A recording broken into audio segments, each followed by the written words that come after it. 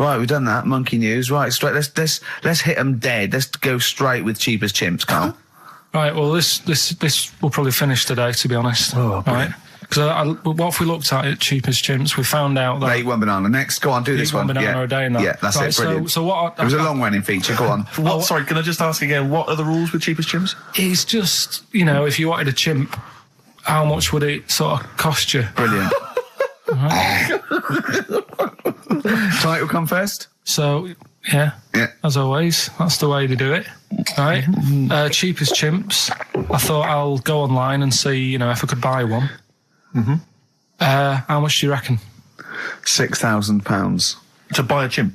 Yeah. Oh no, ridiculous amount. What? Where can you buy them from? What sources? You shouldn't be able to buy them. eBay. What do you mean? Buy a chimp from who? There was this website that was selling stuff. What you could actually? What are you talking? What are you talking about? Right, here we go then. Right, I looked at it. Here's some of the other animals that were on there. No, wait a minute. What are these poachers? I don't know. What, the zoos that got bored with them? Where can you buy a chimp? I don't want to give it a plug. Right, some go on website, then. right? So what are the other animals available? Right, well, that'll give you some prices with the other animals, then you can try and work out if it's cheap as chimps, right? So, right, a camel. What do you reckon? £25,000. Right, $8,000 for a camel, right? Sloth? 40 quid. $3,000. Right. Last one, Bengal tiger. Oh, that's got to be pricey. $12,000. $1,800. What? Yeah. Carl, this is an awful website. That can't be true, mate. Right, That's so awful. a chimp. Well, $5,000. I'm going to go with $1,000. 55,000. What? Yeah. That doesn't make sense. It's mad, isn't it? Yeah. So, But I don't know what to say because this is rubbish anyway. What website can you buy? Okay, get me a tiger. Here's £1,000. Get me a tiger. well, I don't know You're an idiot. if postage and packages and... Sorry, so where does the cheap as chimps element come in? Well, that's sort Aren't of you supposed to rounds it shout, it's cheap as chimps at the end? Well, it isn't. That's why I want to finish the feature. Yeah, Amdram societies. We're a step. Because I was in the Pirates of Penzance once in an amateur production. You used to like Whose Line Is It Anyway? I did, that was Although I did watch it when it first came on Channel 4 about 15, 20 years ago. But we did the Pirates of Penzance when I was in an amateur dramatic society in Bristol, the Bristol Operatic Society, Light Operatic Society. I don't know why I was involved, because I can't sing. My audition, I thought, this is how desperate they were for blokes. I swear to God, right, I can't sing, you know. Well, you? Yeah, all right, calm down. And I went in and they said, so what are you going to sing? I went, well, I want to surprise you. They said, do you want a piano accompaniment? I said, no, I don't think so. I went to the back, I swear to God, I went to the back of the room and I just sang, Thumbelina, Thumbelina, tiny little thing. Thumbelina dance, Thumbelina sing. Thumbelina, what's the difference if you're very small? 'Cause when your heart is full of love, you're 6 feet tall. I just did that. And they just looked at me like I was the weirdest freak they'd ever had. Immediately put me in the chorus, because that was how desperate they were for blokes. We rehearsed it. I couldn't remember the lyrics. Thank God you were doing Thumbelina. Yeah. Oh, but dear. I couldn't remember the lyrics. What was it for? Was it Gilbert and Sullivan? It was the Pirates of Penzance. Oh. There weren't enough blokes, right? So that we had to double up. So some of the pirates had to double up as the policemen who were chasing the pirates. A little bit problematic in the scene when the policemen and the pirates have a fight. That was a little bit tricky. And the worst things, there's this sequence where, like, the daughters of the Major General, all kind of like, oh, beautiful, something like, you know, oh, beautiful little girls are we, la la la la la la la. And the women they must have all been over 40. I mean, real kind of toothless crones creeping around in their 90s. Is it the sort of women that buy one of those sort of porcelain dolls from the TV and go, look, I've had a baby. It's not a real baby. It is a real baby. I'm going to stab you. Yeah. One of those. Exactly. It's the sort of women that you'd see maybe on TV's Bargain Hunt. You know, the kind of contestants you get on there. Those are women who sort of, they're in Amdram and they think they've clung on to their looks, but they have never made it in the guy who was playing there's a guy who's supposed to be an 18-year-old prince, an 18-year-old pirate, the Pirate King. He must have been 40 years a day. He also directed the show, though, so he got to prance around in these thigh-high boots. Ludicrous. It was so embarrassing. It was shameful, really. I'd love to go to Amdram. Amdram is a whole other world. It's such an incredible place. Because there's so much backbiting and envy and... Really? Oh, it's incredible. It's worse than the real world of theatre and TV. It's unbelievable. Because the same old people get to do it every year because they can hold a note. Can we go along?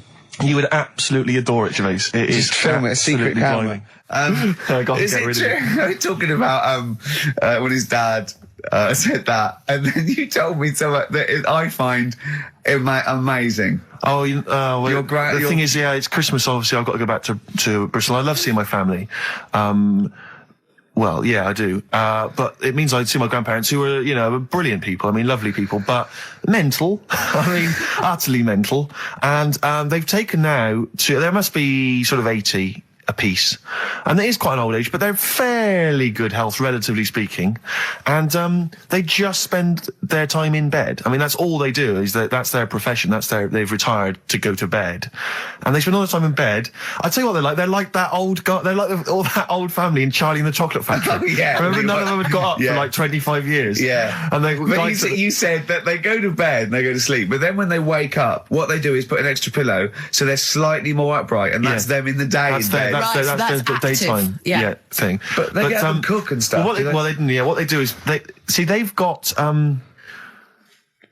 about 6 teeth between them.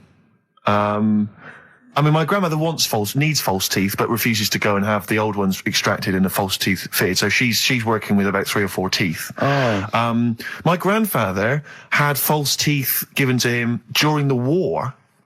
Wooden ones? Well, it was plastic teeth on a wooden pallet, right, that sits at the top of the mouth. He's still got the wooden pallet, but most of the teeth have come off. So there's about 4 teeth left, 4 false teeth. He's got a set of false teeth that make him look like he needs false teeth. I mean, that's pretty bizarre. So the problem is that they have to get up. They get up about 7 in the morning to put on, say, some beef or lamb, whichever they're going to cook. They put it on at 6 in the morning, 7 in the morning, so that by the time they eat it at 6 at night, they can use the phrase, this is what a good meal is for my grandparents, if they can use the phrase, oh, that's lovely, you could suck it away.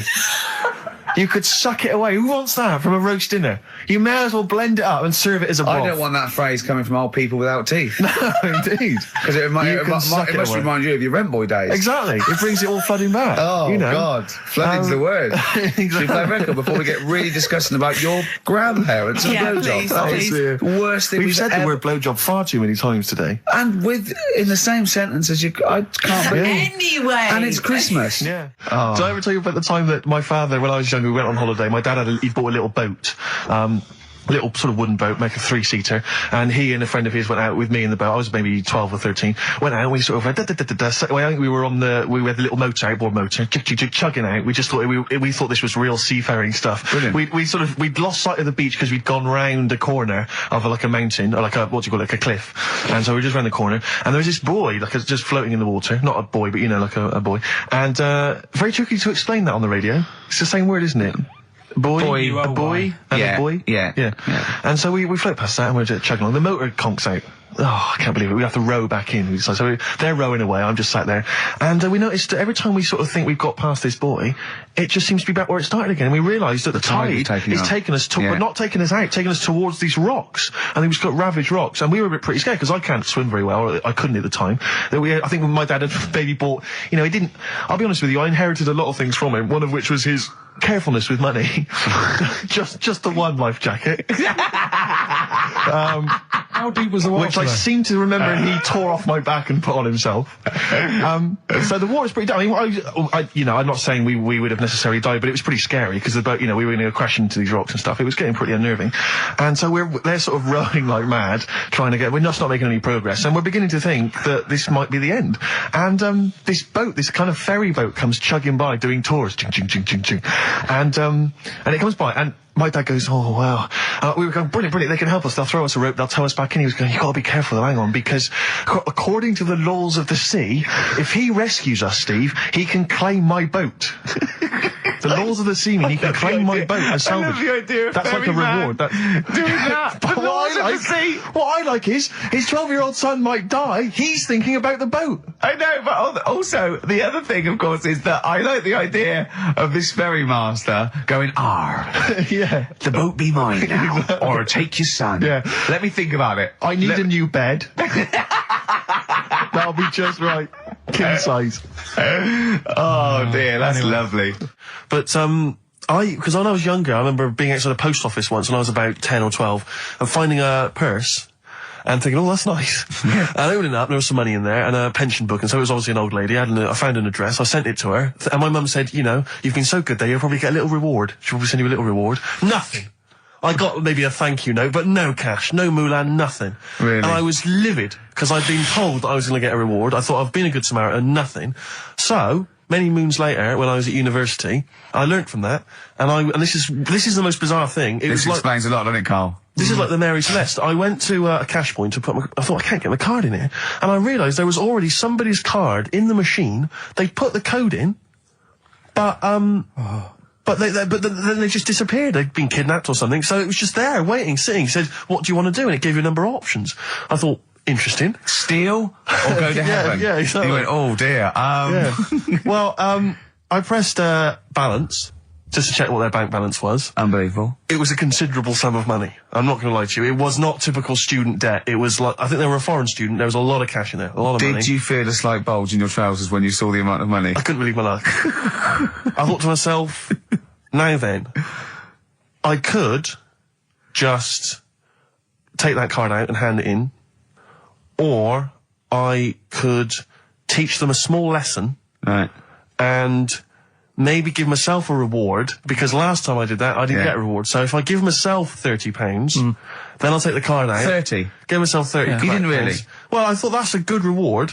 And I went in, I handed the card in, I took that. Steve, and that's a little reward for me. And I'll tell you this, don't think it's evil, because I went in and I bought everyone a drink. Well, brilliant. Yeah, I didn't tell them I got the money free. Well done. Excellent. So probably gangsters are quite generous with the money they've stolen from other people. Yes, but someone's negligence, Rick, has lent... the thing is this, Steve, right? I believe it, except that buying people a drink, Carl. What do you think? Well, I kind of thought that when he said it, but then I thought, but they'll be buying him back. So he's still... So in a way, he's still a winner. Yeah. Everyone's a winner in that situation, including the student, because frankly, if there had been a less scrupulous person who found it, they'd have probably helped themselves to a considerable sum. I cannot believe he did that. There was thousands and thousands of pounds in there. What if Beadle had jumped out and slapped you with his little claw and said, we've been filming this merchant? Well, so what? How old were you then? I don't know, 19, 20. Would you do it again, or was it just to get the world back for the old lady's purse? Possibly do it again, yeah. You're joking. Well, you've got to think of it this way. You've got to think of it as there was a lot of money in there, and someone less scrupulous than me would have taken a fortune. They'd have cleaned them out. Whereas I just took a small reward, which I thought was more than enough for someone's negligence. And I've returned the card. They've got the card back. Everything's fine. Think of someone else. I could have gone on a spending spree. I could have been buying stuff, all sorts. Yeah, but it wasn't yours at all. Yes, but they probably would have given me a reward. And because, sometimes people forget or, they don't give you a reward, I thought I should take it myself. You had to go at your dad for nicking a loaf of bread out of a phone box. Yeah, but that's because it's for old people, geriatrics and stuff. How do you know how old was your people who you were robbing from? It was on a student campus. Well. Wow. I thought it was excellent behaviour. I thought it was that's good, honourable behaviour. That's showing another side to him, isn't it? What would you have done, Carl, in that situation? And tell the truth. I might have helped myself a little bit. There you are. I don't know what this is helping yourself a bit.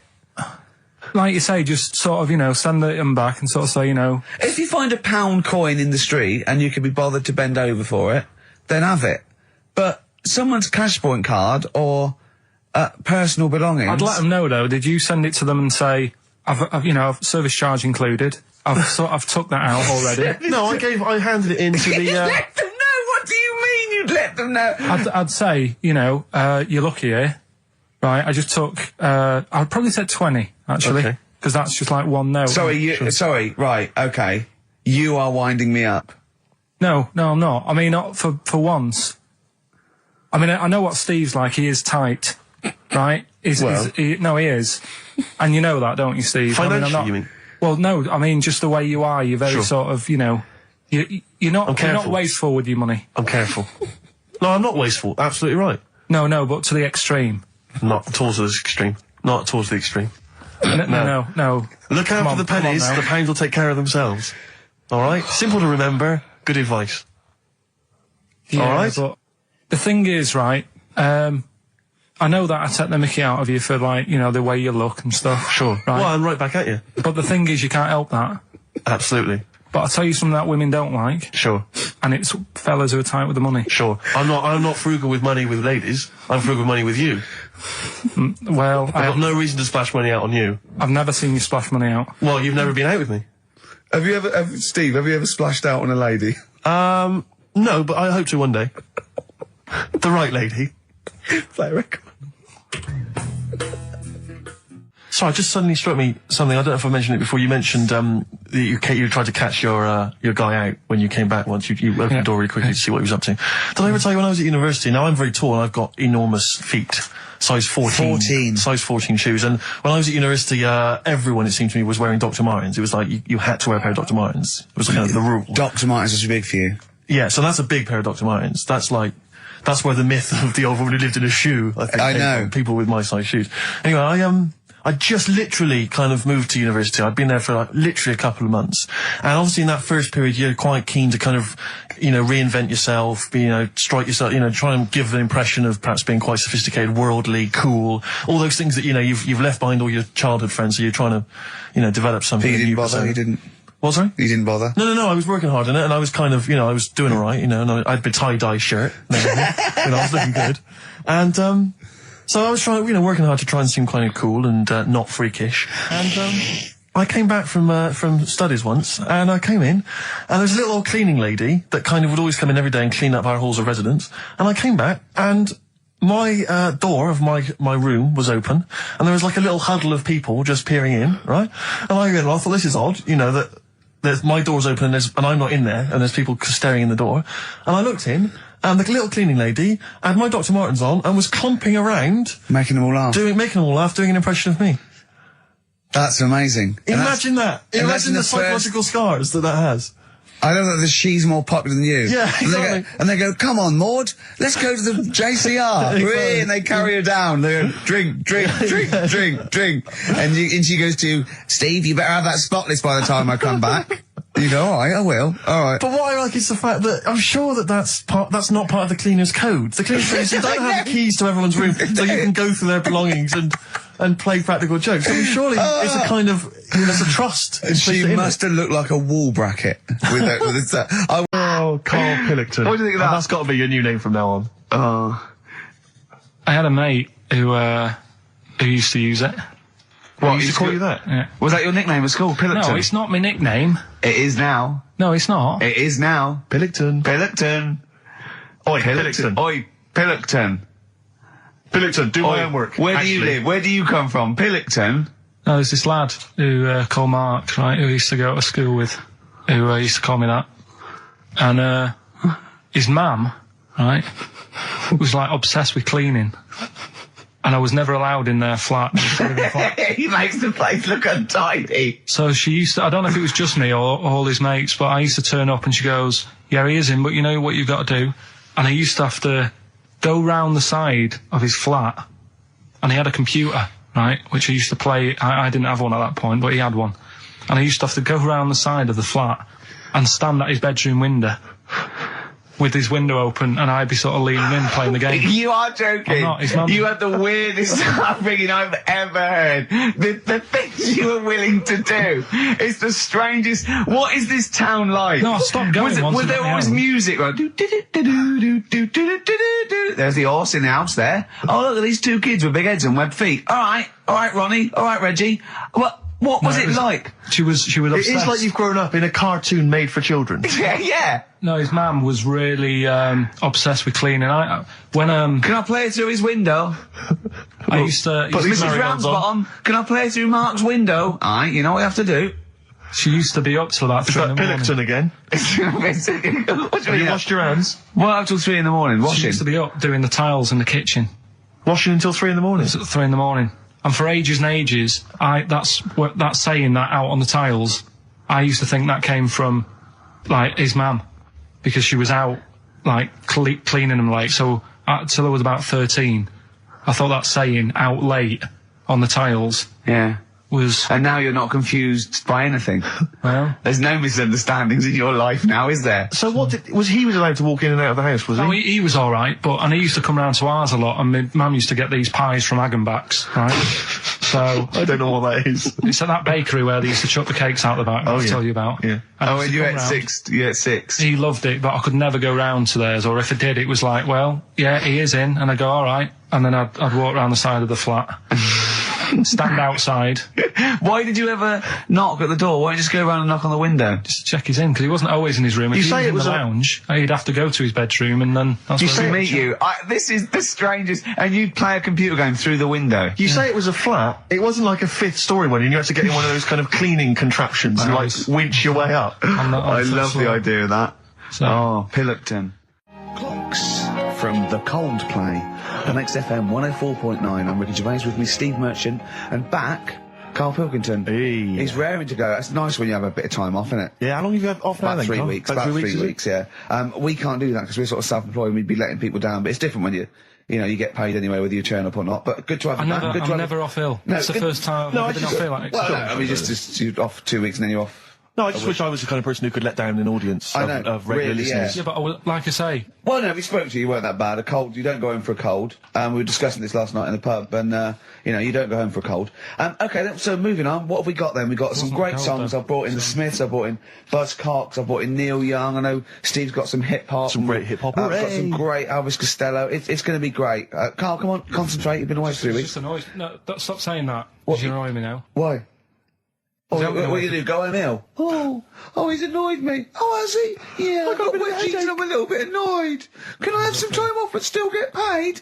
Yes, of course you can, Steve, Carl. right? He called me up, winding me up about this, and right, I'm 30, right? I'm 30 now. I can only remember being off 2 times, Oh, his memory's going as well. You'll have some time off. and both of them were when I was at school. School? What's school? One when it was windy. Why did you have time off? Because it was windy. But to be honest, Carl, that lasted No, for no, 7 wait. years. Your time wait, off at wait, school. Wait. Why did you have time off? Because it was windy. Were you windy, or was it windy outside? No, it was like when Your auntie wasn't out the window, was she? when the winds were bad in the 70s, and my mum said, "Oh, What's it? Whoa. What? I remember space operas and flares. I don't Yeah. remember the winds being bad in the 70s. well, my mum just said, you might get blown into the road, so don't go." She had so much faith in you, didn't she? As a human being. Is that why she got fired from the pie shop? I'm not coming in today, I might get blown into the road. God. The funny thing it was, right, Steve, they had this thing going at school, because a lot of people used to wag it back then. You still what? Wag it, sort of not go in, Right. right? And they sort of tried to make it interesting for you by giving you a An education. certificate if you did a full week. Reward for the rest Yeah, of your exactly, life with yeah. achievement. That sort of carrot. And also, like, let you go home at 3 o'clock on a Friday, Right. If you'd done a full week and that. right? Yeah. So it was lovely weather all week. Then it just sort of changed on a Friday, and I got up and it was all windy. It's always My mum windy said, for Friday on 7, isn't it? don't, if you don't want, don't go in, because, you might get blown into the road and that. So I said, all right, then I'll stay off. And So why did you told you to hold on to a fence or Yeah. walk you there? What's this? Don't go out. if you Immediately get give blown- up. I love this getting blown into the road. Is that based on your cats that kept getting blown into the road? well, so I got to school on the Monday, right? And the teacher said, Took you a right, long time. today, to punish you, you're the only one who wrecked the whole week, right? Everyone else came in, you didn't. So everyone else is going home at 3 o'clock today, but you're not. Brilliant. Serves you right. And I wasn't bothered though. It was great because I said, well, you'll have to stay with me, won't you? And it was Brilliant. great. So all I did for half an hour was doodle and stuff. It was great that afternoon. yeah. And that was ages ago. That was like when I was about 8. And that's one of the times I was off ill. Yeah. So But that wasn't even ill, that was wind. Yeah. Yeah. So Yeah. Yeah, it's a bit different when you're To be honest with adult you- world, though, Carl. You can't just not turn up because you've got a bit of a cold or you're a bit fed up. I mean, we had an appointment 4 o'clock Thursday, wasn't it? And he had to call it because I cancelled it. Meeting went on a bit late. Time management. Get things done. If it was important, you'd get it done. Play a record, Carl. Pull your finger out, please. When I was a kid, right, and it's all right for you to go into women's toilets when you're a kid. It's like, oh, it's a bit cute, right? As long as you're not, like, over 15 or something, right? Right. But when I was a kid, I went into a toilet, and women, when they use their little cubicles, they don't shut the door. Some of them just sit down on the toilet, right? And you see everything. And, no, seriously, that's probably one of the first times I saw, like, a woman. Yeah. That, right? And my Auntie Nora when she was staying over. What happened with your Auntie Nora? She was, she's into wearing caftans. Into wearing what? You know, caftans. Oh, yeah. What are caftans? Big, bellowy sort of dresses. Right. And, yeah, I used to sit on the floor at home in front of the telly. Sure. She was on the chair behind. Yeah. She did a bit of a sort of a Sharon Stone scene. Oh, God. Yeah. Did you see it? There was no underwear. No. What age were you? What was it like? What age were It you? was like a ripped tennis ball. Right, we're off air. Either that or put us in for the Stonys. Rockbusters. you know? Rockbusters. But tell the prizes, Steve. Yeah, Tell we them have got Christmas some, gift. This is Christmas gifts. I don't know if you'll receive them in time to actually pass them off as gifts. I wonder to if your I friends can and tell family. that Ross Noble story that he told us. I don't know. We'll have to discuss that when the record's playing. Okay, all right. Okay, so you heard a track from it just then. This is the XFM Christmas album. I think that's been knocking around here in the office for years, hasn't it, Carl? Or is it new this year? It was brought out about 2 years ago, Okay. but Christmas songs are Christmas songs, fairly Christmas timeless, songs. aren't Yeah, they? it's not bad. There's got bands on there like the Dandy Warhols, the Webb Brothers are on there, Drugstore, Bell and Sebastian, Flaming Lips, all sorts. So we've got that to give away. We've also got this Smashing Pumpkins compilation, which we've seen, again, that seems to be knocking around for weeks. Another one of those 50 years of the greatest hit singles. I don't know, Culture Club's on there, Queen, I've obviously, just Lennon. seen the cult film. Yeah, the cult film will come back to you shortly. This, I think, is one of the most exciting gifts. If you have a video player and you want to get trimmed, then surely Big Brother 3 champion Kate Lawler and her cardio combat video, in which I think she uses kind of, I don't know, military kickboxing training to get you trim and taut and looking as good as her. Then you can get that as well. We've also got a exclusive 7-inch single from the White Stripes, a kind of Christmas single. Is that from them? Yeah. That must be quite rare. That's probably the only thing. That is rare, that is worth something. And Interesting. the current Badly Drawn Boy album, Have You Fed the Fish, which I think is slightly mediocre. They've gone up, actually. I think that the level of prices there has gone up. Not a bad selection, but here is the big movie. And actually, I have to say, this is not a bad one. This No, is, it's not. Again, it's not terrible at all. It could be worse. It's James Caan in the original Rollerball, not the disastrous remake that came out recently, but the DVD version of Rollerball. So that's there as well. So something fairly interesting. That's worth winning. Right, That's not come a on bad then. Let's do Rockbuster. Well, will we play a song to give Let's people mention them time and to come get a pen and paper and that? Yeah. Yeah. So we're doing it next. Yeah. Vines was Jackson on XFM 104.9. Ricky Gervais with me, Steve Merchant, and Karl Pilkington, the man of the moment, with his Rockbusters coming your way with all those great prizes. Yeah. Right. Are we we're doing it now? Yes, sir. I noticed Heat magazine sort of put a bit of a spanner in the works Why? because they were saying, oh, maybe it'll be a Christmas edition of Rockbusters, and I'd already sorted them out. I wouldn't worry, Karl. Well, what I've done, I've cleverly tweaked them to make them Christmassy. So the Christmas bit in it has got nothing to do with it whatsoever, but I just thought... So you mean the clues have a Christmas element? Well, yeah, But it's the bands nothing to aren't do with the it's answer. nothing, yeah, it's nothing to do with the answer. Right. So why don't you just ask the normal ones and I'll ring a bell. I'll shake some bells. Well, it's the equivalent of that, but in sort of speech. Right. Brilliant. So the first one, there's a load of letters there asking for advice. Put them on Claire's desk. Oh, and have a good Christmas.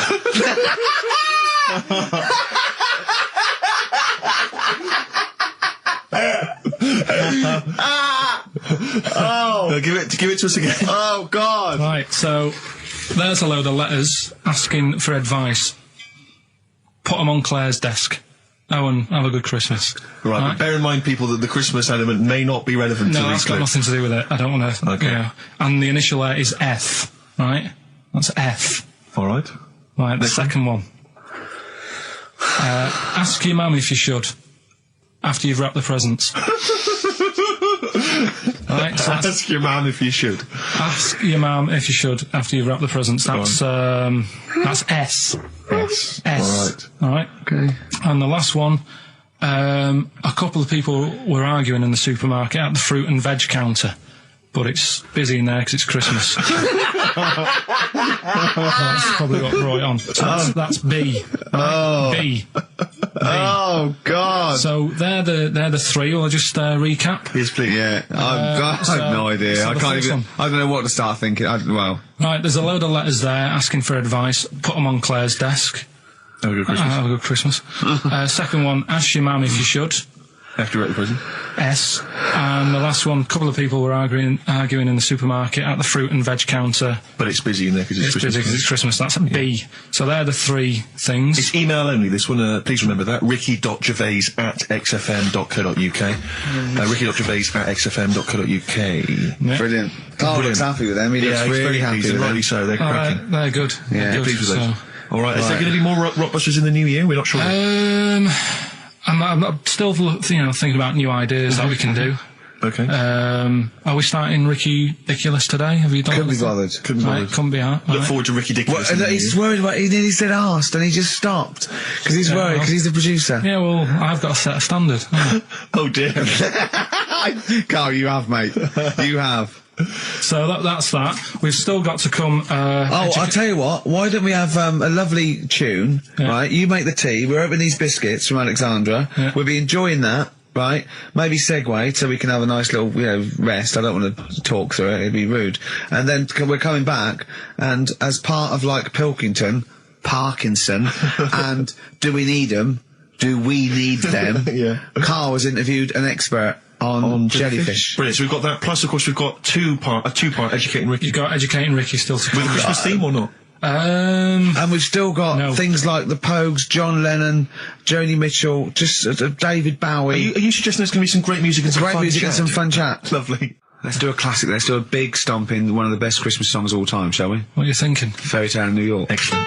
Fairy Tale in New York. Oh, it's always The amazing. Pogues featuring Christian McCall on XFM 104.9, the Christmas edition. Indeed. David Bowie, everyone says hi. It's quite a melancholy feeling about today's show, isn't it, that Christmas? I think there's often... Carl with his Victoria Plum. I want to see a Victoria Plum. I want to know what it is. Does it look like a little gnome? It's a woman gnome. A female gnome? Yeah.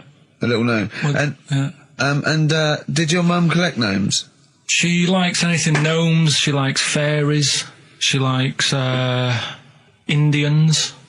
She collects all that stuff. Yeah, and it doesn't matter what it is.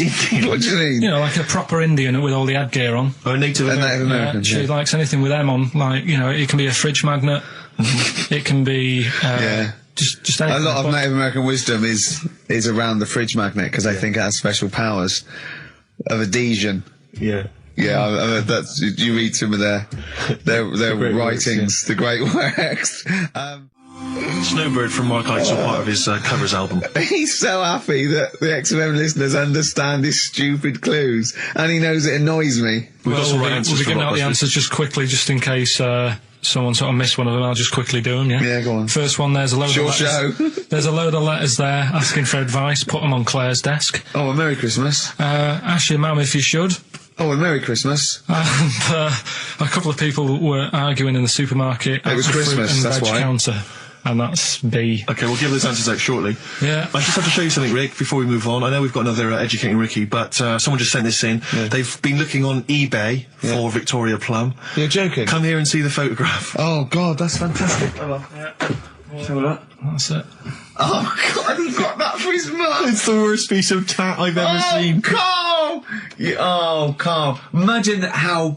Oh, Gutted. Carl. Imagine how... Look, think of him now, right? There it is. That's the worst thing I've ever seen. I'll tell you, it looks like a Diddy man gone wrong. It's it looks like a extraordinary. Diddy man prostitute. That is... Is that the one, Carl? Is that... Well, it was a different colour. It had a yellow at.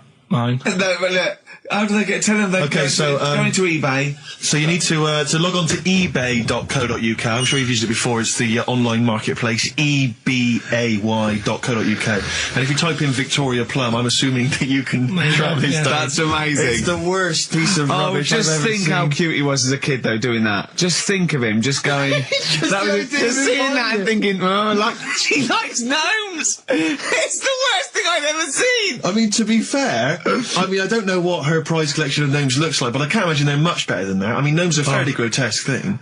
But certainly your mum's taste and discretion is... Did you have those houses on your estate? You'd go in there and it was just loads of those dolls still in their packaging all around the room. And sort of like one of those homes that keeps the sort of packaging on the three-piece suite. Why don't you buy another one for her for Christmas? Yeah. It's $3.99 it looks, but that's £2.49 because that was $3.99. Well, Oh, buy it, Carl. because I've got her right, running her to school one day, and she's in the back of the car with a mate, and they chatting away about stuff like kids do. And they got onto the topic of one of the mates who they said, I mean, you've got to remember, my niece, this point was probably about 5 or 6, something like that, right? In the back of the car, talking about My Little Pony, whatever it is they play with. Subject changed. Oh, that Lisa in our class, she's a lesbian, isn't she? Right. That was that's what they were talking about. Yeah. Chatting away about it. Just openly talking about lesbianism. And probably, this is the topic that they're talking about in the pub when they're having out drinking. Yeah, but they might have thought a lesbian was a funny word or something. You don't necessarily know the ins and outs of it, do they? It's weird though, isn't it? Because when I was younger at school, you didn't you swore a little bit, but it wasn't like major swear words, and you sort of did a little bit of nicking, but nothing like they get up to now. I mean, my girlfriend, when she was about 7 or 8, she was walking to school with her mum, and she called her a C-U-N. Right? You are joking. No, she said, because she thought it was she said she thought it was a big furry animal. So she was being nice, and I remember, where'd you hear that? Where'd you hear that? Like, just heard it at school. So they might not know what it means. But because I'm thinking maybe, did you start the show with that particular kind of manner? Just because obviously a lot of new listeners, I imagine, thanks to the massive poster campaign, and you obviously want to impress them and charm them. There's a few examples today of irony coming back and biting you. Yeah. That seemed like a funny idea at the time, me posing that up. But Jonathan Ross phoned me up when they first went up and he said, I've just seen a big poster of a predatory gay. Yeah, you do look a little bit. Yeah. Hello. What's your name? Would you like to sit down here? And then you're in the background. And also, I think the funny thing about having you as a partner, I mean, the only good thing is that you look weird and tall, like too freakishly tall and lanky. Oh, yeah, but in that one, no, because your background and you're smiling, you don't look as weird as you do in real life, or as freakishly tall. So it sort of ruins it a little bit for me. they found out that scientists. Oh yeah. I've found out 17th century. that like now, 1 in 10 rams are gay. 1 in 10 rams are gay. Yeah. Yeah. So that was like Wallet. That's how I could get that in. They got a load of gay and straight rams. Right. They worked out which were which first. They said, right, that bunch there is a gay bunch. They looked better. They just had more pride in their appearance. And the other ones, the straight ones. And then they gave them to this scientist and said, right, go on, do what you got to do. And they took the brains out of all of them. Just to check. And is it true? Shed 7 split up. And the next, one of those dorky message boards, someone came on and said, "You are joking." Oh dear, what else is happening? I just pray that it is just a rumour. It's just a rumour, yeah. Just call in if it's true. Well, no, call in yourself. Well, if Shed's listening, yeah, and he's not busy, he's got Mondays off now. Call in and say what was the split all about? Tell you what I read about. Sharks, monkeys, or jellyfish? It's 10 past, isn't it? We haven't done a little bit of knob news. No, right? We haven't done knob news, no. But it's been 3 months. It's been 3 months coming. There's this thing. I don't know the full story. I don't know how it happened, right? But little Russian fella. Yeah. he was sort of having sort of emptying his bladder, right, and somehow electrocuted himself, right. And sort of did a bit of damage. How did he smashed I don't onto know, some I don't live know. wires or something? Something like that. So Did anyway, it damage to himself or to an electric fire or something? no, to himself. To himself. Yeah. And so the doctor Didn't slip and curling tongs went up his arse when he was pissed, because that's happened a lot in Yeah, we've all been hospitals. We've all shoved the old curling tongs up the arse when having a piss. right. So I can't even be bothered. No, go on, we're interested. We're interested. Come on, we're interested. Don't You give can't up. be bothered. You get Mondays off. Do some work. Right. So anyway, so the doctor says, "Oh, it's not looking good. We'll have to take that off." What? He's like, Novectomy? Yeah. Really? But the funny thing is, right? Nothing funny about that. They've done. You're doing me head in. Just tell the story. It's doing me head in. Well, you can chill out on Monday. I've only got 15 minutes, but I'm going to talk to you every Saturday. I'm going to get the money's worth out of this, because you get Mondays off, and I can't bear the fact someone's getting away with something like that, because it's terrible. So you're going to stick this out, or you're going to have to work Mondays. So take it on the chin, right? Okay. Just finish the story. Yes. I command you. Just do it. Anyway, so he said, you know, will you be able to sort me a little knob out? A prosthetic No. cock, yeah. Yeah. But they put him out for the operation. Yeah. He woke up. Yeah. Right, and he's thinking, oh, thank God that's over and done with. Yeah. They've only grown it on his arm. What are you talking about? You twat. Shut the you're an idiot. What do you mean they've grown it on his arm? Apparently, like, that's the way they do it. Oh, yeah, but to then put it on, that wasn't a mistake. It wasn't doctor going, did it go there? Some bloke I didn't do a degree. Are you a real doctor? Yeah, yeah. No, but why put it there? Because it's got to grow, it's got a graft there, so they can control it. To the skin tissue. But on your arm. Well, But they're On going to your remove back it or- from the arm itself. What do you mean on the back? on your back. Somewhere, well, we can't wear a t-shirt. Yeah, but you could That's have a ridiculous. quick... He's in hospital. But this way you can still have a little tug, can't he? But they'll leave it there for quite a bit. It's not... Do you know what I mean? It's not going to be like, oh, it's just there for a few days. Yeah. It's there for a bit. That's not good, is it? So he's got a cock on his arm. Yeah, what's up with that? What do you mean, what's up with that? Well, I mean, you could say it's a thumb or something, couldn't he? Yeah. But they remove it. Be good And for attach hitching. it down wouldn't below later. If you had a knob instead of a thumb and you went hitchhiking, just tickle it. They can see it like a mile down the road, couldn't they? Posting. Yeah. If I'd lost my knob, I'd go, oh, I'm not going to have all that stuff. Just whack a pair of tits on me. Do you know what I mean? I think, oh, just forget it. But why not just put it where it should be straight away instead of messing about? Where should it be straight away? You know. On the forehead. Listen, let's... To have good songs, me and Steve are working I'm pressing the buttons. I'm paid to press the buttons. That's what I'm doing. Has every CD started on time? Then Yeah. why would they give you Monday off if you just paid to press the buttons? Don't get every other Monday off, do I? So have you stopped doing that now, have you? Well, yeah. Why? Because there's work to do in that. But I'm not moaning about it. Let's get on with it. Right, Scrooge, right, is the film that I'm in. Thought I'd do a Christmassy one. Okay. Right? Yeah.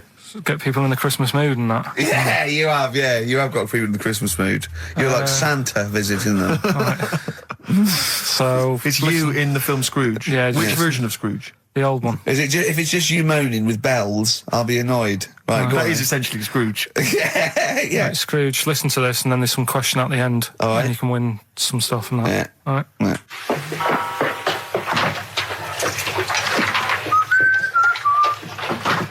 You're late. Only 20 minutes. What do you mean by coming in here at this time of day? I've just been doing some Christmas shopping, haven't I? Probably do some more shopping on Monday because it's my day off, isn't it? Yes, I know it is. You don't have to tell me. Do you want to see what I've bought, Suzanne? No, thank you. I don't mind showing you. It's only a Christmas present, isn't it? Just bought some more condoms. Why? Well, I bought some last year. Got 2 boxes. They all got used, so... I'm very glad to hear it. How much do I pay you? Why are you asking? So the presents I buy has got nothing to do with what I earn. Like I say, if I won the lottery, I wouldn't go mental on her. Do you know what I mean? I probably wouldn't even tell her because I think she'd want to travel around the world and all that, and I'm not into that, to be honest, so I'd probably keep it quiet. Why? Well, once you've been around the world, where do you go next year? Each to their own, though, innit? You know what I mean? Well, what do you want? What for Christmas? Not that fussed, really. And you, it's just as well I'm not that fussed, because do you know I do some work at XFM? Do you know what they're giving me for Christmas present? Nothing? No, might as well have been nothing. 2 CDs. That's it. I was well fed up. I'm sure you will. They give you a list of about 30 albums and you get to pick 2 off the list. So I've gone through Kings of Leon album and the best of Bob Marley. Mr. Marley has been dead these 7 years. In fact, he died 7 years ago this very day. Did he? Do you know what sort of donuts Bob Marley likes? It's not my business. No, it's not a proper question. It's an old Peter Kay joke. He likes the ones with jam in. Do you get it? Garlic bread. It's good, isn't it? Excellent. Oh, Carl, well done. Carl in Scrooge there. The only man more mean and depressed generally than Ebenezer Scrooge. Oh dear. Oh. What's the question, Carl? Well, if people have been listening from the start, right? What albums am I getting? Yeah. Is that good? Mm-hmm. Good, yeah. What albums am I getting from for working for this place for 6 years? All right. Ricky.Gervais at xfm.co.uk.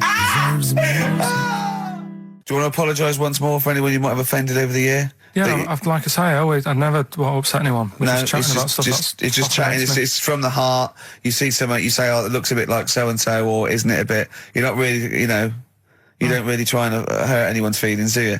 But I think most people know that. And I've got to apologise for laughing at anything you say. I actually can't help it. Again, it's not vindictive, but when Carl comes out with some of the things he says, it's impossible for me not to laugh or react. So, have a Merry Christmas, everyone. Well, before that, Rick, is there some final, for the year, Monkey News? Tell you what, let's play a good song. Okay. Right, we'll have a bit of Monkey News, and then that's it. A bit of Amy Mann, then. Perfect. Brilliant, this one.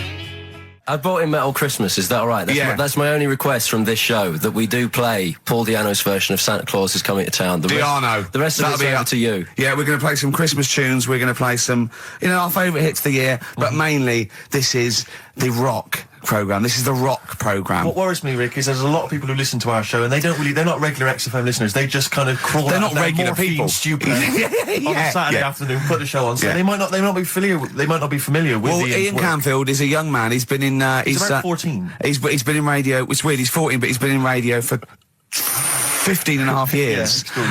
He was weaned on the milk of Avance. Yeah. Right? And he's going to be the new rock god, aren't you? Well, I'm trying. Yeah. No DJ Canfield. Just go, yeah. Right? And over the 2 hours, I want to work out the 4 pillars of rock, right? I want 4 names, 4 pillars of rock, right? Huge rock pillars. And then I want the king who stands astride them like the archangel of metal. So we'll be asking Ian, every few minutes we'll be asking, right, who's your first pillar of rock? And then, keeping the one that stands astride them. Okay? And how many do we need? Well, we need 5 names then, don't we? The 4 pillars of rock and who stands astride them. Right, okay. Like the Overlord with these Axe Attack albums. Yeah. Yeah. This is Oasis. Christmas. Oasis doing their version of Merry Christmas, everyone. It's Christmas. It seems only appropriate that we play the occasional Christmas tune. There aren't many decent ones. We will be playing the greatest, not just Christmas, one of the greatest songs of all time, but certainly the greatest Christmas tune of all time, Fairy Tale in New York. Is that going to be the version done by what's his name out of Boyzone? Has he done one? Yeah. Because he's lived the hard rock and roll life. What's his name? What is his name? Ronan Keating? Yeah. He wasn't bad on Room 101, actually. I think he's lightened up a little bit. Good luck to him. Yeah. Yeah, I did as well. Yeah. A lot of people ask me, Canfield, I'm sure you can kind of, you've probably got experiences of your own that you might want to talk about, but people ask me what Ricky's like in real life. And I don't want to get grotesque. It's Christmas, people are listening, people are eating sandwiches, but he has a flatulence problem. I don't know if you're aware of this. It is... It's not a problem. Right. Well, it is for us. Yeah. You may not. Yeah. I think the problem with Ricky is Ricky hates to miss out on anything. He's terrified that there's going to be something going on that he's missing out on. A conversation, a joke, someone falling over, you know. And so he daren't spend any time in the lavatory because it's too... Any period of time he spends in there, he could be missing out on some fun. So he kind of tries to get his lavatory, you know, occupying time down to a minimum, an absolute minimum. Plenty of pissing. There's loads of that, but none of the other activity, really. I mean, you keep that, really, it's like you're in, you're out, and sometimes I don't think you've done the full job, Rick. Yeah. And today, I'll tell you this, my eyes were bleeding. It's intense. It's just a word of warning, because the kitchen at XFM is out of bounds now. No one's going in there until the new year. A to J in the library. A to J in the record library. I'll tell you this, I don't know if, like, Tony Blackburn's in the building. His wig will fall off. But seriously, not that he wears a wig. He doesn't wear a wig. But if he's going down now, maybe he wants to play some Beach Boys. I mean, seriously, forget I'm a Celebrity, get me out of here.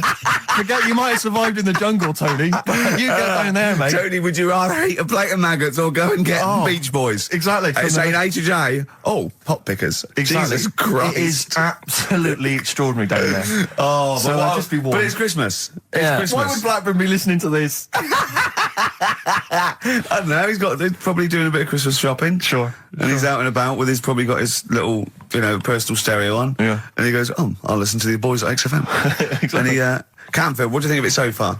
Yeah. Yeah? Yeah. It's not Vance, is it? Okay, who is secured as one of the pillars of rock? I'll tell you what, I want some ads, and after that, the Fairy Tale of New York. Oh. XFM.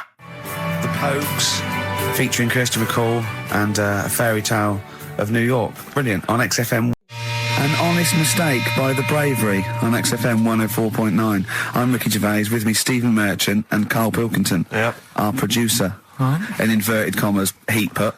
Yeah. They know. How are you doing, all right, Karl? Yeah, didn't they also write something about me, bald round head? Yes, perfectly round little bald man head, they said, so... Because you need to know that when you listen to the radio on that. Really matters what my hair's doing. Your hair, have you given it a little polish? Because you look like a cue ball at the moment, and you've had a shave in it. I've never seen such a round head. It actually looks like a plate with ears. Yeah, well, for those that have never seen Karl, I actually, if you remember, I think he looks a little bit like Mr. Spoon from Button Moon. He does. If you've ever seen that show, and also he looks like, you know when they say they find with a little 4-foot human and it's actually 500,000 years old and they give it a name and it's the first, you know, Australopithecus into. He looks like one of them as well. Perfectly round little. He is the missing link. He looks half human, half monkey. Because he's got a slight slouch as well. So yeah, it's like those pictures where you see it going from an ape to a man. He's one of those in the middle. Yeah, and of course his monkey hands, his hairy little wrist to those skinny little things that he can get oranges out of holes with. And it's unbelievable. Why are you so all shaved and polished and everything? Got a wedding. What? Got to go to a wedding today, so thought I'd, you know, clean myself up a bit. Yeah. Shouldn't you be wearing a suit or something? No, I'll go home and put something on. Oh, okay. But yeah, Suzanne said, you know, make an effort. I sort of had a shave and that, and then I came out of the bathroom. She said, "Oh, your head looks a bit sort of eggish." She's right. She always worries about when I have a shave, because I just, you know. That's your girlfriend, Karl. I know. Saying that. Just think. So don't worry about Heat saying it. And funny thing is, it's Boyd Hilton, I think, of Heat that wrote it. And he's got a little bald head. Yeah, no, don't slag him off. Yeah, but on the end of his review, does it say, you know, written by Baldy Boyd? No, because it doesn't matter, it's a magazine. Don't worry about it. Looking forward to the wedding? A bit boring, innit? But you gotta do it. They're probably listening. Should we do a shot? No, it'll be a great day for them, but I know what will happen. Suzanne will see, you know, all the fuss and that, and then she'll get ideas, and I'll have to let her down and all that. Why is it you don't want to get married again? I always forget. It's just... Who's it for at the end of the day? I've been with Suzanne for 11 years, right? Sure. We're happy. Well, I am. That's what counts. You're never happy. I am. I'm all right. Yeah, no, you're happy with Suzanne and everything, but apart from that, you're never happy. You are the most grumpy, moany thing in the world. I mean, I get annoyed but I'm always happy. I was annoyed here. I was happy coming here, but there was a bloke behind me walking and scuffing his feet. He had a pair of those stupid skulls on, and he was clicking and scuffing. Wear some shoes. You don't have to click. Pick your feet up. Flip-flops annoy me. You know, but I'm happy. I'm just annoyed. You are just like, oh, the world's on me. It's rubbish, this. I know the world's great. It's just sometimes people annoy me by being there. You know. But Steve said I should be locked in one of those towers that princesses used to be locked in fairy tales, so because everything annoys me. But you're grumpy. I'm not. I'm all right. Oh, right, okay, listen, we better play a record soon, but coming up, Steve, tell me that, why did the giraffe, what's that rubbish about the giraffe getting a long neck? I said, well, it didn't try and get a long neck, it was selected because, you know, anyway, I went into evolution for him, and he said, but why would evolution do that? I went, well, you think that evolution didn't do anything. There's not this consciousness, there's not this will that a giraffe has to stretch its neck to reach the leaves. One had a long enough neck to survive and pass it. He was going, yeah, but why did evolution... this isn't. But by the way, this isn't the most stupid thing. This is warming up. This is about 8:45. Sure. Right? He said, why didn't evolution make a giraffe good at carpentry so it could build a ladder? Right. Yeah. Okay. No. All right. Okay. So he's thinking around it. He's trying to pick holes in evolution. Yeah. We get on to, I said, well, things are, I said, we can see the speed of evolution in lower life forms like bacteria, viruses, they evolved. That's why, soon we won't have an antibiotic that can kill some certain bacterial strains. And he said, and this is about, 11:30, and I said, I'm going to bed, right? He said, in the future, they reckon that you'll be able to wake up and eat a yogurt you can have a chat with. I don't know what that means. Let's put a song on, right? No, and we'll come back to it. So you're going to explain that? Yeah. You've got an explanation? Yeah. The Verve and Sonic on XFM 104.9. I'm Ricky Gervais, with me Steve Merchant and Karl Pilkington. So let's just get this right. What did Karl say? He's just specifically giving those words again. He said, they reckon, and I said, I'm going to bed. He went, no, really? I said, no, I'm going to bed, Karl. There's no point now, because, I mean, it's just like you're talking gobbledygook. You know what I mean? I might as well talk to a pot plant. Yeah. He said, in the future, they reckon, I don't know who they are. Sure. I don't know, people who post things on the internet that he reads. I think the Telegraph. Anyway, complete the sentence. They reckon that in the future you'll be able to wake up. I love it. There's always a little scenario, an embellishment, like this little. Oh, hello, darling. It's your yogurt. Hello. You'll be able to wake up and eat a yogurt you can have a chat with. All right. Well, thanks for that, Rick. I'm looking at you. I'm going to throw that over to Karl. Right. It's when I was away on holiday, right? I don't normally buy the Telegraph because it's too big and that, innit? So, but they were giving it away for free on the plane, so I thought, ding dong, might as well have it. Mm-hmm. And I saw a couple of things in it. I thought that would be interesting. I saw this thing about the future, and it was talking about evolution and what have you, right, which I always find weird, because I always think that maybe we've sort of done it wrong anyway. Do you know what I mean? I sometimes think you can't evolve. By definition, evolution can't get things wrong.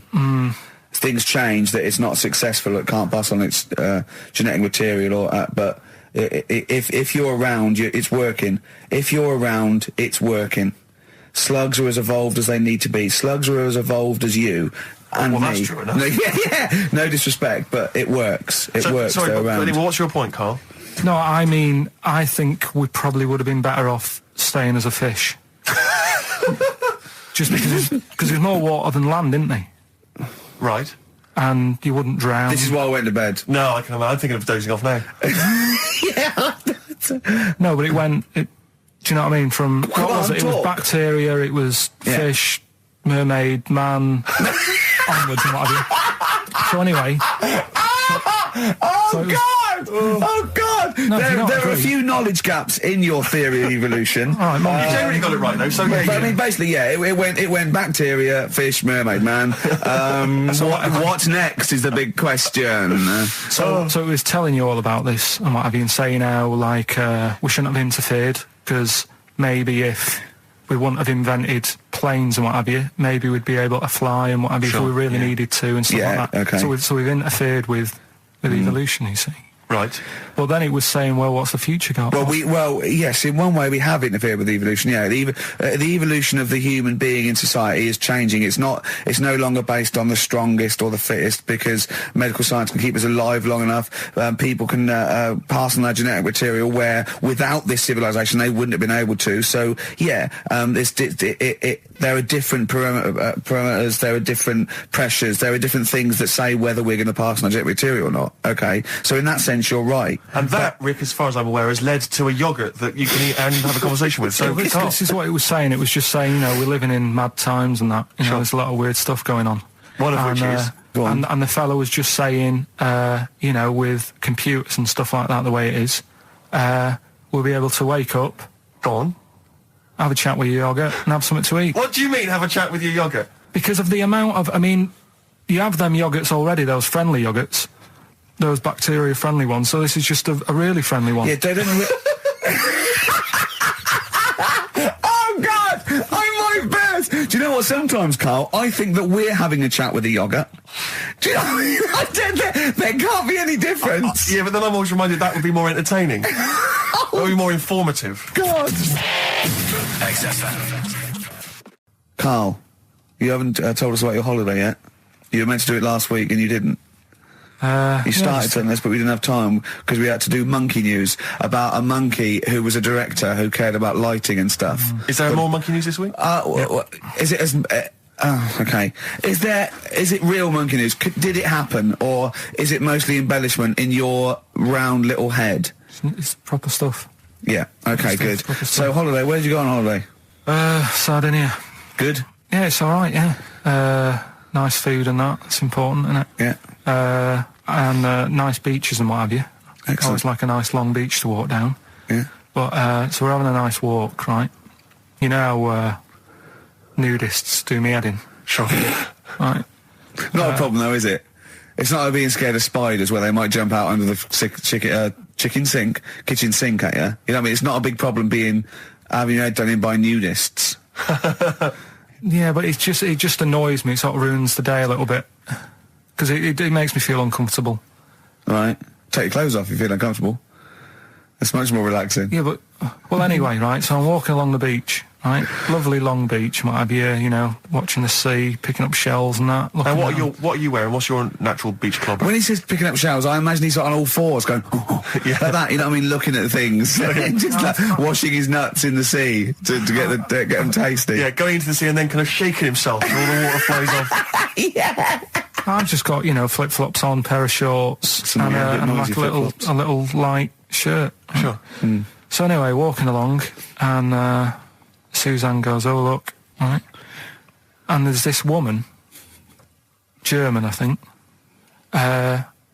coming out of the... How can you tell she was German? Underarm hair? I'll get to it. Forget the underarm hair. She came out, it looked like she was smuggling seaweed. I'm going to burst! Oh, God! And the funny thing is, right, she... Smuggling seaweed! Oh, God! She was a bit hairy down there, was she? Mental. I felt bad because I hadn't had a shave for 2 days, right? Looked at her, it was ridiculous. She might as well have kept her trunks on. It was just like she was wearing furry trunks, right? So anyway, so I'm walking along. So, yeah, go on then. So Suzanne's like, oh, look, and I'm like, oh, not again, because every time we go away, there always seems to be one of these. Is she by herself, this woman? Well, the weird thing was, she was with her husband, right, but he had shorts on, he was happy, right, but every time, because I walked past her, and he sort of ran off, because he's embarrassed. Do you know what I mean? There's nothing normal about it. What can he do? He can't go, all right, mate, because he knows it's odd, right? How old was he? Sorry, how old was she? It's hard to tell when someone hasn't got clothes on. Sure. Do you know what I mean? They always look older, don't they, when they haven't got clothes on anyway. But I'd say she was about 40, 41. Okay. Right. So I walked past, and the annoying thing is, she got there on a bike, right? No clothes on, little pair of boots next to the bike. So if you can wear boots, just pop some shorts on. You know what I mean? That takes more effort for me, putting boots on. But put the shorts on, right? So anyway, so the husband kept running off, I walked past, and I'm getting annoyed because I'm saying, well, we've got to walk past them again on the way back. I like the fact they're scuttling away when Karl walks past. Like when you lift up a bit of sort of iron sheeting in the woods and loads of mice run away. Yeah. It's like whenever Karl goes, that nudists run away. Yeah. Oh, right, okay. So we sort of come walking back and what have you, and you know, I have another look and what have you, and he runs off again. Why are you another look if it offends you so much? Oh, you might as well just have a look. You know what I mean? It's just putting it on show and what have you. But the interesting thing was that I just wondered whether the husband... If the husband were nude, you'd looked at his tackle. Because remember, when you went to see those two strippers and it was a woman and man and they whipped their shorts off, you said you looked at his tackle first. I think any bloke would. Well... You would. You just check it out. It's natural, isn't it? You just go, oh, right. So it is normal or whatever. Because you don't know if... you know what I mean? You don't know if what you've got's right until you see someone else's. No, do you know what I mean? Yeah. But anyway, so, but he got us talking, because I was, then, as soon as I saw her, sort of, day's been ruined a bit, so I'm walking up the beach. It's been ruined! Walking up the beach with Suzanne going, how does it happen? Do you know what I mean? Why do people do this? What fun are they getting out of it, and what have you? And, I just was thinking, is there any chance that fella, right, didn't even know that she was a nudist until they went away? Do you know what I mean? Because I said to Suzanne, say if I met Suzanne, it's like we're getting on, yeah, everything's fine. Yeah. And then you go off on holiday and you go, you haven't got much luggage. And she's like, no, it's fine, this is plenty. And I'm thinking, that's weird. And then we go down the beach and she whips her knickers off. I'd be annoyed, but there's nothing I could do. Do you know what I mean? Sure. So I'm just wondering whether that's what happened to this fella. Every time someone came walking up, he was like, oh, God, this is embarrassing. And he kept nipping off. Yeah. Finding something else to do. Look at some shells. So I'm wondering, Rick, if at some point, maybe today or in future shows, we should get a nudist, one of those official nudist spokespeople, because all these nudist organisations, get them on the phone, justify themselves to Karl, because, in his mind, they are, what would you say, weirdos, freaks? I don't quite get it. I was reading something in one of the supplements last weekend, and some journalist went round to some, whatever you call it, some resort or whatever for nudes and that. And it's Were they playing volleyball? Well, the annoying thing was, bowls. Starving, I went to what is meant to be the best restaurant in the world on Wednesday, yeah. Sure. You must be famished. Well, Jonathan Ross booked a table there. It came out, I think he's been trying to get there for a while, and I think there's a waiting list and everything, right? And he's got an OBE, you're walking straight in. He's walked straight in with that, yeah. Me and Jane went along with him and Jane to the Fat Duck in Bray. So it was voted the best restaurant in the world, right. And it was incredible. I mean, it's across from the restaurant and sort of Barnum. They do, just incredible food. But all the way there, I'm thinking, well, I can't eat stuff in normal restaurants. I don't eat red meat. I'm squeamish about things like seafood, anything that's got too many legs, or was a crustacean once, or feeds on worms. I knew that one of their signature dishes was snail porridge. So I'm thinking, I'm not going to be able to eat anything here. So I was thinking, I had something to eat before I went. And I was thinking that they better not have mucked around the bread, right? Got there, beautiful. And it was really quite fantastic. And I let them know straight away, that I was a Philistine, and they really accommodated me. I didn't have the snail porridge. They put mushrooms in my snail porridge, which was more of a risotto, and there's tasting menus and that, and it was really fantastic. But Jonathan, halfway through, on the way there, I don't like travel well, on the way there, he actually phoned me and said, why are we taking you to this restaurant? Good point, very good point. They know, even if I go around there, they cook me sausage and mash. Yeah. Or, do you know what I mean? Well, you have the palate of one of those kids from the Jamie Oliver school dinners programme, they've got the lovely Jamie Oliver cooked, kind of ratatouille, but they're going for the sort of chicken Twizzlers. Well, it's normal chicken. I love chicken. I like the chicken I can eat. I'm squeamish about red meats. There's nothing it's a mixture of, it's not morals. There's only one thing I don't eat morally, that's veal. But the other thing else is just like, if it's got eyes and legs and things sticking out of it, or it's But it hasn't got eyes and legs things sticking out of it. What are you talking about? I mean, it just infuriates me. I actually got to a point now where I refuse to eat out with Ricky, because I can't, it just sucks the life out of me. It actually makes me depressed. I can't enjoy the experience. If you go to an awards do, they bring out lovely food, 3 courses, always and lamb. You're whinging. You're always salmon, whinging. which is hardly cooked, followed by lamb. Lovely bit of lamb. Who doesn't think lamb is the best of all the meats? Oh. And you whinge, you complain, you look at Jane like a little boy who's like, oh, Mum, why have you brought me here? You are just... and I tell you, and I put it at I don't want to, badmouth people, but I suspect it's your family. I suspect it was your upbringing. I imagine that if I came to your house, late 60s, early 70s, came round to your place in Reading, it would have just been the smell of chip fat. Always just on. everywhere. Pervading, just one of those chip fat fries that's just, like you say, constantly, 24 hours a day, I used to eat just things. bubbling away. I used to eat beef and pork and that, and I used to have to, eventually, when I was getting sort of squeamish and getting older, I'd make her burn it so much that it was just like chewing on a piece of leather anyway, where I couldn't stand the sight of blood or so. A salad in your house would have been I'll tell you what a pickled onion and a packet of crisps. No, a salad in my house, right, was when it was summer, we were out in the garden, lovely salad, grated cheese, grated egg, 2 bits of beetroot with your leaf, a pickled onion, and a packet of crisps.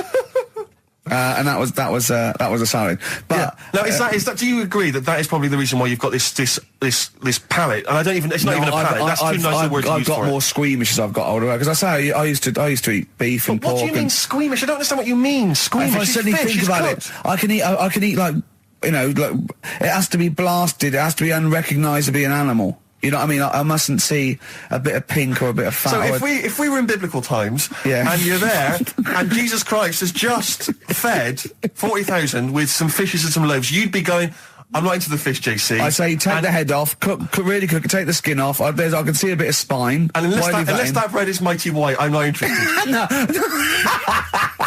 Yeah, but the thing is, what he hasn't said is, he gets frustrated because we have to go from restaurant to restaurant for something I can eat. But the reason we've only got about 3 restaurants to choose from are that because he doesn't want to spend more than a £5 at lunchtime. At lunchtime? If I was going out of an evening, you'd spend a decent amount of wallop. But lunchtime, Would you? You'd be happy to spend 20 quid on lunch. Imagine that every single day. There's no one out there who's eating lunch 20 quid a day on lunch. It's crazy. You don't need that much food at lunchtime because I know what happens. You go in there, you have some kind of Thai green curry for lunch. You're asleep by 1:30. We're trying to work. We're trying to write TV shows, and you're dozing off like one of those giant anacondas that's just eating a sheep and is slowly digesting it. It takes like 3 weeks. He doesn't eat Carl. He does not like the spare. He'll walk a mile out of his way to get a sandwich that's mostly bread that only costs $1.20. No, it's about value for money, Rick. That is all it's about. To tell me, I remember Oh, come on, let's have having an argument over that 50p that time.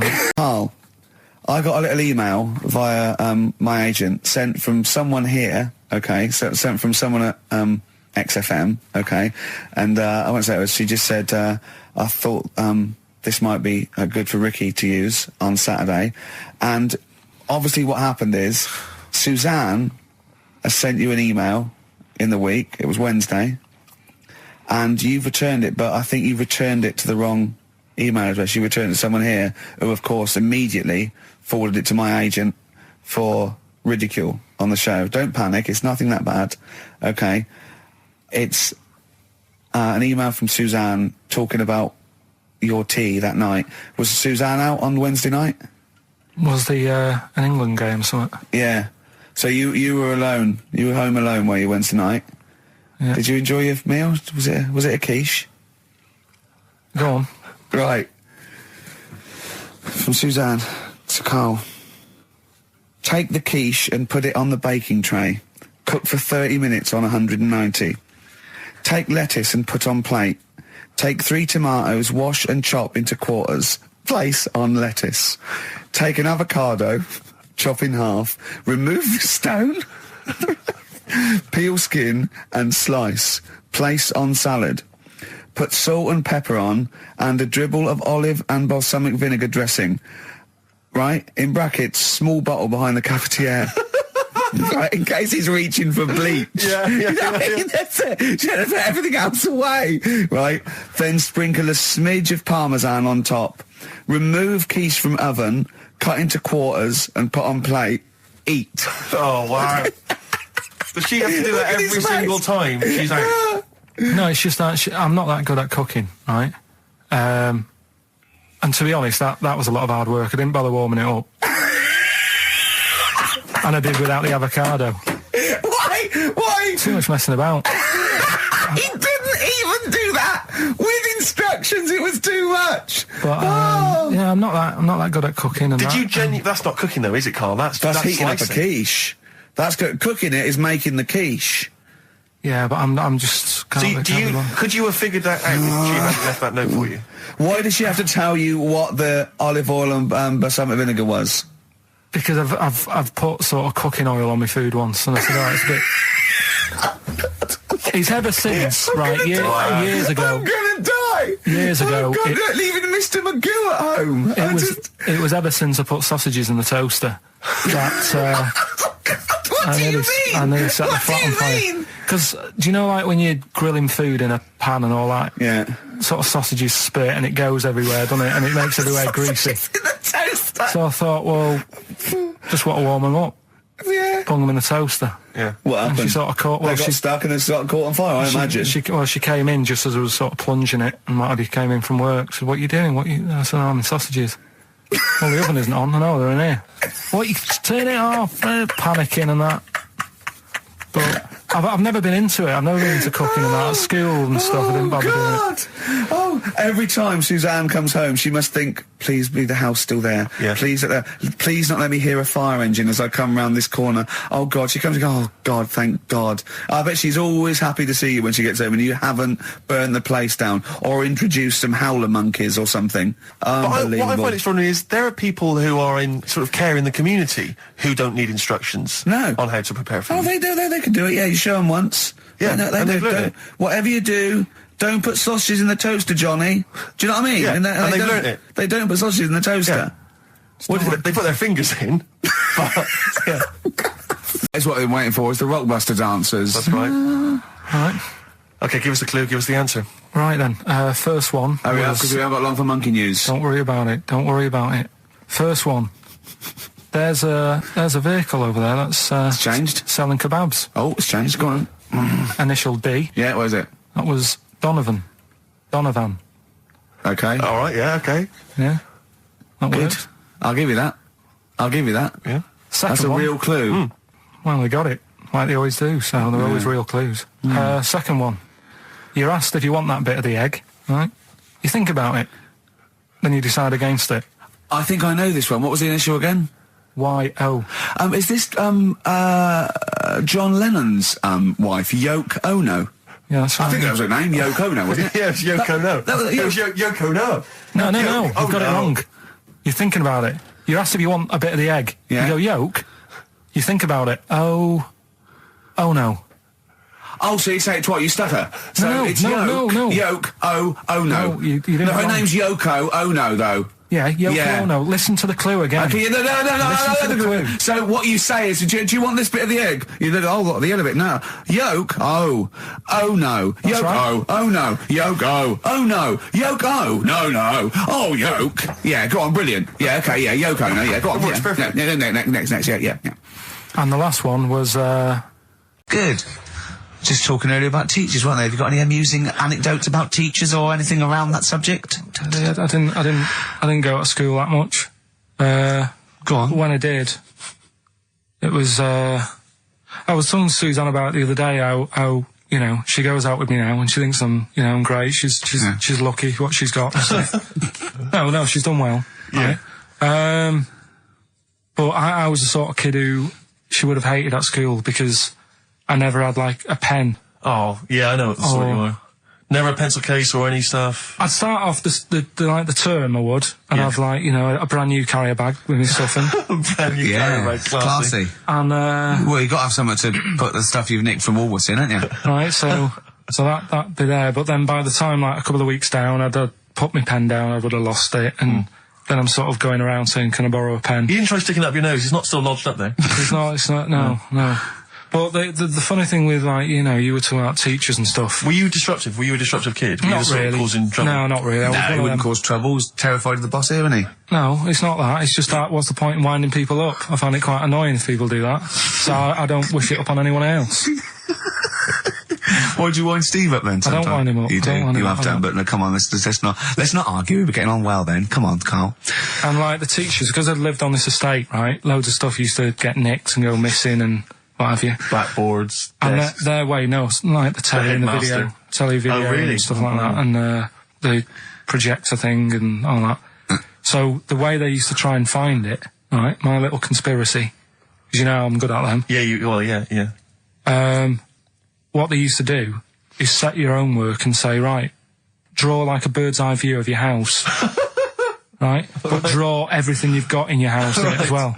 So if you've got, I don't know, if you've got anything in the loft, make sure you draw it. Right. So kids would come in with overhead projectors. Well, that was the idea, I think, behind guns. Yeah. They were and the aircraft guns in the shed. So the picture you did for your home, presumably got nothing from me. Nothing. I didn't do it. I'm not. He used to hand it in, empty house. I'm not a grass. Yeah. And nor the illegal immigrants living in the Just kitchen. a picture of your Auntie Nora. Yeah. What's that? Is that? Have you been stealing tennis balls? Yeah. No, that's not a split tennis ball. That's my Auntie Nora's. But what about all the stuff? What, didn't you have to draw all the stuff that your father had nicked? All this, Listen, I used to work for a magazine when I lived in Bristol, and I remember the editor said to me once, he said, we got half a page to fill. Do the usual, phone up a hotel and ask them what the weirdest objects they've ever found left behind in a hotel room are. This was something they did every year. They just they would phone up the local hotel. And I found out, I can only remember 2 of them, but they have stuck in my mind. These were found, I think it was the Marriott Hotel in Bristol. Yeah. They were found by cleaners. A chicken. A live chicken? Yeah, a live chicken in a hotel room. And that was just left behind. And a false leg. I mean, I don't know who leaves behind a false leg. I mean, presumably you'd notice if you didn't have your false leg, because you'd be lying on the floor. But I just remember, I don't know where else you'd find those 2 objects, except perhaps Paul McCartney's farm. I've always thought to myself, who left behind a false leg? Maybe the chicken pecked it off. Yeah, well, possibly. The person with it just went and goes, so much different, I keep falling over. Yeah. I don't know why, and where's my chicken? Yeah. She probably called later and said, did the cleaners find chicken and false leg? I'll check. Yeah. Remember this particular hot feature? We basically ask Karl some of the questions that are asked of a white van driver in the sun. They always have this on Saturday afternoons. Anyway, here's the first one. They're not fascinating, Karl, but I'm just interested on your take, really. Yeah. What do you make of Cilla Black quitting Blind Date after her husband sent a message from beyond the grave? Are you familiar with this story? I didn't know that. What's that? She went to see a medium, and supposedly her husband passed on information through the medium, which was incredibly vague, but persuaded her to quit live on air. Well, it's about time, isn't it? If even dead people are saying, enough's enough. But I'll tell you what, though, talking about ghosts and that, do you know how I'm into them? Yeah. Right? How weird do you think this is, right? Well, it's not true. Before you say it, play a record. No, go on. Go on. Right, it's this woman. I don't even know if it's ghost, really. It's just a bit weird. Sure. Yeah, sure. There's this woman, and she's not a woman, she's a kid. Sure. Okay. Sure. She's walking down, like, a street in her area. It's a nice day and everything. Everything's normal. She's walking down, and a woman comes up, cycling past, right? The woman on the bike looks at the kid, absolutely terrified, right? Got a really scary face on her. Yeah. The kid's thinking, why is she doing that? Yeah. Right? So anyway, she thinks nothing of it, goes, I think she was playing in the park or whatever, goes and has a nice day. About 15 years later... Oh, right, yeah. She's, I don't know, I think she was going to work, right, on a bike. She was riding her own bike? Riding her own bike. Cycling down the road. Oh, yeah. Looks at the kid. That's the thing that happened, like, 15, 20 years ago. Right. It's her on the bike looking at her as a kid. Right. Not another child. No. So It's her. She's seen herself. Karl? I mean, I don't know where to start. Firstly, where's this information come from? But, I mean, why do you ever... I don't know what part of that you think can be true. I mean, honest, I'm speechless. I don't know what to say. What are you talking about? Bit weird, though, isn't it? But it's not true. It didn't happen. Nothing happened like that. She said it did. Well, she's wrong. Who? She said she saw herself. She saw herself as a kid, didn't she? Did she carry on riding and as an adult when she was a kid. Did she stop and talk to herself? Or did she ride on by and think, that's a bit weird, there's me as an 8-year-old. I won't stop, I'll be late for work. Yeah, if I'm late again, the boss said he'd be in trouble. Yeah. Oh. Well, and where is this information? Did it happen to someone you know? No. You overheard it on the bus? No, it was in the 14 Times. We've had a lot of emails saying, could you bring back White Van Karl? Oh, yeah. Which is that section of the show where we ask the questions that the Sun asks someone else. Random punters of Karl. But sadly, recently, they've got very politicised and very kind of, basically a little bit depressing. So there's not really anything appropriate. But I have trawled the papers looking for other questions posed in other sections of the Sun. Good idea. I was just looking here at the Dear Deirdre section, which is the sort of problem page. I don't know what your views are on this. I'd love to see Karl. Oh, God, can we get him a job? As Just ask. Oh, my God, that would be amazing. Right? Well, here's one. I'd like to see your view on this, Karl.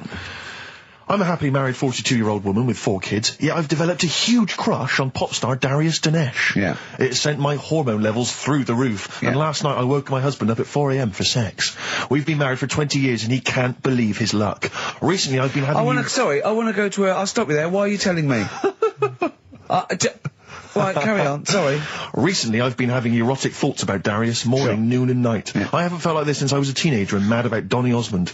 My husband is amazed at the change in me. We had sex twice last night and again this morning. Again? Why are you telling me this? Yeah, go on. He's just boasting. This is not a problem. It's not a problem. What's the problem? No problem. Just wanted to tell someone. Thanks very much. I watched Darius on TV last night, and when my husband came home, I dragged him into the kitchen and we made mad, passionate love. Right, they've done it. They did it then, twice last night, once this morning. That's 4 times. 5 times she's mentioned it so far. Yeah. She's doing all right. My husband. This is a great bit. My husband thinks it might be his new moustache. Or that I'm going through the menopause, but I know You were thinking of growing a moustache? I was thinking of changing luck with the ladies? I love the idea. That's what he thinks it is. He's telling his mates in the pub. You should grow with me. these. The old Tom Selleck. 5 times in the last 24 hours. Hooray for sexy Darius. So, what do you make of that then? What are your views on that? Hold on though. If that bloke is reading that paper, that narrows it down It's a gotta bit. be, yeah. Who else did he know? His wife likes Darius. He's had sex 5 times that night, and he grew a new moustache. He's thinking, I wonder if that's me. Maureen. Yeah, go on. But what's your concern? Because I'll tell you what her problem is. She's worried that, the reason that she's now kind of overly excited and she's, having this great sex with her husband is because she's actually fantasizing about someone completely different, younger. She's having these wayward thoughts, isn't she? She's a bit concerned about that. What's your concern? What are your thoughts? I reckon she's going to start shoplifting soon and coming out in hot flushes. Go on. Just, they're both happy, aren't they? He's getting what he wants. She's happy. I'd say, yeah, whatever, get on with it. Do you think that she should confess? She wants to be honest with him. I wouldn't, because not that many fellas like Darius. Right. So if you're sort of thinking, oh, she'd rather have him than me, I don't What do you think Darius would think of this?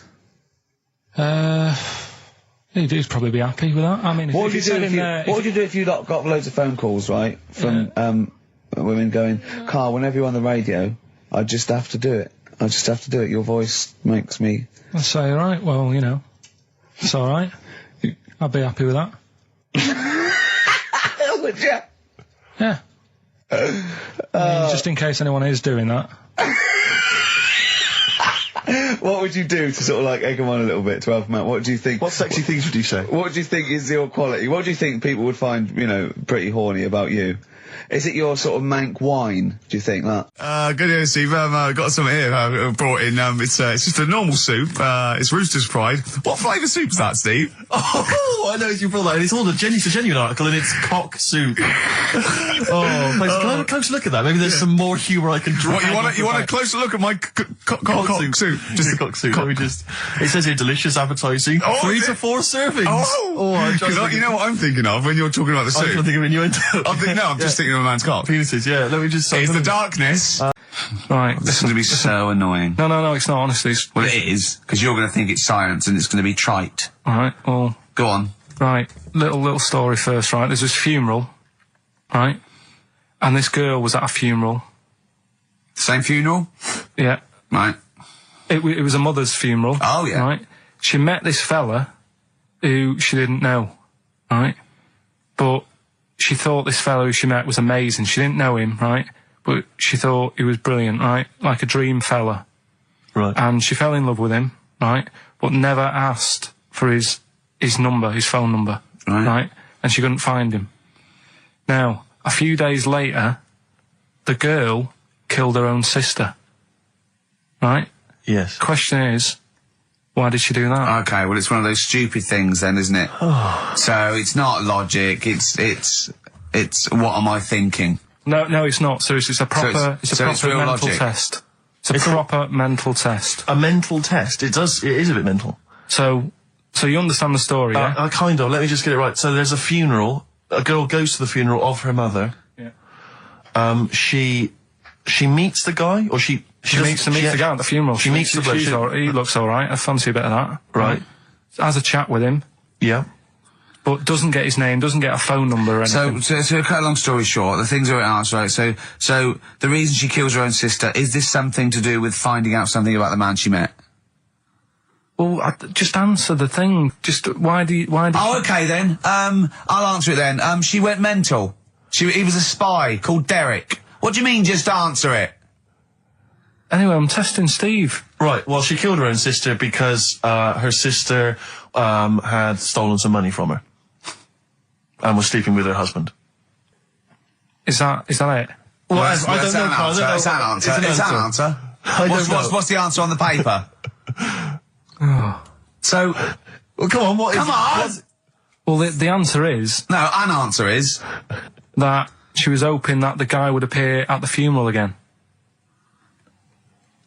He'd go to the funeral. Right, that's not a proper psychological test. It's one of those stupid little shitty things. It's like a man goes into a field and dies. Why? His parachute didn't open. That's what I'm thinking. I'm surprised you learn anything. Oh, I love that. Romeo and Juliet. Oh, Juliet's a fish. It said she was hoping that the guy would appear again at the funeral. If you answered this correctly, you think like a psychopath.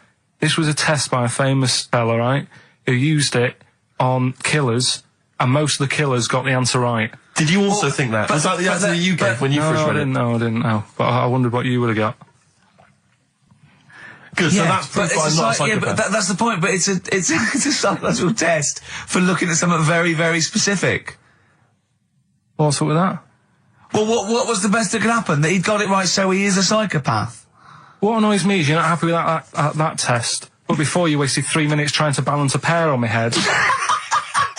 What were you getting out of that? Let's play a song and have some money.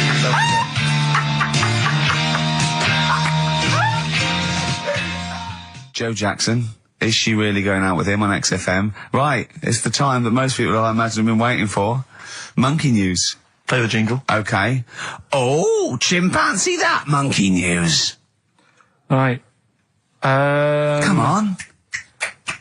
Come on. Should be ready, Carl. It's amazing, isn't it? It's like Nicholas Witchell. The bomb. No, that's not the first. Come on! No, it's always difficult, isn't it, to sort of find something that's good each week, right? Last week, we did the chimp. It is for us, yeah. We had the chimps who were running a health spa.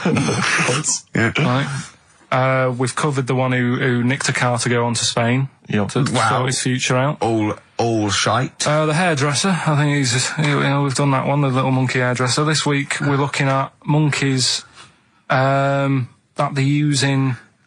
Do you know, like monkeys, they know how, like... I've lost the will to live, Steve. Oh, well, I don't want to do it.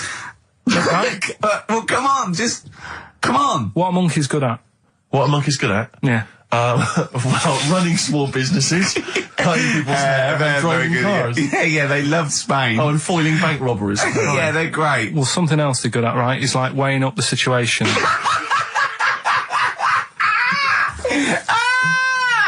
Oh, God! If you stick them in a field with loads of, like, obstacles on it, right, they're good at sort of, I can get over that, and I climb over that, I'll swing from there to there, that sort of thing, right? Okay. So the people in charge of somewhere, I've thought... somewhere! Come on. I've thought we can use that skill, right? And what they've done is they've got a load of little monkeys, right? They've given an IQ test. Yeah.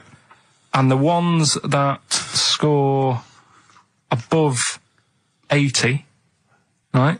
Get to produce this show next week. Join the army. Right. How do they join the army and what do they do? They just, what they do is they set little obstacle courses up for them. They do that. They do a cross-country run. They do, the IQ test. Run? Yeah. Okay. And then once they've done all that, they make them a little uniform, made to measure little uniform. Slightly longer arms, shorter legs than usual, yeah. Yeah. and basically then they taught how to use a gun and that sort of thing. Yeah, of course they are. You're talking rubbish again. This came through literally, pretty late on. So you've not had a chance to incorporate all the facts as usual. Just have a look.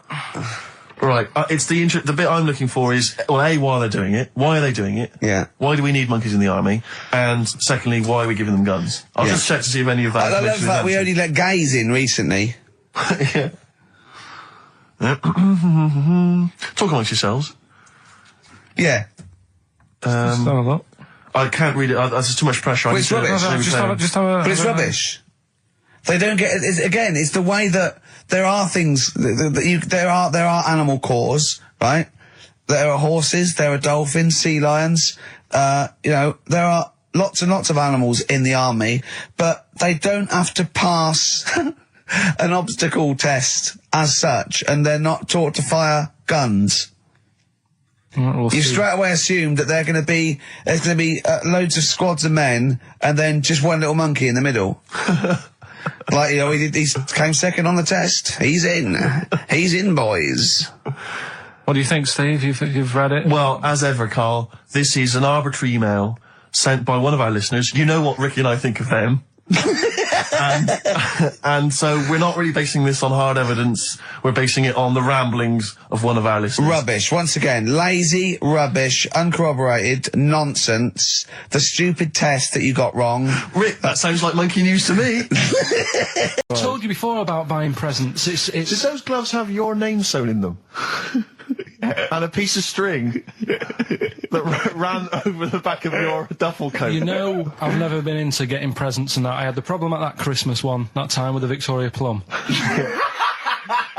Yeah, we'd hate that. We'd hate to bring that back. We've done that. Because you talked about because it's kind of to do with your dad, isn't it? He's a very bad gift buyer. Was that the problem? Well, yeah, my dad just wouldn't bother.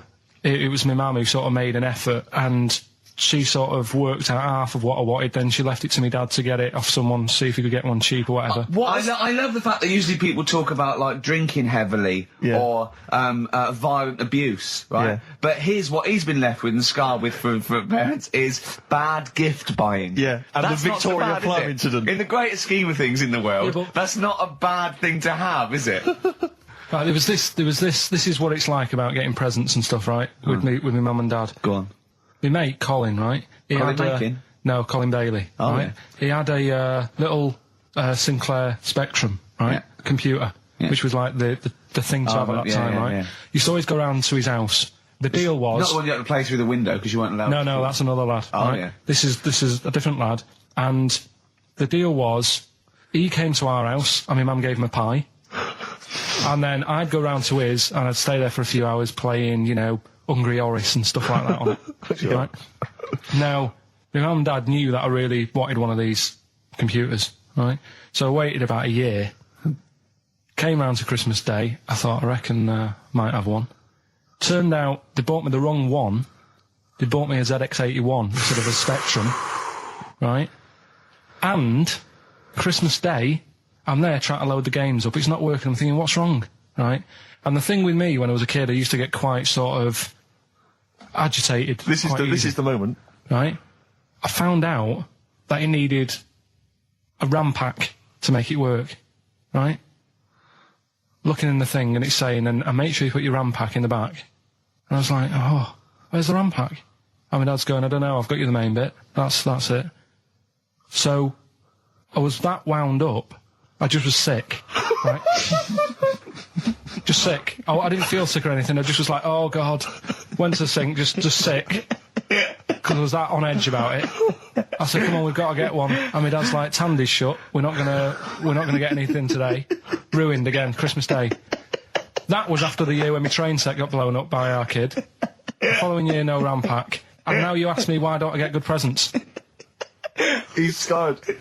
He just I'm gonna die. Honestly, I'm gonna die. He's just been sick. Yeah. There's no RAM pack. Did you get to the bottom of it? Why wasn't there a RAM pack? You have to buy them separate. Oh, okay. What do you mean I can't play Frogger? Oh no. So, wasn't there another incident when you threw up? Spontaneously threw up? Through sheer anxiety? I do get it. It's not so much now because I've relaxed a bit, but as a kid I used to be quite on edge all the time with certain things. Do you think that's what happened to your cat that kept being sick? That it didn't get the food it wanted, and it just threw up? Do you remember that? Yeah. God, so they shaved it. Yeah, but again, you see, the cat thing, I mean, it's mad. I was thinking about it the other day, right? I used to think I had quite a normal upbringing. You didn't. Right? And someone was talking Your about mother once told you not to go to school because it was windy, Carl. It was not a normal upbringing. The cat was being sick, so she shaved it, so it was easier to clean. Right, well, my mum and dad went on holiday, right? And I stayed at the Rosses down the road. Oh, yeah. Only a kid, must have been about 5 or something, right? And I was always running around in the house. I had a lot of energy as a kid. What the Rosses did, they had this cat that was dead violent, the most violent sort of angry cat I have ever witnessed. A tiger. It was honestly, Steve, if it was bigger, it would have been, because it was just always having a go at you. Yeah. If you went to pat it on the head, it went to bite you and stuff. And what they used to do with it, to stop me running around, I'd sort of be running around, and then I'd get a bit tired, and they'd say, have a lie down on the settee. So I'd lie down on the settee and I'd nod off. And what they used to do, I'd wake up and I'd put the cat on my belly. Right? So I'd be scared to move because it's like it's going to get me. But it would keep you there. It kept me there, and it used to sort of slaver on me, and they'd sort of, go out or whatever, and I'd be lying there. That's not normal, is it? Carl, sorry, were you created by the Brothers Grimm for one of their fairy tales? What kind of a life is that? A cat paperweight to keep Karl in place. He keeps blowing around. It's windy. We'll have to weigh him down. Be careful. Your mum probably told him that it's a windy day. You've got to get something heavy on him. Otherwise he just gets blown into the road. God. Bless him. Did I ever tell you about my Uncle Alf? No. He wasn't a proper uncle, right? But it was just one of my dad's mates and that. And he was getting on a bit. He must have been about, 60, which is pretty old when you're younger and that. And he was the same. He used to always wear a suit and that. But it was never in good nick. It was always like a rough suit, but it doesn't matter. He's still, making half the effort and that. Yeah. And he used to sleep in a dinghy. Right, my Uncle Alf. What? In his house? Yeah. Why? Well, in a flat, he's in like a little bed set. Because he only had a little bed set, and he was into boats and stuff. So he had this Two birds with one stone. Had this little dinghy, had a little flat, thought, well, it's tight space and that. He had a dinghy as a bed, and he had 2 tellies, right? He had 2 tellies, one that the sound worked on, the other one only the vision worked. So if you wanted to watch a programme... You had to turn both on. Put them both on, like BBC One, turned one up, and watched the other one. Wow. That's extraordinary. From his dinghy? Sat in his dinghy. That is brilliant. It was an inflatable dinghy, it wasn't like a wooden... Yeah, an inflatable one, big inflatable one. Did you ever go around and visit him? Yeah, now and again. Was it weird seeing a 6-year-old bloke in a suit, in a dinghy, inside, watching 2 tellies? It's weird at the time, I thought. Which of the TVs stopped working properly first? I mean, did he... let's say the sound went on one of them. Yeah. Did he carry on watching the other one, hoping that the other one was fine? No, he went and got a new telly, and then the vision went on that, and he went, oh no. He went, hold on though. Wait a minute. I've got another telly in the wardrobe that I haven't used. It must have been like that. Yeah. Wow, he sounds brilliant. Is he still alive? Yeah, he's still around, yeah. I haven't seen him for years, but he used to... was he married? I think that's what happened. I think his wife passed away, and that's when he had all this, he had a boat. And it's like, oh, where am I going to put it in a bed sit? And it was like, hang on a minute. Yeah. You know what I mean? Sleep in that. So, yeah. I wonder if he ever brought any women back. Just the idea of bringing them back, getting down to it. Shall we move into the bedroom? Ahoy! Oh, that is fantastic. What were we talking about before? I was going to tell you, the most complaints ever, The Last Temptation of Christ. I haven't seen it. Was it Scorsese, isn't it? It's Martin Scorsese, and I've bought the film actually recently because I was intrigued to see it, but I've not actually watched it. But from what I understand, the reason that it was so outrageous is because it has a whole sequence which shows what it would be like if Jesus had lived his life and not martyred himself on the cross, but lived his life as a human being, part of which is him having sex. And so I think that was chiefly what the outrage was, that it was showing this godly man to be, as human as he was supposedly you know, because he's supposed to be human as well. So that's the reason. That was the reason that there was complaints there. I don't know. I haven't seen the film. I can't say. You see him, do you? You see him having sex, I think, yes. Although it is an actor, Karl. Yeah, it's not actually Jesus Christ. It's not the real. It's not the real Robert Powell. No, it's an actor playing Robert Powell. Is that, you see, sex on films and all that, right? When I was growing up, I'd be watching. No, just saying an example of this, really, right? When I was growing up as a kid, and I'd be, you know, watching films with my dad, right? He'd really be enjoying a film, right? And then a sex scene would happen, right? And he'd go on film. Or just behind you. In the film, a sex scene would happen. Your brother up to his old tricks again. And he'd get up and go make a cup of tea. Right? Typhoon? That he'd stolen from some sort of telephone box. Right? No. Go on. Rick, as you know, there's always junk lying around in this studio, and not all of it is Rockbusters prizes. No. And there's, I've just been flipping some is the playlist. Yeah, exactly. And I was just flipping through an old copy of the Guardian Guide from last week. Sure. You know, the little listings thing. Yeah. And, you know, I don't know if people might have seen it. There was a documentary on this week about the transfer of British sitcoms to America. Yeah. And we did an interview for that because they're remaking the show over in the States. I'm just flicking through and I noticed there's a little write-up about it here. And it says, blah, blah, blah, blah, blah, and it says, quoting me, it says, "We don't care if David Brent becomes a woman," burbles Steve Merchant, eyes bulging with imagined riches. No, my eyes bulge normally. That's not me being greedy, that's you know just that me. thing I did on it when I sort of like rub my fingers together and do that stupid Brent... People take that seriously. I know. Yeah. It's extraordinary. Oh, some people got it, but I think it was something in the paper the next day said Gervais's mannerisms could have been transferred as dollar signs. Well, I was doing it sarcastically. Exactly. I was doing it like that. I was pretending that I just cared about the money. Yeah. So, irony... You see, people say Americans don't get irony. Most people here don't get irony. Absolutely right. That's why they think this show's rubbish. Yeah, I know. We fooled them. Yeah. We've had the last laugh. Exactly. We think it's really good. Exactly. Carl, come on.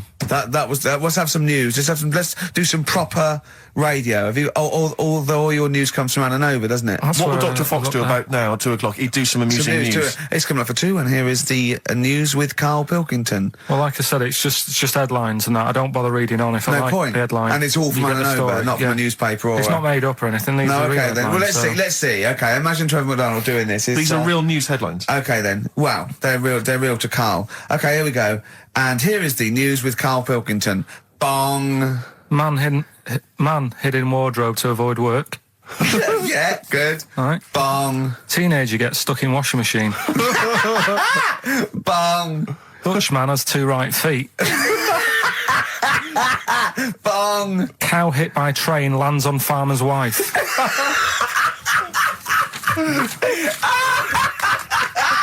That is the real news to you, isn't it? That's brilliant. I was just thinking the cow flying through the air. Yeah. And the wife going, oh no. Yeah. Oh dear. Dutchman has 2 right feet. Yeah, he's having some operation or something and... They put the wrong foot on him? He's got 2 right feet or something. Well, maybe it was only a right foot that was available. Good dancer. Yeah. Oh dear. What in real news, I was I followed that thing with it was that fella that got into the palace when Bush was there. Right, an undercover journalist. Yeah. I mean, it would have been a problem if he was a terrorist, but it's sort of like, and as the palace said, you know, all our tests are to expose terrorists, not journalists. Yeah.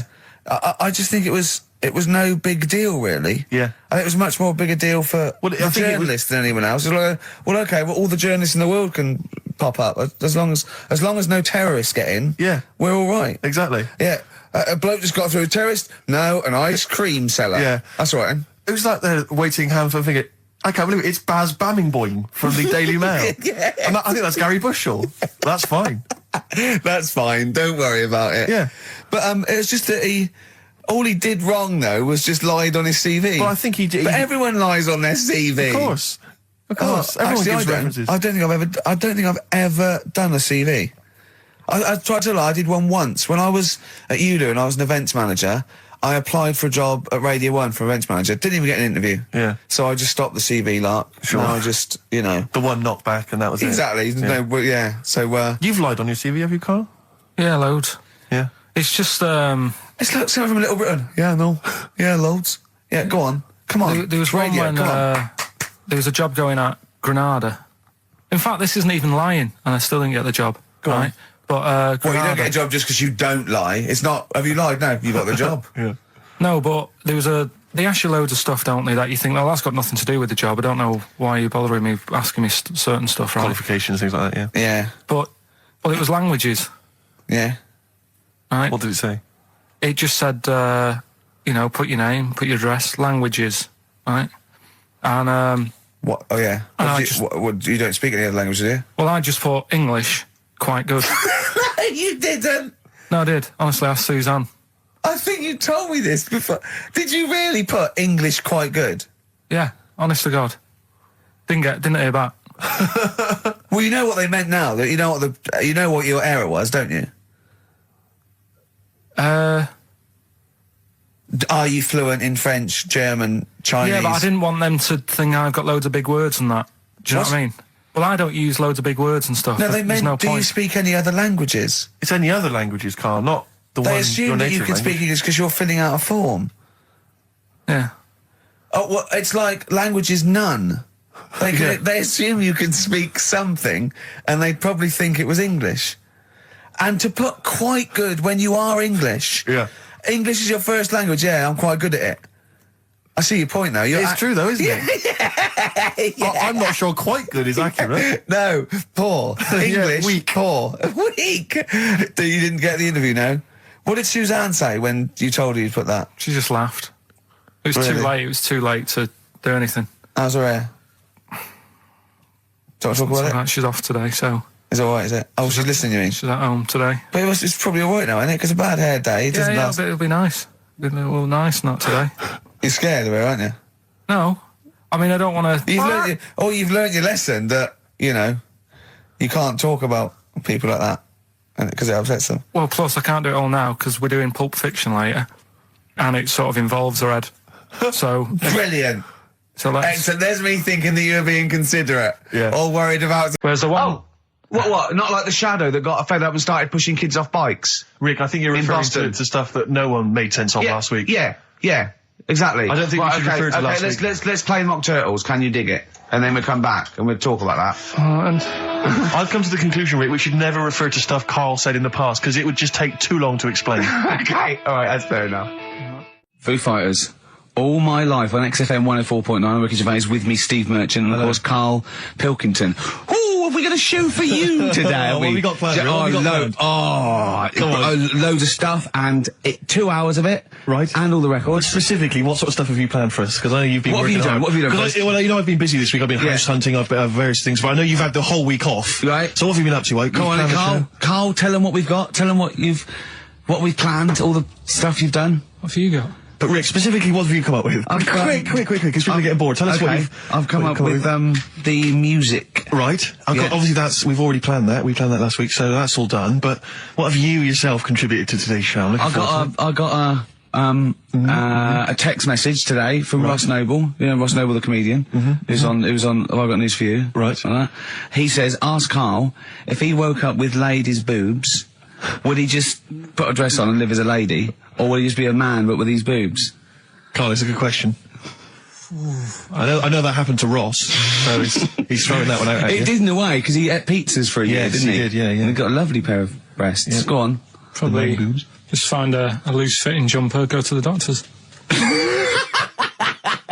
What would you say to the doctor? How would you explain this phenomenon to the doctor? So you'd be happy with this because you believe in shite, like No. Go on. But it can happen, because I told you a couple of weeks ago how What? that can happen. What How you can wake up with breasts if you're a fella. I told you. Go on. Haven't you remembered? No, it's funny that, isn't it? Go on. Have you, Steve? No, I don't remember this. Did you tell us on air? Yeah. It can happen if you go to Argentina and have a steak. You can wake up with breasts. Because I'm sure I'd have remembered Karl, that. pull the other one.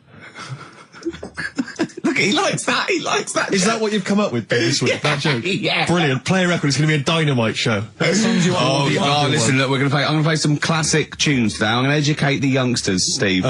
Right, now, you've all heard of Lou Reed, you've all heard of Velvet Underground, but, you know, have you heard of Venus in Furs, Carl? Shiny, shiny, shiny boots of leather. Oh, and the very hot chilies there. Oh, yeah, indeed.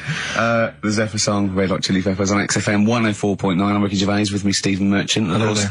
Over there, little Karl Pilkington. Indeed. See the write-up in Heat this week? No, is it good stuff? Basically Carl's show. Yes. Which is fair enough. No, I mean, he's the only one doing any work. I know. He's the only one contributing. We thought no one had noticed, but Heat were on it straight away. Yeah. They picked out. I read it to him over the phone. It said 2 hours of black music and everything. Right. Karl Pilkington. He does Educating Ricky, a strand where he educates Ricky, and Rockbusters, which is loosely based on Blockbusters. It says you know basically you'll be tuning in for that.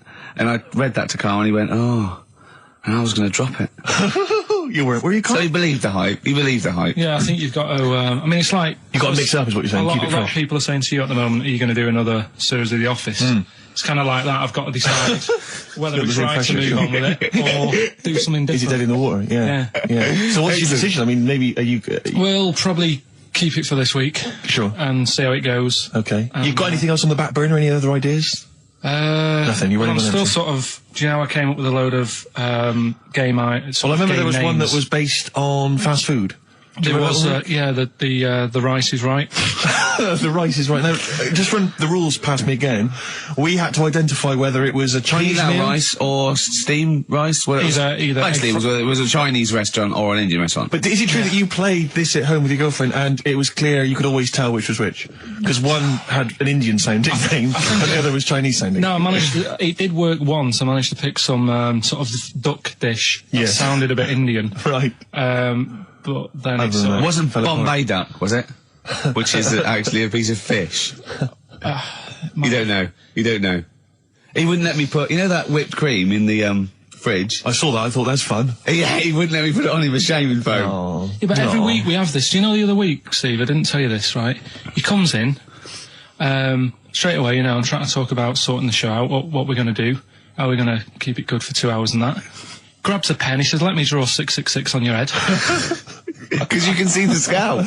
I said, don't do that. He goes, all right, then how about we meet halfway, put 333. Every week it's the same thing. But I quite like the cream. Did you get any cream on him at all? No. Is it the spray cream in a chicken? Yeah, he said no. Carl, could I just make some, just spray on some glasses? Just some round glasses on your face. Father Christmas! Hello. It's nearly Christmas, hello! Come on, it is Ricky Gervais' show. Yeah, should we play a record and then come back to this mayhem? This crazy mayhem. Yeah. Foo Fighters. All My Life on XFM 104.9. I'm Ricky Gervais, with me Steve Merchant and Karl Pilkington. Indeed. Genius Karl Pilkington, as Heat magazine said. Really? Is that what he's referred to now? Yeah, yeah. Genius. Saying about people tune in just to hear his games, such as Educating Ricky. Have you got some Educating Ricky for me? Got some education. I need some education, Karl. I desperately need some education. I want to learn about Chinese kids that are born hairier than average. I want to hear about deaf girls that can hear after their mum hits their head against a wall. These are the things I need to know. I mean, I don't wish to be disrespectful. He doesn't look like a genius. He doesn't look like a genius. But then I don't know what a genius looks like. Exactly. So, Steve. you know, I don't want to be an unfair. Look at Einstein. Yeah. Yeah. His mum thought he was mental as a child. Where'd you get that information from? That was in the Einstein book.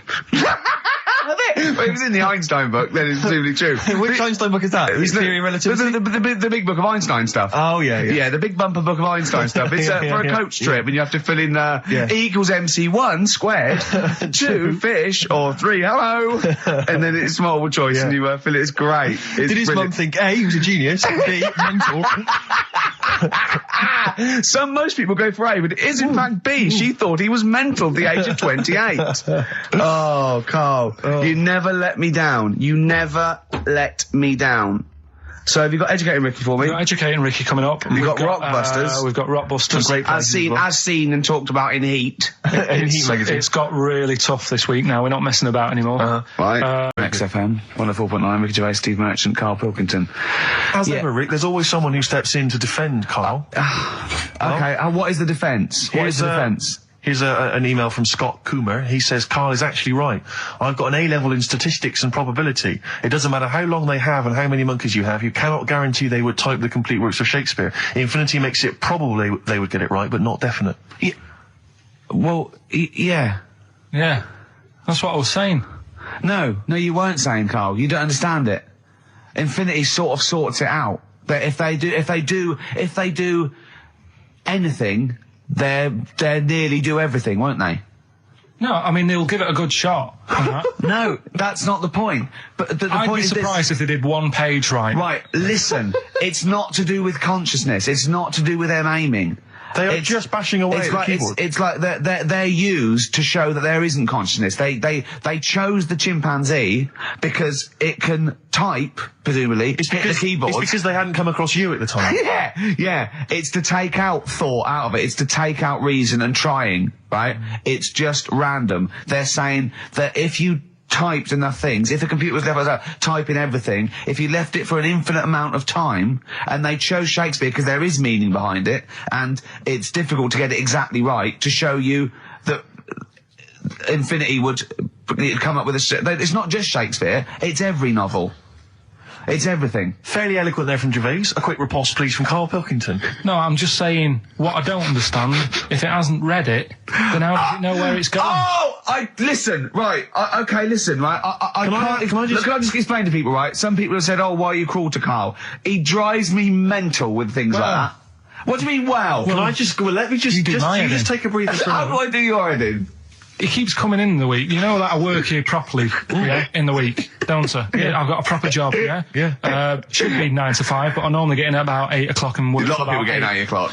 Working hard, trying to do my job. 3 times this week, I've been rushing around. I walked past my little studio. He's sat in there, all right? Now, because I've got this sort of job, I can get away with it. I said to him, if I was a doctor, would he keep coming to me practice? If you were a doctor, there'd be severe problems with the NHS. Imagine that. The standards would have lowered so much if you can arrive at the hospital you're a doctor. Pop in, I'll go to lunch, don't we? We have a little lunch break, don't we?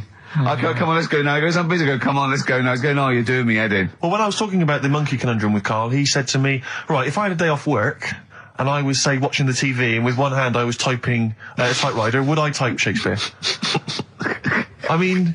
Yeah, but you see, there's certain things. We were talking a little bit about this stuff the other week, weren't we, when we said you were going on about Einstein, and I said he's not that good. E equals MC squared. It sounds good, but I've never used it and that. Right? I've never used it! You haven't used 2 and 2 equals 4, Karl! The fella with an apple fell on his head. It could have been anyone sat under that tree. Do you know what I mean? It's just annoying. Lucky. And Newton gets all the credit for his laws of the universe. Well, other people were working whilst he was having a lunch break under the tree. So in a way, it's like he didn't deserve to have that success story. Again, forget the apple and the tree and whether he was sitting down having a lunch break. It's totally irrelevant. Yeah, but what I'm saying is there's certain things that will just happen. It's like, I think we were talking when we were out eating the other week. We were talking about Noel Gallagher. Well, this is the reason the monkey discussion came up, right? Noel Gallagher... I don't know what to say. I don't know what to say. Rick, I don't want to misquote Noel. I'll be like Herbert Lom in Clouseau. I'm going to get a twitch whenever he opens his mouth. I don't know where to start with some of his statements. Well, as I say, this discussion began because we were talking about a quote that Noel Gallagher supposedly gave. Now, I don't want to misquote Gallagher, but the gist of it was that he said, had I... written Wonderwall or whatever, instead of the Beatles writing Strawberry Fields or whatever, I'd be the one that was considered the great songwriter and it wouldn't be the Beatles. It's just the fact that they came first that meant that they get all the credit as being the greatest band. I don't know where to start with that statement either. I mean, that's Gallagher's thing and he's, well, whatever. We know what we think of that. What was your point, Karl? You agreed with him, didn't you? Yeah, I reckon, right? Do you know we've talked about putting a baby in a room before and it'll know what colour it is and stuff? If you got a room that's painted red, right, but forget that because that's going to confuse him. Hear him out. Listen to me. Say if they did some new TV show, right? Like, what's that film with Jim Carrey in where the Truman Show? The Truman Show, right? So they make up a little room and some woman has some kids and you say, right, let's put the kids in this room, and they don't know what's going on outside. They don't know anything about like EastEnders and that. It's like their little world, right? They don't know anything that's gone on. How could a child survive without EastEnders? Right, listen. So you sat in the room, right, and then when they're all asleep, right, Wait for this bit. someone Have you heard this? Yeah, wait for this bit. They're all in a room. Yeah. They're asleep. Yeah. someone pops in, puts a guitar next to the bed, right, nips off out again. They wake up in the morning, and one of them goes, "What's this?" They don't even know it's a guitar because they've never seen one, right? They're talking English though. Yeah. We just left guitar out of the vocabulary. Right, so There's plenty more to come. one of them will pick it up, and they'll go, "I don't know what it is," and they'll start strumming. They'll go, "That sounds good, doesn't it?" Give them a few weeks, they could come up with Hey Jude. Whereas, type in Shakespeare, a monkey that can't even spell. I see that. They did tests on the brain, and it worked out that they've got something smaller in the brain. The gay ones have got something in the brain that makes it smaller. And they said, right, well, that's probably how it's going to work on males, on like males and females and like humans. So you took from this that gays have smaller brains than straight people? No, there's something in the brain. Right, go on. So if someone's saying, you know, "Oh, I'm a gay," or they're not sure or whatever, they will now be able to find out. So you can go to the doctor and to find out if you're straight or gay. Is there any gay in my brain? Let's have a look. Do. You've got a little bit of a gay in you, yes. A little bit of gay in there. Yes, you've got the, you've got a little bent cell there. Well, that's why they did it anyway. I don't understand how they could differentiate which was straight and which were gay to begin with, before they then gave it to the scientist. Wasn't that what the scientists figured out? How could they tell? There's one theory that it's genetically determined. There is one. There is a theory that's genetically determined, but I don't think it's as easy as pulling a sheep's brain apart and finding a little pink sort of like blob in there and going, right, we've taken the guy out and now he's going to go and shag some ewes. I don't think it's that straightforward. Although homosexuality does occur at a similar sort of rate in animals, I think. Yeah. Yeah. So you knew that, didn't you? So that's that one. I mean, I just like the idea of the farmer figuring out which is straight and gay. Well, that one's wearing quite a camp-looking neckerchief. Yeah, so I'm thinking maybe he's gay. Is that? Yeah.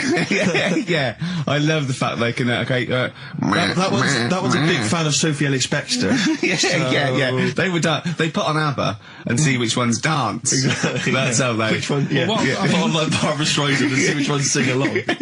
it is rubbish. What did I find out? Did you just say that is rubbish? No, I found out other stuff in the week that didn't make the top 3. Wow. We haven't even had to. This must be mediocre stuff. This must be really bad. Yeah. Or it might be dubious. Go on. We've got to think proactively now. We've got to sort this out. See, there's always other things going on in my mind when I'm in that pub quiz. For me, it's just a little bit of fun. Sure. It's a night out. Do you know what I mean? Suzanne enjoys it. Yeah. It's a bit of a get-together. We have a chat beforehand. Yeah. We have a bit of fun. Yeah. But there was other things on my mind. Carl, I could do that here. I don't have to lose a tenner. Wait, what were you thinking during the quiz then, when the questions were coming out? What were you thinking of? Well, what it was, right, just before the quiz started, I had to go to the toilet, right, because the rule is, right, people who don't go to it, once it starts, phones off, no more toilet. The room, they take it dead serious, don't they, right? Yeah. So, I went to the toilet. Now, I'm not being out of order here, it just got me thinking, right? I went to the toilet, the gay fella in there, right? There was a gay fella in there. Gay fella in the toilet. Now, How could you tell? How did you know? Just typical, everything about it, right? Everything about it, right, yeah. Oh. What, large handlebar moustache, leather cap. Butt plugs, amyl nitrate. Could I just say that these views do not reflect the views of the management of XFM or me and Steve. Or most of the people in this country. Go on, Carl. What's your problem? Yeah, but this is what I'm worried about, really. But this is why I only got Danny Minogue right. Right? Because this was floating around my mind. Went to the toilet. Big gay icon, now, isn't she? Go into the toilet. They have like men's cubicle and they have women's cubicle. Yeah. Now, without sounding out of order, is it wrong for me to think gay men should have their own little cubicle? Go in. They should have their own... Well, not cubicle, you mean an actual toilet, I suppose. When I was at the urinal, normally, there's a fella there and then you go, all right. And there's no pressure. But I couldn't go. I was thinking, should I wait? If I go into the toilet, it'll look obvious. Yeah. I had loads of pressure, and But this was what were going you on. worried about? I'm so sorry. What were you concerned about? Viewers? I'm so Well, sorry. it's like, right, listen, when I was a kid, right, and it's all right for you to go into women's toilets when you're a kid. It's like, oh, it's a bit cute, right? As long as you're not, like, over 15 or something, right? Right. But when I was a kid, I went into a toilet, and women, when they use their little cubicles, they don't shut the door. Some of them just sit down on the toilet, right? And you see everything. And, no, seriously, that's probably one of the first times I saw, like, a woman. Yeah. That, right, and my Auntie Nora when she was staying over. What happened with your Auntie Nora? She was, she's into wearing caftans. Into wearing what? You know, caftans. Oh, yeah. What are caftans? Big, bellowy sort of dresses. Right. And, yeah, I used to sit on the floor at home in front of the telly. Sure. She was on the chair behind. Yeah. She did a bit of a sort of a Sharon Stone scene. Oh, God. Yeah. Did you see it? There was no underwear. No. What age were you? What was it like? What age were It you? was like a ripped tennis ball. What? Right, we're off air. We're off air. Either that or put us in for the Stoners. Iced tea. That's how I'm living. A bit of old school hip hop. Where's RT? All right. Good point, yeah. Go make me a cup of coffee or something. Well, before you do that, can I just qualify something? I'm a little bit concerned about your toilet discussion. What exactly is your point again? I was just a bit bemused. You see, it's a tricky one. All I'm saying is, right, there I was at the pub quiz. I go to the toilet, not thinking about anything. I try to go, right, there's a little gay fella next to me. I love this little gay fella. Now, the weird thing is, there's nothing stopping him having a little glance, right, because he's allowed in the fella's toilet. Yeah. Now, I'm not allowed to go into the woman's toilet and have a little look round. Right. So all I'm saying is, should they have another toilet area? What, for gay people? Yeah. And so this would be gay men and lesbians? Is that going to complicate things? Well, I mean, I can only assume. I mean, to what point? I'll ask you a question, right? If you're intimidated, that's a shame. But you know, most gay men aren't looking at your knob. You know that. What do you mean? I can only say that 99.9% of gay men who use a urinal standing next to what they assume is a heterosexual man aren't looking at his knob. And what they're doing then? They're emptying their bladder. No, but the thing is, I can't talk. You're saying like, you know, about would you have one toilet for lesbian women and gay fellas, right? What does that mean? Would it be mixed? Would it just be? Well, would it have a man on one? That's heterosexual man. One little picture of a woman, the other, and then what? What would the little icon be? A man and a woman? A man and a woman. Just having a chat? Yeah. In pink and dot But lines. you couldn't mix them because then what would happen is you'd get people who are going, oh, I'll play up to this a bit. Or pretend to be gay? And yeah, you know, sort of grow a moustache and shave their head. And pretend to be a lesbian. Right. Yeah. So, well, I see. So, you know, people pretending to be gay so they could go in and have a look at the lesbians. Yeah. Right. So that would mean that we need 4 cubicles now, would we? Yeah, no, this is fine. 4 cubicles. So every pub How now... many toilets do we need at Every the pub's moment? now got 4 toilets. Oh, Carl, bisexuals. Yeah. Now, interesting. Bisexuals. How many toilets do we need now? Call the council. Do you use any? Huh? No. No, because they're interested in everything, aren't they? Because the little bisexual fellow will be looking at your knob. Right, with them, Yeah. what you do, you just have a door, you open it, and there's one urinal there, so you can't get a queue. They have to sort of wait. I just thought that, well, why can't there just be a thing between the urinals so no one can look at anyone else's knob? Wait a minute. Just to go back to Ricky's point, what stops, even if we've got the toilet for gay men, what stops the gay men who want to have a look at your willy going in the regular toilet and pretending that they're straight? Most men don't Who's gonna police this? wear gay across their No, head. exactly. They don't have a tattoo. There's no branding yet in the British house where they have to declare. So we're going to have to expand this. What So we've do all you- got to carry identity Do you know cards. you can see a gay, can you? Coming a mile off. No? No, I'll just hold it in next time. No. Can you tell gay men? Do you know a gay man? I'd say probably if you did if you lined some people up and said point them out, I reckon I'd get. But hold on, we're not talking about people dressed in leather with the arse cut out and an handlebar moustache. Yeah. We're talking about the everyday, non-seen. Of course. Yeah, but I mean, suppose I put you in a room and there was 10 naked men, right? Yeah. And there's 5 gay men and 5 hetero. Could you walk along that line looking at those gay... Am I naked? No, you don't have to be naked. Why would you have to be naked? To catch them out. Play a record! How would you catch them out? No, don't go into it. Don't go into it. Don't go into it. Play a record. I'm miserable now. Would you share a toilet with Morrissey? From Manchester, you have a lot to talk about, wouldn't you? Yeah. We've had an email, Rick, from Jim, and he's just simply said, what about a separate cubicle for bold Mancunians? Oh, right. And I wasn't going to give it to you. You wouldn't appreciate it. That's just sparkling wine. Oh, brilliant. Oh, I love that. Yeah, he doesn't know the difference. I'm seeing Carl on Christmas Day, because he's around Christmas Day in London, so I'll get you a little gift then, Carl.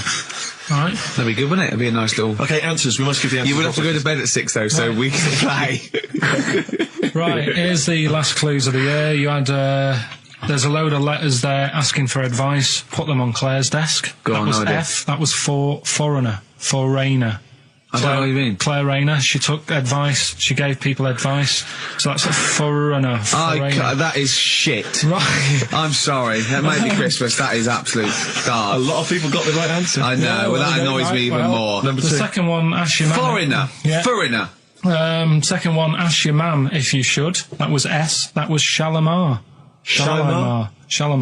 Right? No, bizarrely, what was the clue there? Ask your mum if you should. No, we got a lot of people saying Smashing Pumpkins as the answer to that. But I don't know who's saying that today, Mum. Smashing Pumpkins. Merry Christmas, Mum. Smashing Thanks Pumpkins. very much. Nice bollocks. Yeah, exactly. Oh, that's great. That's great. Right. Smashing Pumpkins. Your dad bought for me for Christmas. Yeah. And the last one, Lovely plums. What, my Victorias? Oh, God. right, we've got to wrap it up. Come on, then. A couple of people were arguing in the supermarket at the fruit and veg counter. That was B, that was Banana Drama. They were like having an argument. What do you mean Banana Drama? What, no, wait. What group is Banana Drama? What group is Banana Drama? So, you're a fool. You're a twat. When you say that, but you accuse Carl of that, you're also accusing lots of the listeners, including the winner, Nicola Rogers, of London, and she wins those great prizes, and she got them bang on, so... Banana Drama. so can we finish there now? Yeah. Yeah, What do you mean? What do you mean? Can we finish there now? Just play the ads and go. What? No, what are you talking about? We're going to play Jerry Right. River all day. Play that then. Goodness me, Carl, look at you. We haven't got time. Merry Christmas, Carl. Merry Christmas, Carl. Enjoy the show. Let's give him a little kiss. Oh, a little kiss. Oh, no, with tongues, it's Christmas. No, don't. Stop messing about. Get up! The featured film's not bad, I have to say, actually. You've excelled yourself there. Again, it's just one of those things where I think, what kind of XFM listener would want this particular goodie bag? I know before Christmas, Carl, you explained that the reason we were giving away... He's disgusted, because he just said, I do a lot of work to get these prizes. And I went, no, you didn't. I saw you. He went over to a drawer and went, I'll give that one, and that one. That's what work you put in. You nicked some... There's about 12 Jerry Halliwell videos, one of which we're giving away. It's sort of like... you've given it away? Oh, no. Yeah, if you'd like Jerry Halliwell's Body Yoga DVD, then, that's one of the treats you can win. But it does, if you remember before Christmas, he said that he was giving away a kind of bumper pack of gifts that you might want to wrap up and give to various people. One for Uncle, one for Auntie. But obviously Christmas has passed, so I don't know really what your excuse is this time. You eat a lot over Christmas, don't you? Get a bit fat. Fair point. Yeah. So, Jerry Body Yoga is one of them. The recent series of Wiedersehen Pet. Yeah. Could you give me that reaction again? Well, Rick? no, just give me that reaction again. No, yeah, brilliant. And actually, I have to say, this isn't bad at all. This is the very best of the Stone Roses CD. Well, you can't knock that. You can't knock in that. fact, I'll tell you what, we should play Elephant Stone at some point. Yeah, we'll have that. Go on. Madness. I think this is actually tunes from them and not from the musical, although it is tied into the musical. He went to see that musical. Really? Yeah, on New Year's, it's like on New Year's Day, there's nothing to do. Sure. So you go and see some people doing Madness songs? No, I took Suzanne out for a walk, right? Yeah. Went round, Covent Garden. Right. Past the place where it was on. The stage door was open, you snuck in. Well, I said Madness are all right. And because when you think about it, Madness songs are quite sort of musical anyway, aren't they? So you can't... They're quite musical. Do you know what I mean? They sort He of... means they're like a musical, like a musical. Knees Up Mother Brown. I thought it was all right, enjoyed it. Blur the musical would be good, wouldn't it? Blur the musical would be excellent. Yeah, little Cockney so Sparrow. what, you bought tickets there and then and just went in? No. They're not selling, are they? It was fairly quiet because we only paid the lower price and we got upgraded for free. Nice. So You enjoyed it, did you? I'd loved it. And would anyone like to come on stage with us? Yeah. The little bald fella. Yeah, go on, I'll give it a go. And what home are you from? Where are you? What are you doing tomorrow? Well, I'm going. I said, no, you're coming here tomorrow. Come here tomorrow. Is it not doing well? That's a disappointment. I don't know. I mean, it was New Year's Day, so maybe that's why it was quiet. Okay, well, if anyone hasn't seen this or didn't receive it for As Bono Christmas... said, all is quiet on New Year's Day, Carl. Yeah. Also, we've got to give away Minority Report by I like that. Steven I enjoyed Spielberg that. with Tom Cruise, which is on VHS. A good rip-roaring sort of film. It's not bad. That's probably the best thing we're giving away, but as I say, we can always leave some out if you don't I'm want... arresting you for the future murder of Sarah Marks. Yeah. Brilliant. That's the sort of excitement and drama you'll be getting in it. It's not brand Little new. taster there. I got that off Paul Anderson. He said, Right. here's something to watch over Christmas. So you've actually watched this already? Yeah. All right. I've rewound it. That's probably added No, to it, you though, have. isn't it? It's touched by the great man himself, Yeah. Karl Pilkington. And it's all right, I'd say. It's worth a watch. Can I just ask Carl how he got on over Christmas? Because the last time I spoke to him, you hadn't bought a present for your girlfriend. I had to say I was on tenterhooks all Christmas. Well, you changed it. After that show, I felt bad, even though I shouldn't have done, because... Because you hadn't bought your girlfriend a Christmas Yeah, but present. I said to you, I booked a table at a hotel in Covent Garden, had Christmas dinner there, which was nice, right? It's good food and everything. Didn't feel like enough to me. Well, then I went out and treated some stuff, and then... No. A couple of days before Christmas, he went, I took Suzanne to that hotel we're going to go to for Christmas dinner. We had tea and cakes. And I went, oh, you treated her? He went, no, she paid for it, but I was just showing her what it was going to be like. That was her extra treat. She paid for it. I love that. Brilliant.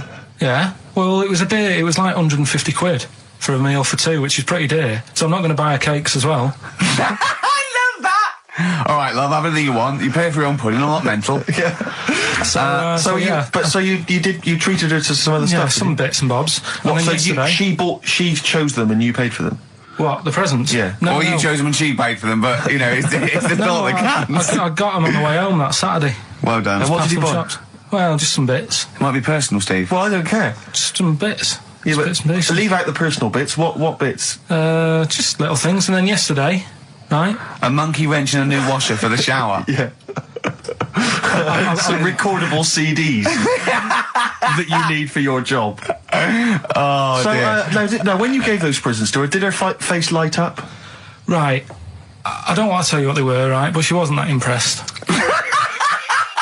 You're going to tell us what they were now, Tell us what they are. You even know what they are. She told you on Christmas Day. Hold on, wait a minute. But it doesn't matter what they are. It does matter what No, they it are. doesn't. It It doesn't does, Carl. It's you, mate. Of course it doesn't matter. Oh, God! Have you just remembered? Yeah! Right, but there's no need. I've got to tell him, Carl. I really want your permission because I don't want to be I know it's not, but we know it's not that embarrassing. It's really quite sweet. Yeah, but in a way, right, the way I look at it is, right, Christmas, even when I was a little kid, right, is not... Please let me tell him, Carl. Well, let me just tell you first, though. Let me tell you why I didn't go all out on the old present front. Right.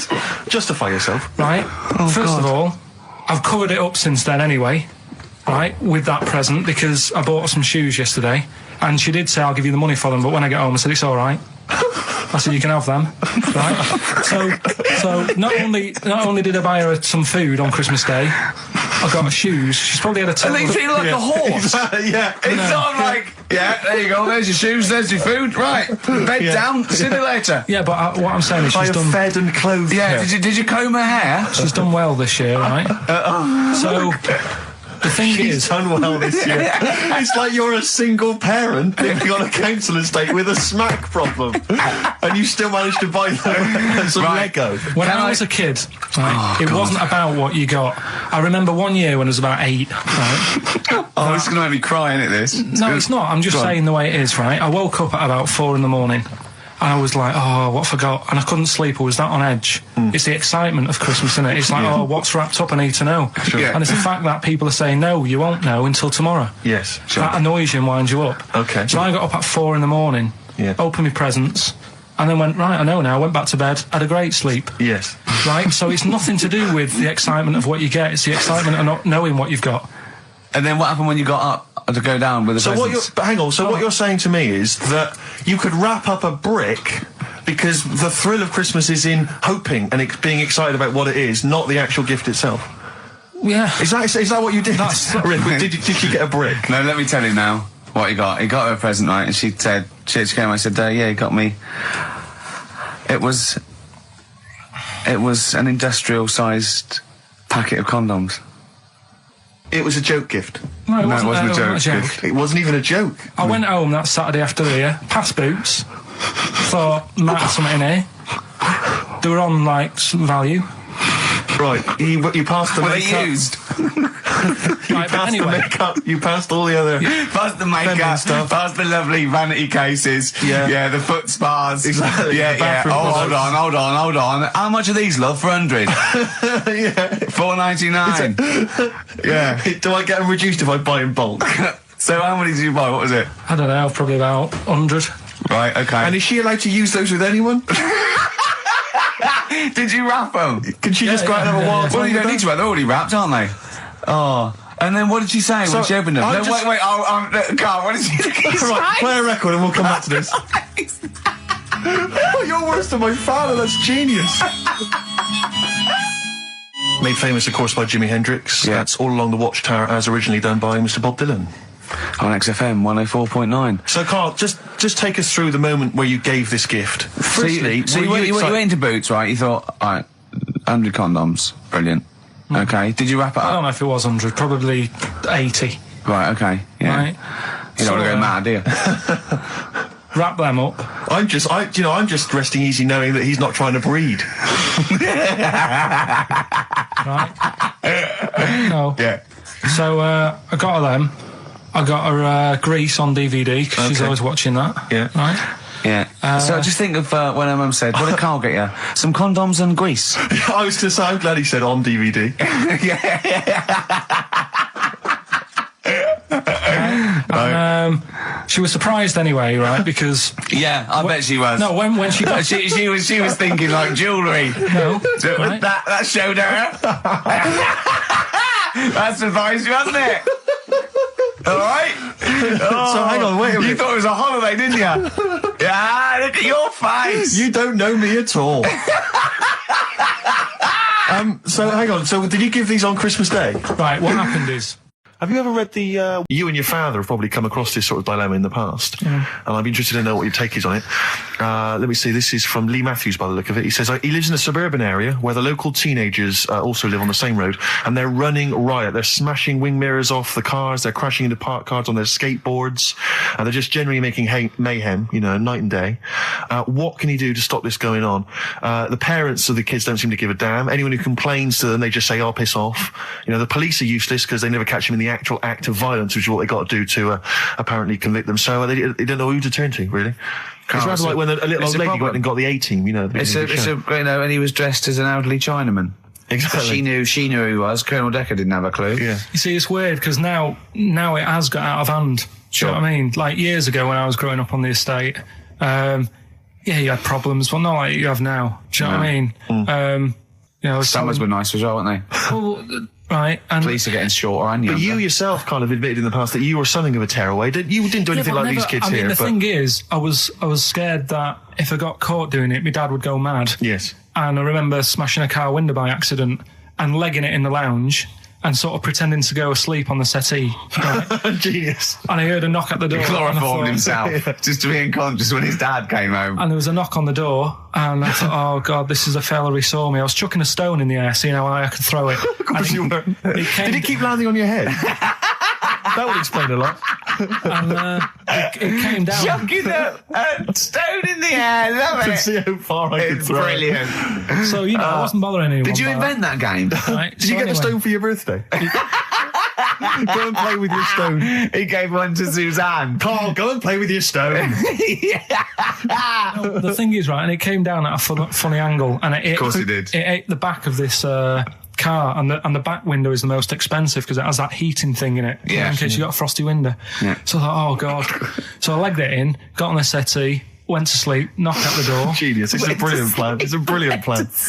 I couldn't be guilty. I'm asleep. So I love the idea. So the thing is, our lounge used to sort of, you could see in from the door, right? So this family who saw me do it, saw me asleep on the settee, and my mum said, go and get the door. And I sort of went, oh, as if I'd been asleep. Yeah. I went to the door, like, rubbing my eyes, and the fella said, what did you run off for? I saw you. I was like, oh, no.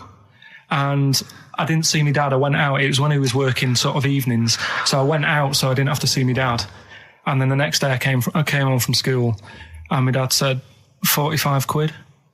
Ooh. That's all he said. That's all he He said. looked at me. And then you fell asleep and he went, wake up. You know what I said? No, 45 quid. Now the thing Carl. is, he didn't have to do anything. £45, Carl. Now, I know you were saving up for a brick, but you can't have it. Yeah. Just So, equally, if you're doing a bigger crime, Yeah. a bank job or yeah. a murder. Remember to take the stocking off your head, because if they wake you up and go, why have you got a stocking on your head? Yeah. Just go, oh, I had a weird dream. Right. Some people emailed in the songs with stories in it. One of them was Babushka, and he went, what's that? And I went, that's Katie Bush. I went, what is it? I said, oh, it's about a woman who dresses up as another woman and seduces her husband. He went, they wouldn't work. Just dismissed it like that. Why do you think it would work? Because you'd know. I mean, say like, right, Suzanne, right, who I go out with, right? She can see me from, say, if I'm coming down the high street. Yeah. She knows it's me by the way I walk. Right. So just the fact that this woman went and put a wig on, there is no... You haven't even heard the song! I know, but you're saying that she put a disguise on and he's like, oh, I fancy her, and he takes her out, and he doesn't know it's his missus. You're not buying it. I mean, I'm controlling this. Whereas the flea with your brain going to Glasgow, perfect sense. Yeah. Babushka, rubbish. Carl, can we have the tomato story after the next tune? Yeah. Bit of Coldplay. Yeah, love it. Yeah. And you wrapped bacon around your head. That's all the bloke knew as well. Yeah. And his name was Gary. Yeah. So I'm not having it. No.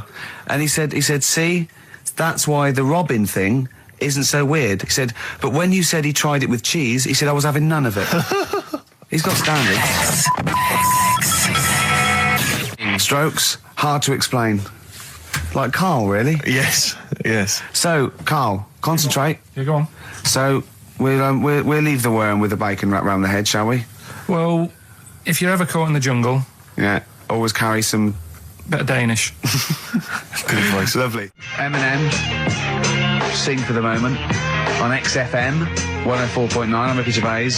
With me, Steve Merchant, with 5 little hamburgers. Got 5 burgers here, yep. And so I don't know, how should we begin, Carl? Do you want to just look at the size of these burgers? Look, they can see it on webcam, can't they? They can see us stuffing these burgers into your mouth. Hmm. And by the way, I'm filming this, Steve. Look, Brilliant. Look, I've got a little camcorder. We'll put this on unseen footage on a DVD or something. Or maybe on the website. On the Oh, Carl, what if you break the record? Okay, Carl, I'm coming round now to just monitor this and adjudicate. What's the web? If you want to see this on the webcam, what is it? xfm.co.uk. Right, okay. Hold on. Can I, Steve, I'm not being that? funny. I'm not being funny, right? But I think I have got like a bit of a wheat thing. You've got a bit of a what? A wheat allergy Oh, thing. don't give me that. No, seriously, my head's... I've been eating a lot of shredded wheat recently. And my head's got a bit bigger. Carl, I don't think you can let us down now, mate. So you just got to put that first. No, I can't put that like that in my mouth on its... I've got to break it up. I've got to break it up. Can't break it up. Can't break it up. It doesn't say you can on the rule thing. It does. It doesn't. I can't look. I physically can't. Try it. I can't look. I'd have to be Jay Goody to be able to do that. Seriously, look. Try it. Yeah, I know, but you're not approaching it right. That's it. Come on. That's all. Oh, God, he's not going to do one. Keep going. That's good work. Keep going. How do I get brilliant? Keep pushing. Ease it in. Ease it in. Keep pushing. Get one in at least. Ease it. Get one in at least. Get one in. Ease it in. Get one in. Push it. That's one. Let's go for another one. I reckon you've got to rip it up a bit. Okay, do that then. See how many you can get in. You've got to get in 2. No, just one.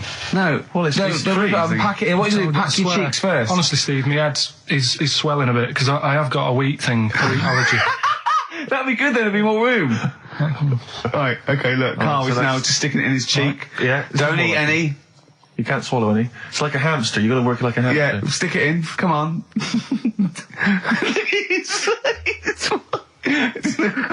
looks like Marlon Brando in The Godfather. Come on. Don't lose any yet. Right. Pack it in, then use your fingers to pack it in. Come on. Wedge it in. Like you're grating the bath. I can't do this either. Keep going. Keep going, don't give up so early. This is part of the problem. You just give up, Carl, too quickly. You failed again. It's like your history O level. Come on, Carl. Come on. Do something well. Succeed at something. Push it in. You've got nearly a half a burger there. Oh, I'll come round there. You're chewing. Don't chew. I've got a bit of food. I don't know what he said, but... Is that a whole one? No, it's not. I can see bits left. Come on, Carl. Come on, keep working at it. Keep working at it. But there's so much space in your mouth, I can see it. He's going red. Okay, we do another one. We're doing another one. Now and then. We're doing a... Oh, are you alright? Are you going to be sick? Are you alright? Alright. Oh God, should we play a record? He's making my eyes water now. Okay, I'll find a different one for you. Find a different one for What him. about most grapes eaten in 3 minutes? I'll go. Do you want to do that? Grapes are easy, aren't they? That's easy. Great. Come on, grapes are easy. Come on, don't make him laugh. He's choking. He's choking. Oh, Carl. Quick! Keep going, Carl. Come on! What happened? Did you just throw up? No! Don't make him laugh! Oh, Come on! we can make wine. Come on, Carl. You're doing so well, Carl. mate. I want to go. Come on. Only... Why are you making him laugh? That was a world record attempt. Come on. He's over. Keep going. Come on! You got 25 seconds. Come on. Oh, I think that was a shame, actually, because you were doing well, but something went wrong. I know, and I think those are bigger grapes than the ones I've seen before. They're quite big grapes. Look at his face, he looks so despondent. Come on, Carl, 8 seconds. Just a few more. 5. Come on, what's the matter? 2, 1. It's all over, Carl. It's all over. Better count how many you did. You can get good at this. We can get good at this over the weeks. I think that was a fairly pitiful attempt, actually. I really thought you had a... It's interesting, actually. These are harder records than you might think. Yeah, I know. 6, 8, 10. How do you feel after that record-breaking attempt? Not happy with that. What are you not happy about? The fella who did it, was he in hospital and just had loads of grapes? I was bored. I'm sure he wasn't producing a radio programme, that's for sure. Well, to be fair, neither are you. What was tricky about it? What did you find hard? I think having Ricky standing over me, sort of shouting, "Go on!" isn't normal. No. But that wasn't... He hasn't eaten any! Hold on, that's 50, they have to. That's quite a poor attempt then, by the seam of it. Would you think about trying to maybe do that again in a couple of weeks? Would you do some practice and try that again? Leave it for the experts. And I noticed a tricky point, maybe sort of when you had about 50 seconds to go, you seemed to be spewing things into the bin. What was that? Again, mainly Ricky standing over me. So. 88. He's got 88 left. Okay, so what's the mental arithmetic there? Because we put how many in? It was 150 in the thing, wasn't it? What did I say? What did I say I had left? Well, I'm not doing it again. 88. So you had 88 left. So 62. God, you're only at 62. What's the matter with you, Carl? There's people start you at 62. That is rubbish. That's disappointment. Let's leave that. So you failed on 2 world record attempts there. 62, and the records that is rubbish. What were you doing? Oh yeah, but like I said, I've got a small throat. I can't drink a drink quick. Ever since the Mr. Freeze Pops when I was 6, that I nearly choked on, I nearly died on. I can't go back. It'd be like asking I don't know. Someone who got run over to play Frogger or something. What's Frogger? This is the Best Of Show on XFM 104.9. I'm Ricky Gervais, with me Stephen Merchant. Yes. I hope you're enjoying the Best Of. I'll tell you something I do know. Go on. Right? But I can't really get a question out of it. Go on, just tell us. Just looking through some of the news stories that Carl did make it into Carl's news roundup. Yeah. This one you might be interested in. Headline: Woman says partner ran off to become vampire. Yeah. And it says a young mother says her partner has dumped her to become a vampire. Rebecca Roberts from Somerset says Matthew Barrett fell for a blood-worshipping woman in a US cult. The 23-year-old mother says he began shaving all his body hair, dressed in black, and used Rebecca's lipstick to redden his eyes. Rebecca caught him performing weird blood rituals in front of his computer at night, cutting himself to prove commitment. She said, "I thought it was just a hobby."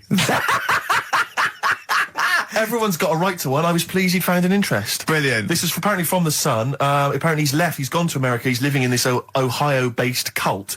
But it's the last bit where she's been asked whether or not, if he came back, would she take him back? Sure. And this is where I wonder if the journalist, you know how journalists are supposed to just report the news, be objective. Yeah. I wonder if maybe the journalist here has maybe had some interference. Made the quote better for them than... Go on. Because it says, I never thought this would take over his life. Now, if he came back, I'd say fangs, but no fangs. Oh, dear! I can't believe. Imagine you're the woman, Rick. Okay. And I've come round. You're the journalist. I'm the journalist, and I've come in and I've said, okay, I read about this. All I have to do is not say that thing. You've come. I understand you're obviously quite upset. Your husband's gone gutted. off. If he came back, would you take him back? Definitely not. Right. What would you say to him then if he came back? Just get lost. Right, but I'm really pissed off with you. Would you perhaps say something a bit more pithy? Not in this situation, no. You're upset? He cuts himself, he drinks blood, he's left me. Sod off. I'm not interested, mate. Because I tell you what. Go on. I mean, I like what you said there, but I wonder if we could condense that a bit more. If he came back, would you say... Go away. Would you ever say something like, thanks, but no thanks? No, because it makes it flippant, because I'm really angry. I know you're annoyed. And I'm upset, so I wouldn't say... I certainly wouldn't say thanks. I might say no thanks. But what if you sort of said it like aggressively, like you're giving him the finger, thanks, but no thanks? Like you didn't really mean sort it. of sarcastically? Sarcastically, would you possibly say I that? might say thanks, but no thanks, and that'll be it. And that's and I'd leave it there. I'd never change that. Sure. I'd never change those words. Can I ask you a question? Go on. Do you like puns? Hate them. Right. I don't like Countdown. I don't like QI. I don't like any of those posh Cambridge, Oxford types. I hate puns. If you had to say thanks but no thanks in the form of a pun, what would you maybe say? I wouldn't. I never would. Right. I'd say thanks but no thanks. I would.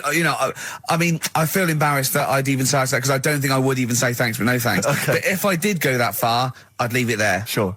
So, have you ever noticed, as I have, go on, the similarity between the word thanks and fangs? Not really. It's very similar. Not thanks, really. Fangs, F-T-H, there's a K. Fangs very much. G, it's A and S. Well, the A, the N and the S, but that's about it. Would you agree it sounds marginally similar? Yeah, Is it possible you might one day say fangs but no fangs? I wouldn't know. Right.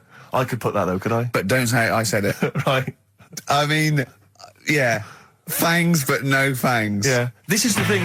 Just, if you ever read an article in The Sun, The Mirror, anything, do not believe it. Really seriously question and query it, because... If it ends with fangs, no fangs. If it ends with a pun, almost certainly they never said it. Yeah.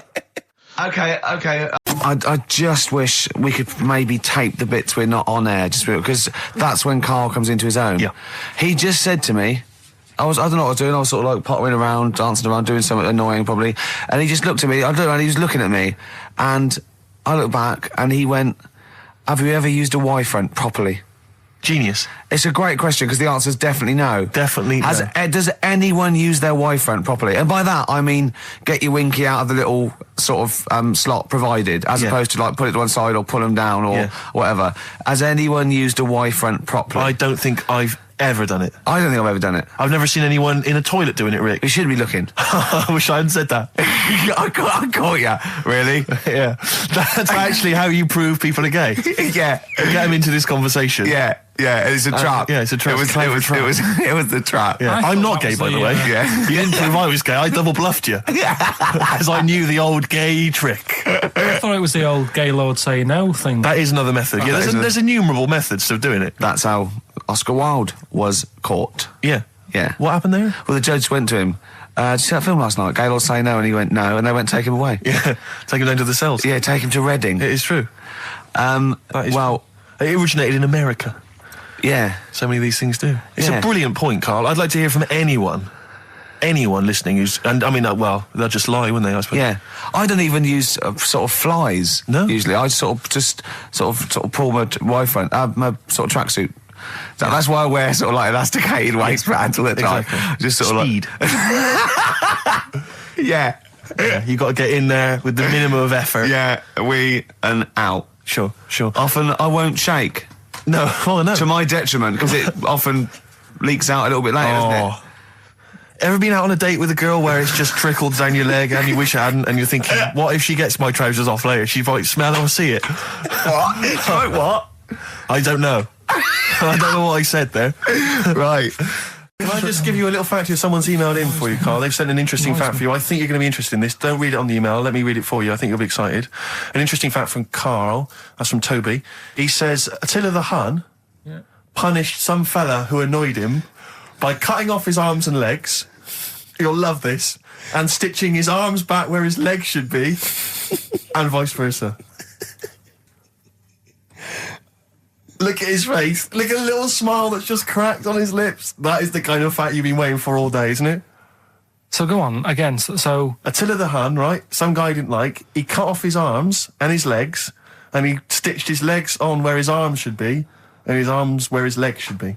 Look at him looking at his body, trying to picture it. Yeah. I'll let it sink in for a little while, then I'll ruin it for him. Carl, what are you thinking? I'm just picturing it. Right, he would have died. It would have been tokenistic. There's no way that person could have lived through it. So it was just for Attila the Hun's fun. He probably put him on a stick outside his gate or something. There's no way in those days that he could have gone through complete limb amputation and... So would he have wore a jumper for pants? Do homeless people ever think, I think I'll have an early one tonight? Right, that's what got me thinking. It's a bit weird, the whole lifestyle of it, the fact that he had an early night. So the fact, what if it's a bit weird that he's sleeping not in a home, but on the street? No, it's just that if I was homeless, I'd probably stay up quite late, because it's not nice. Do you know what I mean? What are you talking about? Just being homeless isn't a good thing, is it? No. People forget how bad it is. Yeah. Right? But surely sleeping gets you out of reality. They sleep because they're tired. They can't sleep very well, so they need all the sleep they can get. Yeah, but sleeping's nice if you've got a nice big bed. What, you think that they can go, I'll stay up, I'll go to bed at 2, I'll go straight to sleep and I'll pop up at 8 when the alarm clock goes off? Well, it's just what I was thinking, right? So I was thinking how bad it is, and it's, especially this time of the year, Yeah, it's terrible. It's the really worst thing.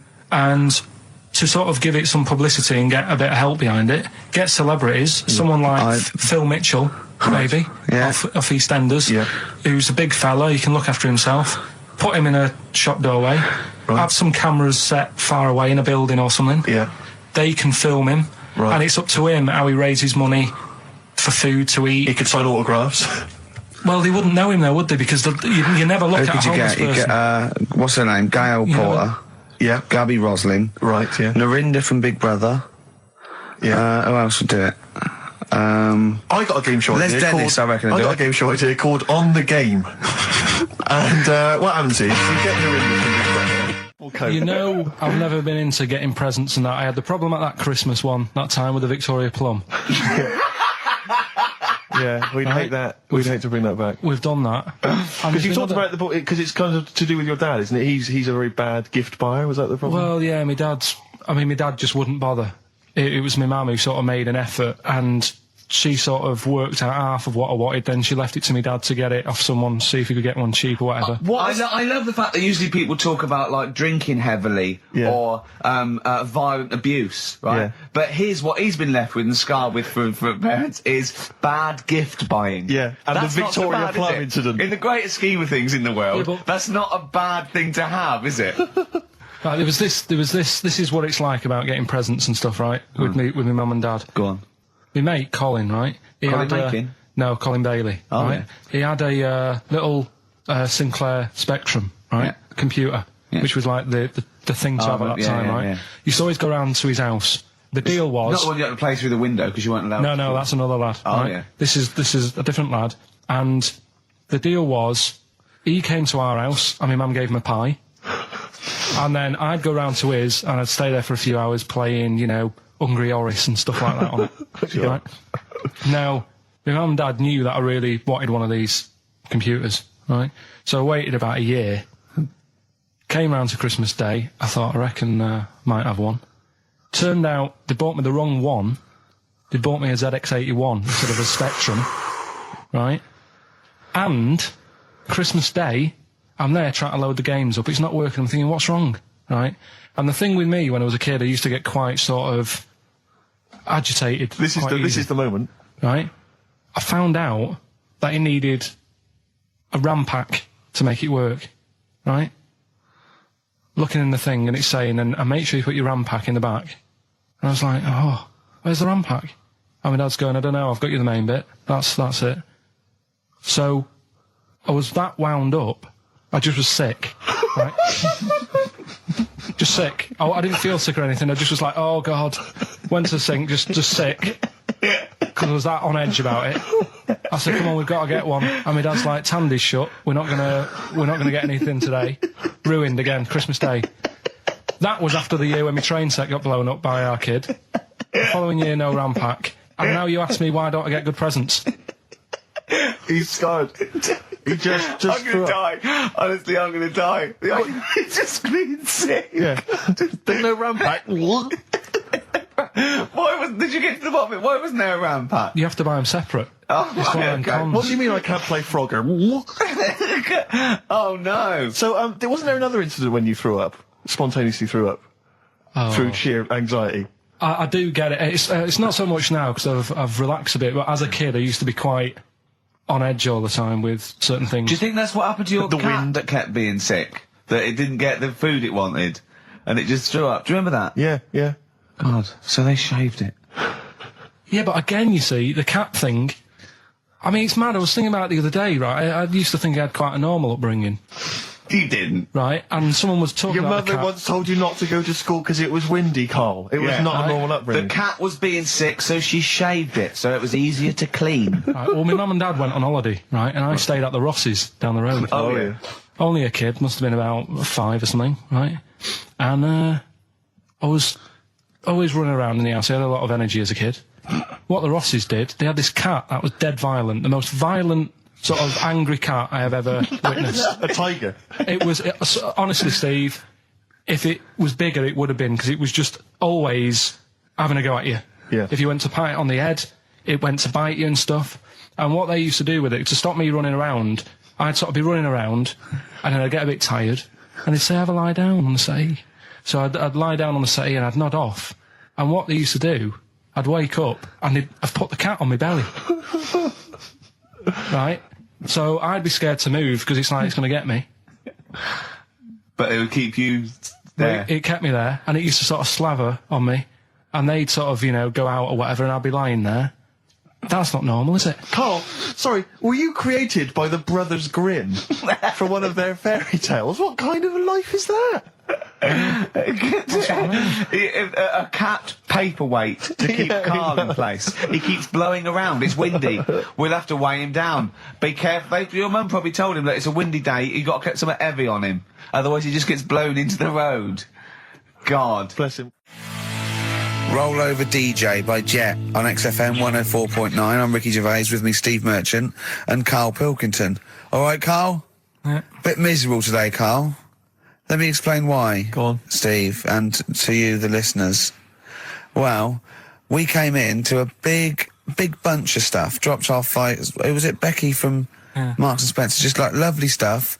Food, presents for the cat, books, just, you know, to Ricky and Steve. Ricky and Steve who do the show, right? Ricky Gervais and Steve Merchant. GQ presenters of the year. Creators of The Office, right? Award winning. Carl's looking over. I go, well, maybe, it's not for you, no. And then he told me why he's grumpy anyway. Go on. Do you know what XFM are giving everyone? How long have you been here? About 6 years. What are you getting for Christmas from XFM? 2 CDs. Is that of your choice, or do they choose them? All right. Here we are then. 1 o'clock. Yeah. Hey. XFM. I'll tell you what you should play. No, I'll tell you what, before you say, Yeah. we're back then. Yeah. We're back in town. Well, that was what I was going to say. You should play Boys Are Back in Town. No, this is Boys Are Back in Town. You should play that then. This is just a sec. Talk then. Someone should talk. It's obviously already a shambles. Can you believe that? I'm amazed that we're back on the air and it's already a shambles. What are you doing? What? What are you talking about? I'm talking. No one was speaking. The record was ending. No one was speaking. It was just. Well, I might shut off. Already, I might shut off. It's like nothing's changed. Boys Are Back in Town on XFM 104.9. We're back then, aren't we, Carl? I'm Ricky Gervais, with me Stephen Merchant and Karl Pilkington. I'm not coming back. I'm definitely not coming back. Oh, care that I'm not coming back. Rick, I seem to remember the end of the last time we were on. What was that, 3 months ago? Yeah, 3 months ago. Carl said he's never going to do the show again. There was nothing that was going to bring him back. Yeah. He didn't enjoy it, wasn't going to do it.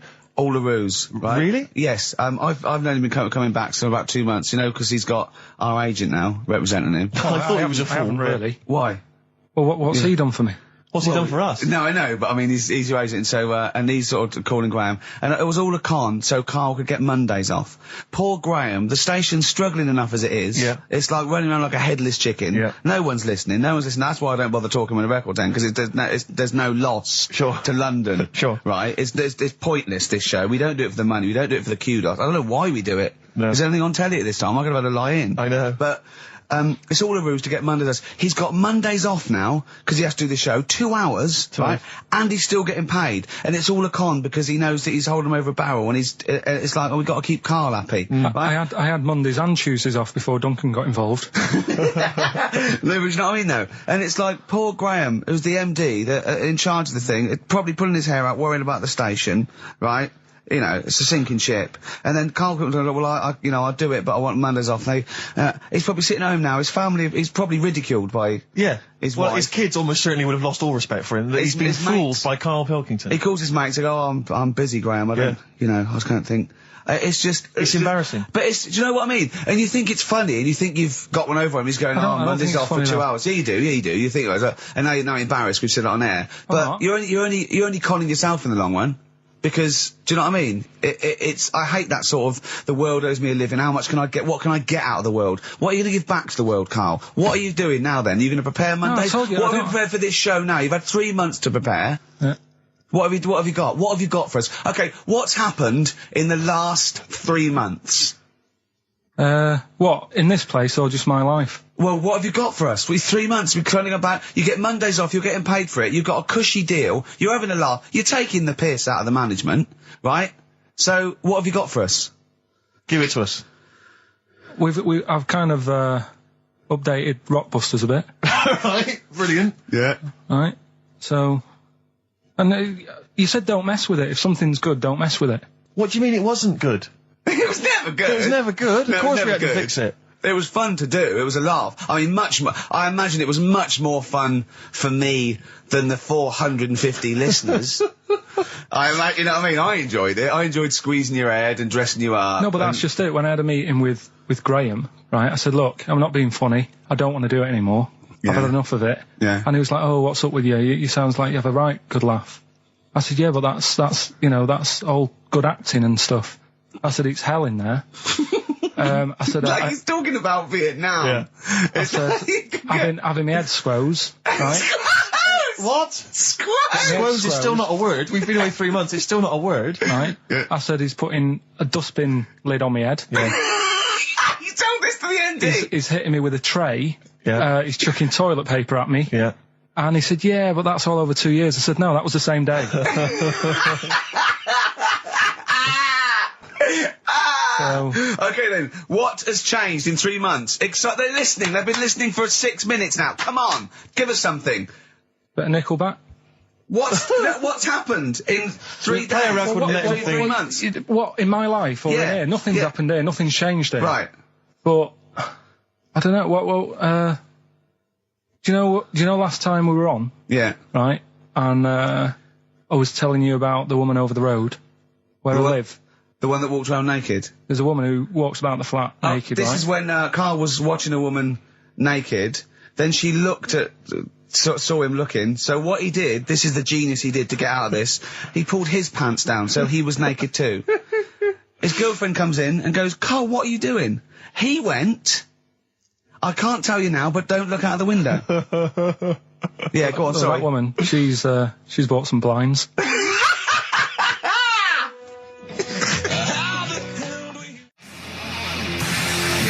Darkness. I believe in a thing called love on XFM 104.9. I'm Ricky Gervais. You're Steve Merchant. Sure. That's little Karl Pilkington over there. Where is he? There he is. There he is, yeah. All right. Yeah. Hey. Back together again. The old gang. Yeah, it started last week. Yeah, I think triumphant return. I think it went well last week, didn't it, Carl? Good show, wasn't it? You loved it, didn't you, Carl? Brilliant, right? Yeah? Yeah.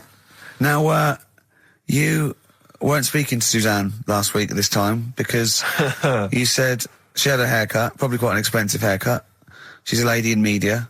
She's got to look good. She probably doesn't go to the barber like you or just shave it at home. Probably spent quite a little bit of money on it. She came home.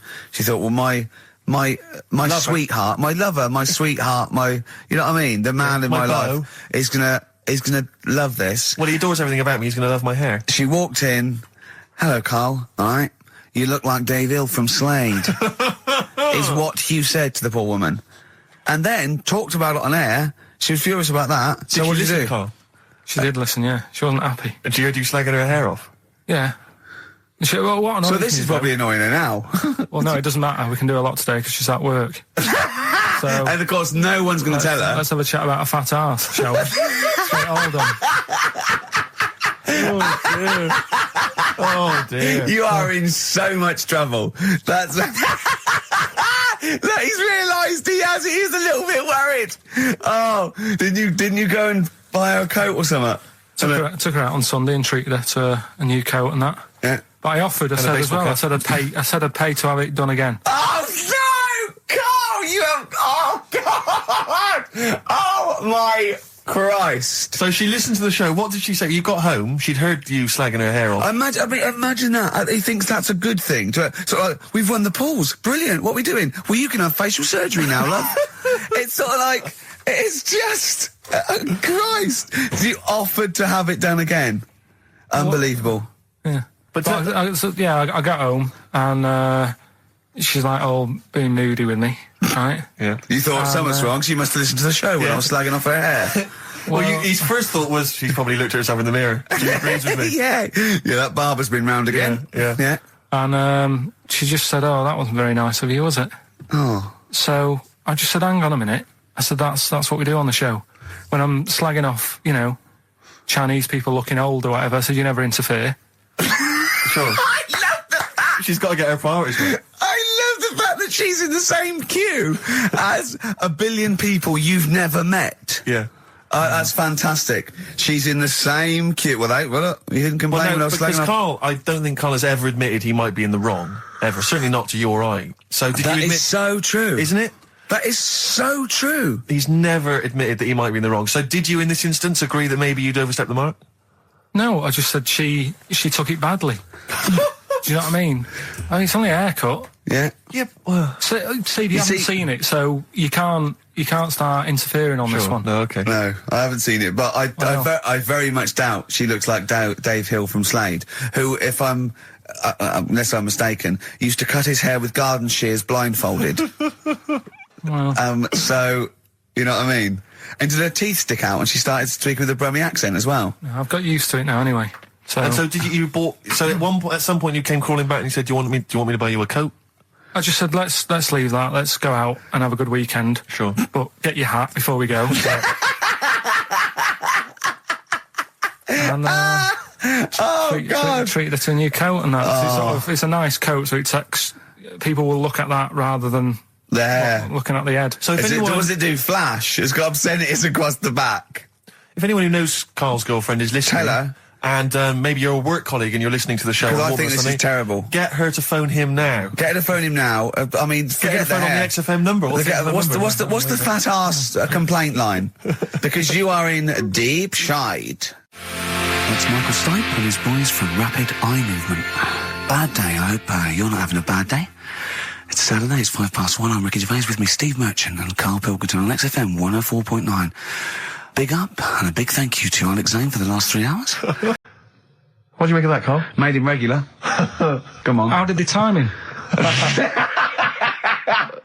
Most live rattlesnakes held in the mouth? 8 live rattlesnakes held by, it just says an idiot. Yeah, this gives you an idea, Carl. Talking of idiots. Do you want to get into Guinness World Records? No. Carl, come on, that'd be brilliant. There's things in there that are just absolutely anyone could do. Like that one in Big Brother, I was watching it, and it was balancing sugar lumps. I want to go. How many people try that? If there's schools around Britain going, listen, we've got to get in the Sugar Lump Award. It's grassroots level. There's not enough kids balancing sugar lumps. How can we compete in the world market? I was looking at it last night, and there was one about the farthest that a dog swam. I think it was something like 9 miles, but it had no choice, did it? Do you know what I mean? He took it out to the Atlantic or something, and so it didn't want to do it. Threw it in the water. Yeah. So it's not all right to put it in a bin bag and chuck it in a canal. No. But, it's for a world record. Yeah. 9 miles it did. Oh, God. Possible ones that you could do, Carl. What's the most Forrest Gumps fitted in one wheelie bin?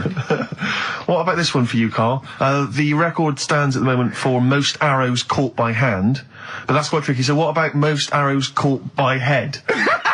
Yeah. And you would just fire arrows at your head? They wouldn't. It would just skim off him. Do you think so? Yeah, the roundness. It would never actually get any sort of, connection. Fastest human crab. Could you do that? Oh, do that. Can you form the crab? Can you do that? What's that? It's just like go bending over backwards and running. Do that. No. Right, what about, what would you be good at? what about hamburger stuffing? Oh, right, Carl. All right. In the mouth, you mean? Well, it says the record for stuffing the most regulation-sized hamburgers, including buns, in the mouth at one time is how many? How many hamburgers with buns in the mouth? So this is just... You're not swallowing anything, you've just got stuffing in your mouth. You'd be so good at this because your shape of your head. You've got a shape... His head's just like Hamburglar. You'd be good at this, man. Yeah. Honestly, you'd be perfect. You look like Zippy. And the great thing is your head's empty, so you could get more in there. Do you know what I mean? This guy had a brain to contend with. Do that. What is it? Is it possible? Is it mental? How many do you think it was? There were 3 burgers in buns. What do you reckon, Carl? What, how quick he ate them? He didn't eat them, it's just how many he can stuff in his face. So literally hold them within his cheeks and his mouth, but don't swallow anything. So what, how many burgers? How many burgers did he manage to get into his face? So it's a fella, he's not... Yes? About 5? No, 3.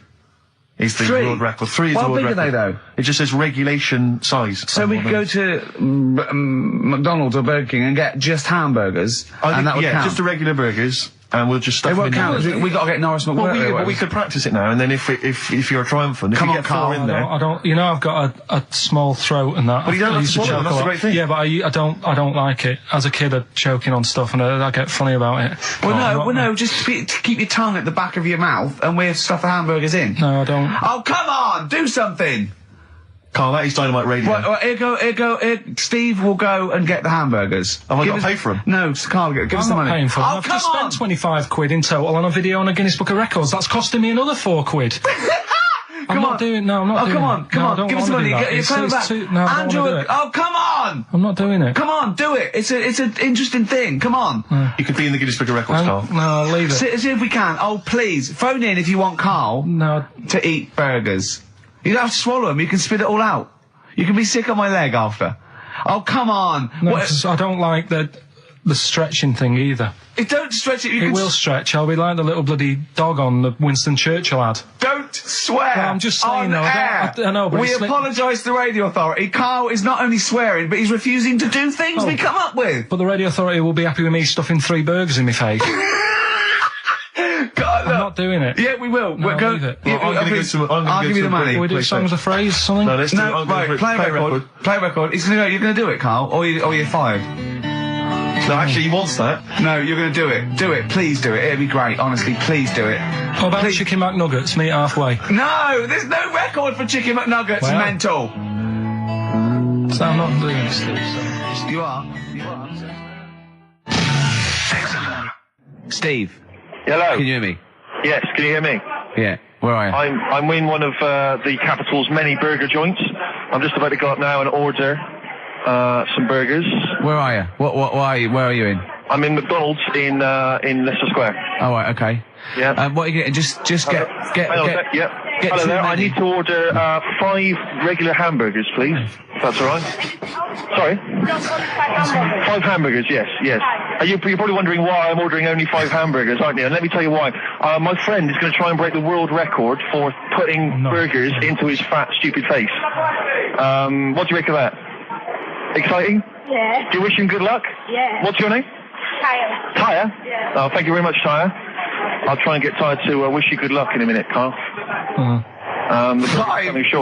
Five should be enough. The world record is what? 3? 3, yeah. Okay, good. I don't know what. Oh, here we go. How much is that? $3.45. $3.45 for 5 hamburgers. It's good, isn't it? It's good value. It is really, isn't it? Really, yeah. I mean, if there's anyone from from McDonald's listening, they probably want to give us some free stuff, I would have thought. I would have thought, right? Would you just wish my friend good luck before you're just on the end of the line there? Just say good luck, Carl.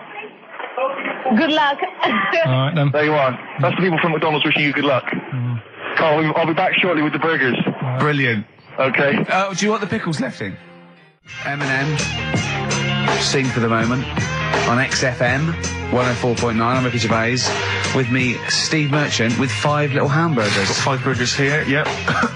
And so I don't know, how should we begin, Carl? Do you want to just look at the size of these burgers? Look, they can see it on webcam, can't they? They can see us stuffing these burgers into your mouth. And by the way, I'm filming this, Steve. Look, Brilliant. Look, I've got a little camcorder. We'll put this on unseen footage on a DVD or something. Or maybe on the website. On the Oh, Carl, what if you break the record? Okay, Carl, I'm coming round now to just monitor this and adjudicate. What's the web? If you want to see this on the webcam, what is it? xfm.co.uk. Right, okay. Hold on. Can I, Steve, I'm not being that? funny. I'm not being funny, right? But I think I have got like a bit of a wheat thing. You've got a bit of a what? A wheat allergy thing. Don't give me that. No, seriously, my head's... I've been eating a lot of shredded wheat recently. And my head's got a bit bigger. Carl, I don't think you can let us down now, mate. So you just got to put that first. No, I can't put that like that in my mouth on its with. I've got to break it up. I've got to break it up. You can't break it up. Can't break it up. It doesn't say you can on the rule thing. It does. It doesn't. I can't look. I physically can't. Try it. I can't look. I'd have to be Jay Goody to be able to do that. Seriously, look. Try it. Yeah, I know, but you're not approaching it right. That's it. Come on. That's all. Oh, God, he's not going to do one. Keep going. That's good work. Keep going. How do you make it brilliant? Keep pushing. Ease it in. Keep pushing. Get one in at least. Ease it. Get one in at least. Get one in. Ease it in. Get one in. Push it. That's one. Let's go for another one. R.E.M. Night Swimming. It's a lovely song, isn't it, Carl? Huh? XFM 104.9. I'm Ricky Gervais with me, Steve Merchant. Carl, disappointing. You couldn't even get one whole burger in your mouth. I did kind of. Yeah, but there was a bit sticking out. It just looked messy. But you were saying about putting it in whole, and I don't think that's the rule. Okay. It's like you can get more in a suitcase if you put things in properly. So you don't just get all your clothes and chuck them in. So it's about, I reckon you've got to rip it up a bit. Okay, do that then. See how many you can get in. You've got to get in 2. No, just one. No. Well, it's crazy. Pack it in. What do you do? Pack your cheeks first. Honestly, Steve, my head is swelling a bit because I have got a wheat thing, a wheat allergy. That'd be good. There'd be more room. Right. Okay. Look, Carl is now just sticking it in his cheek. Yeah. Don't eat any. You can't swallow any. It's like a hamster. You got to work it like a hamster. Yeah. Stick it in. Come on. He looks like Marlon Brando in The Godfather. Come on. Don't lose any yet. Right. Pack it in, then use your fingers to pack it in. Come on. Wedge it in. Like you're grouting the bath. I can't do this either.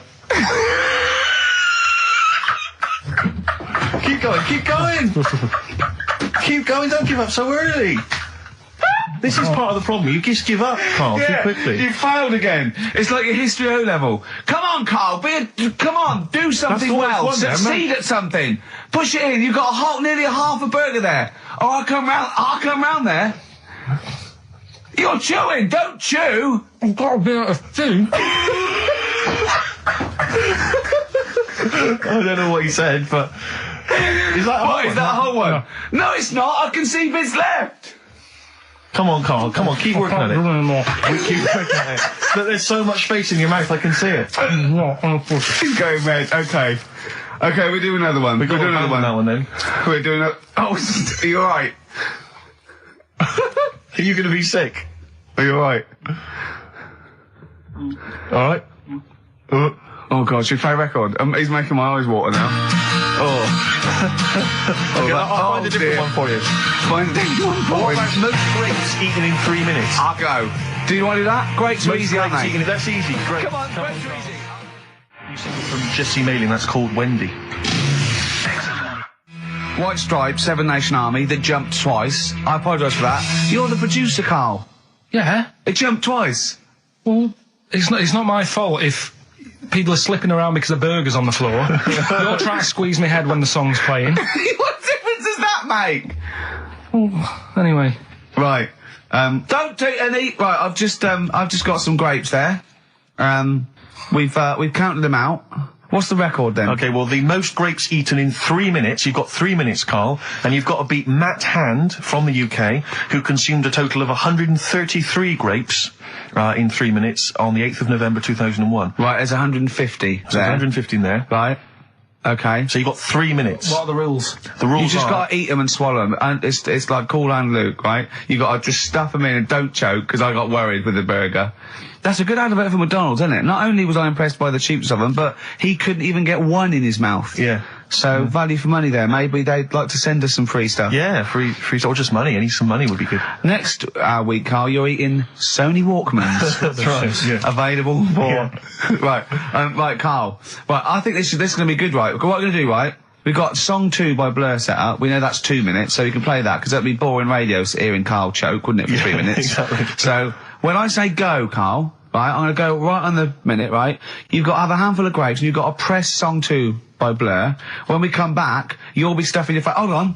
You don't ever do that. How can you work the buttons? I can do that. No, I don't think you can. You cannot touch the grapes until the opening note of Song 2 begins. When the Blur 2's, when Song 2 stops, can we just push up the fader so because you'll be stuffing your face? We're almost. Let's go. If we go. Okay. Any second now. Okay. Right. Okay. 3, 2, 1, go! And he's off. That's good work from Carl there. He's approaching it cautiously to begin with. Cautiously. And he's keeping let's just, just keeping people up. Come on, don't make him laugh. He's choking. He's choking. Oh, Carl, quick! Keep going, Carl. Come on! What happened? Did he just throw up? No! Don't make him laugh! Oh, come on! We can make wine. Come on, Carl, you're doing so well, Carl. mate. I want to go. Come on, only... Why are you making him laugh? That was a world record attempt. Come on, he's over. Keep going. Come on, you got 25 seconds. Come on. Oh, I think that was a shame, actually, because you were doing well, but something went wrong. I know, and I think those are bigger grapes than the ones I've seen before. They're quite big grapes. Look at his face, he looks so despondent. Come on, Carl, 8 seconds. Just a few more. 5. Come on, what's the matter? 2, 1. It's all over, Carl. It's all over. Better count how many you did. You can get good at this. We can get good at this over the weeks. I think that was a fairly pitiful attempt, actually. I really thought he had a... It's interesting, actually. These are harder records than you might think. Yeah, I know. 6, 8, 10. How do you feel after that record-breaking attempt? Not happy with that. What are you not happy about? The fella who did it, was he in hospital and just had loads of grapes? I was bored. I'm sure he wasn't producing a radio programme, that's for sure. Well, to be fair, neither are you. What was tricky about it? What did you find hard? I think having Ricky standing over me, sort of shouting, "Go on!" isn't normal. No. But that wasn't... He hasn't eaten any! Hold on, that's 50, they have to. That's quite a poor attempt then, by the seam of it. Would you think about trying to maybe do that again in a couple of weeks? Would you do some practice and try that again? No, leave it. Leave it for the experts. And I noticed a tricky point, maybe sort of when you had about 50 seconds to go, you seemed to be spewing things into the bin. What was that? Again, mainly Ricky standing over me. So. 88. He's got 88 left. Okay, so what's the mental arithmetic there? Because we put how many in? It was 150 in the thing, wasn't it? We've also got a new feature, Cheeky Freak of the Week. That's a new feature, isn't it? That's a new feature. Cheeky Freak of the Week. Let's do Cheeky Freak of the Week. What is the cheekiest freak of the week? I'm just going to apologise now. I've just had freaks. Sorry to freaks. Okay, right, go ahead. Well, I say it's a new feature, but we've sort of touched on it in the past with... We always talk about freaks. Hairy Chinese Kid. Yeah. We've had the Pillow Man. Yeah. Oh, you called a draft excluder? Just make a note of that, would you, Rick, on the list? People without arms and legs. But at least, you see, the Pillow Man, what do you picture? Because I was saying to Ricky in the week, right, I'm a great fan of the Elephant Man. That's his favourite freak. Of all the freaks, Do you know why he said? He said because you get what you pay for. When someone says the Elephant Man, you get what it says on the tin. Right. You know you're going to get it. Yeah. Do you imagine, Steve, if you had a mate and you said, where are you going? He said, I'm going to go see my mate. And you go, which mate? And he said, the Elephant Man. Yeah. Straight away, you haven't even met him, but you know what he's going to look like. Yes. Right? That's what I like about that. Hairy Chinese Kid. Yeah, you know what you're going to get. Pillow Man. Yeah. Not so good. What does that mean? It could be one of those big fat things on that show, couldn't it? A big pillow, like a... Yeah.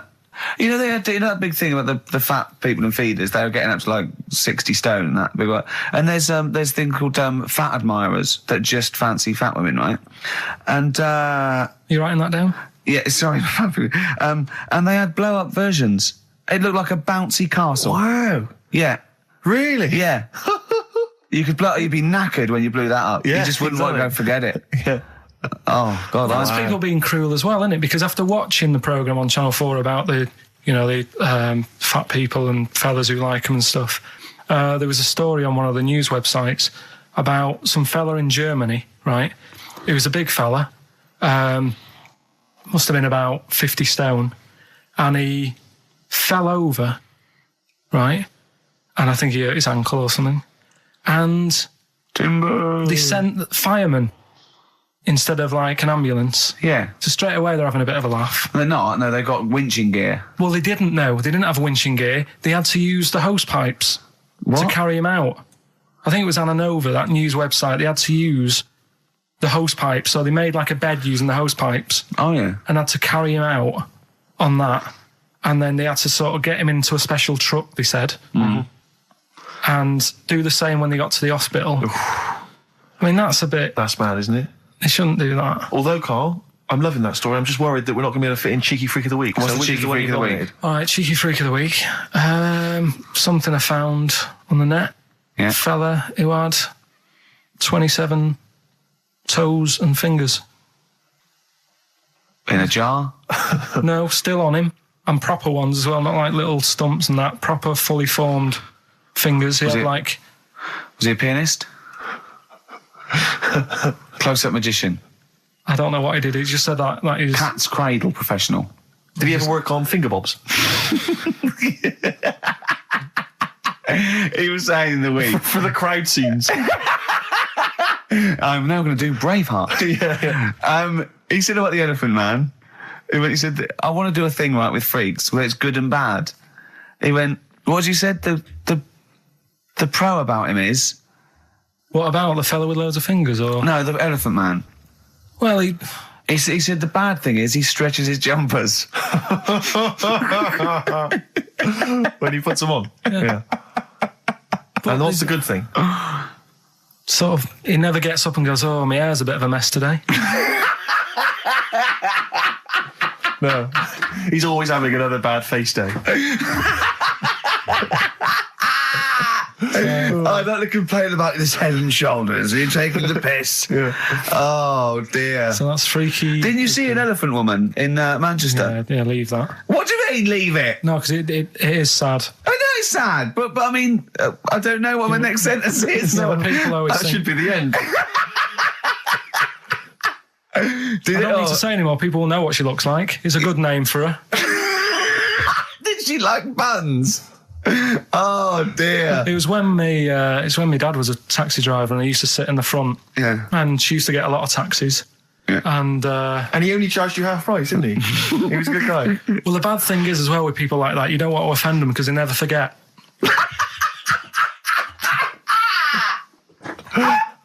Oh, Carl! Karl Pilkington. I was sat in the front of the cab, and my dad goes, right, we're going to go and pick I can't even tell you the name. These guys, just evil. Right? What do you mean? No, leave it. So she's got... No, Carl, please. tell me what he said. No. You've already stitched him up his Stephen things from Little Welsh I don't fellas. care. Right, what did he call her? Steve, back No! this. I really Carl, don't want to be fair, our opinion of him is already pretty low. Look, tell me what he said. No, it's not. I'm scared of what my dad gets. It's the person who's got the She's thing not wrong. listening, is she? Well, her headphones wouldn't fit on her head. Tell me what he called her. I don't want to. Tell me what he called her, Carl. I'm getting angry, man. Tell me what he called her. No, I'll leave that. Honestly, Tell me what he... It doesn't matter. Tell me what he called her. Carl, just... I'm going to go... Sushi, I want to know what he called her. Right, you're not going to stop this show. We're not doing the next show until you tell me what he called her. What did your father call the elephant head woman? Tell me. Spudhead. How old were you? I don't know, about 9. Did you laugh? So did you expect to see a potato with a dress? He did sort of, again, it's a good name. Do you know what I mean? I had an idea of what it was going to be about, and he said, do you want to stay in the car, take you home, because you can't... Spudheads, you got lovely eyes. Can't. Come on, man. That's it, by the way. Is that all of it? Cheers. Goodbye. Brilliant. Well, let's end with LL Cool J. Yeah. Was it last week? There was a programme on about the child who was older than her mum. A child that was older than her mum? Yeah, right, he was looking forward to as much as Oliver, the humanzee. Humanzee, yeah. And I didn't see it in the end. Did you miss it as well? I missed it. So and is what it is this little girl, and she's got an ageing thing. So he was telling me about this. So it's all from him. He went, what it is, right? She's about 5, right? But she's aged, so she's actually 90. Right? And I went, oh God, really? He went, yeah. And then he went, could she get served in an off licence? I went, no. He went, well, that's not fair. I went, what do you mean? He went, well, I said, she's 5 years old. She's a 5-year-old girl. He went, yeah, but she's got the body of a 90-year-old. So, oh God, let her have a fag. Wouldn't you let her have one, is she? If she asked. Yeah. If you worked in an off licence and she wandered in, right, and... So she's 2'6". Well, I don't know, because I haven't seen it. I don't know that much about it. Yeah, she's a 5-year-old. She's 2'6". It's just an ageing process, which is a degeneration of the cells, like what ageing is. It doesn't mean she grew into a 90-year-old woman with a scarf No, exactly. going around the streets. What did you imagine it looked like? I don't know. I mean, she's ageing fast, yeah? Yes, but it's more to do. It's not. Yes, yeah. Because it was saying that her mum and dad are pretty stressed out about it, and I kind of thought, well, you'd be forever buying birthday presents. It's not like she's morphing through various ages. Like, my God, look, she's 58 today. 59, we can't keep up. Well, how's It's not that. It's not like she's got... it has the same effect as aging on the body. So at a cellular level, there's a degeneration as quick as if she'd gone through. I don't know. I got this from you. I'm guessing, Carl. It's not like she's watching Top of the Pops one week and she's loving it, then the next week she's going, I can't understand what they're saying. Yeah. It's not like music it's all in my bland day. dance. I remember when I was 4.5. They were real bands. Now, that S Club 7 were excellent. Yeah. But what's this tripe? S Club. But if she wants a fag... She's 5 years old, Carl. But she's got to experience everything in a short spell of time. Do you know what I mean? You've got time to sort of... I think you're thinking of her life like that Fatboy Slim video, where it starts off as something crawling out of the sea and then it evolves really quickly over 3 minutes. I think that's not the case, Carl. Her mind isn't... She isn't aging in her mind at the same time. No, she's not living a whole life in 3 weeks. It's just her body is degenerating quicker than it should. So if you worked in odd bins, you wouldn't serve her with a bottle of wine? No, I probably wouldn't. Well... Unless she had some ID, which would probably be cruel, isn't it? I said, well, on that and on top of all her other problems, he wouldn't even give her a glass of... Yeah, a bottle of wine. And her ID wouldn't look right because she's aging all the time. The photo would never match. Yeah. Look at my hair there. That was last week. Well, it was 2002. Exactly.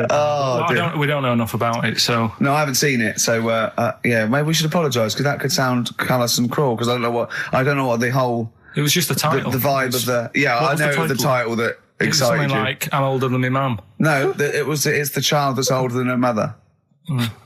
Well... Yeah. So that was weird. There was some good stuff on in the week. You missed that, did you? You didn't watch that? Didn't see that. Saw...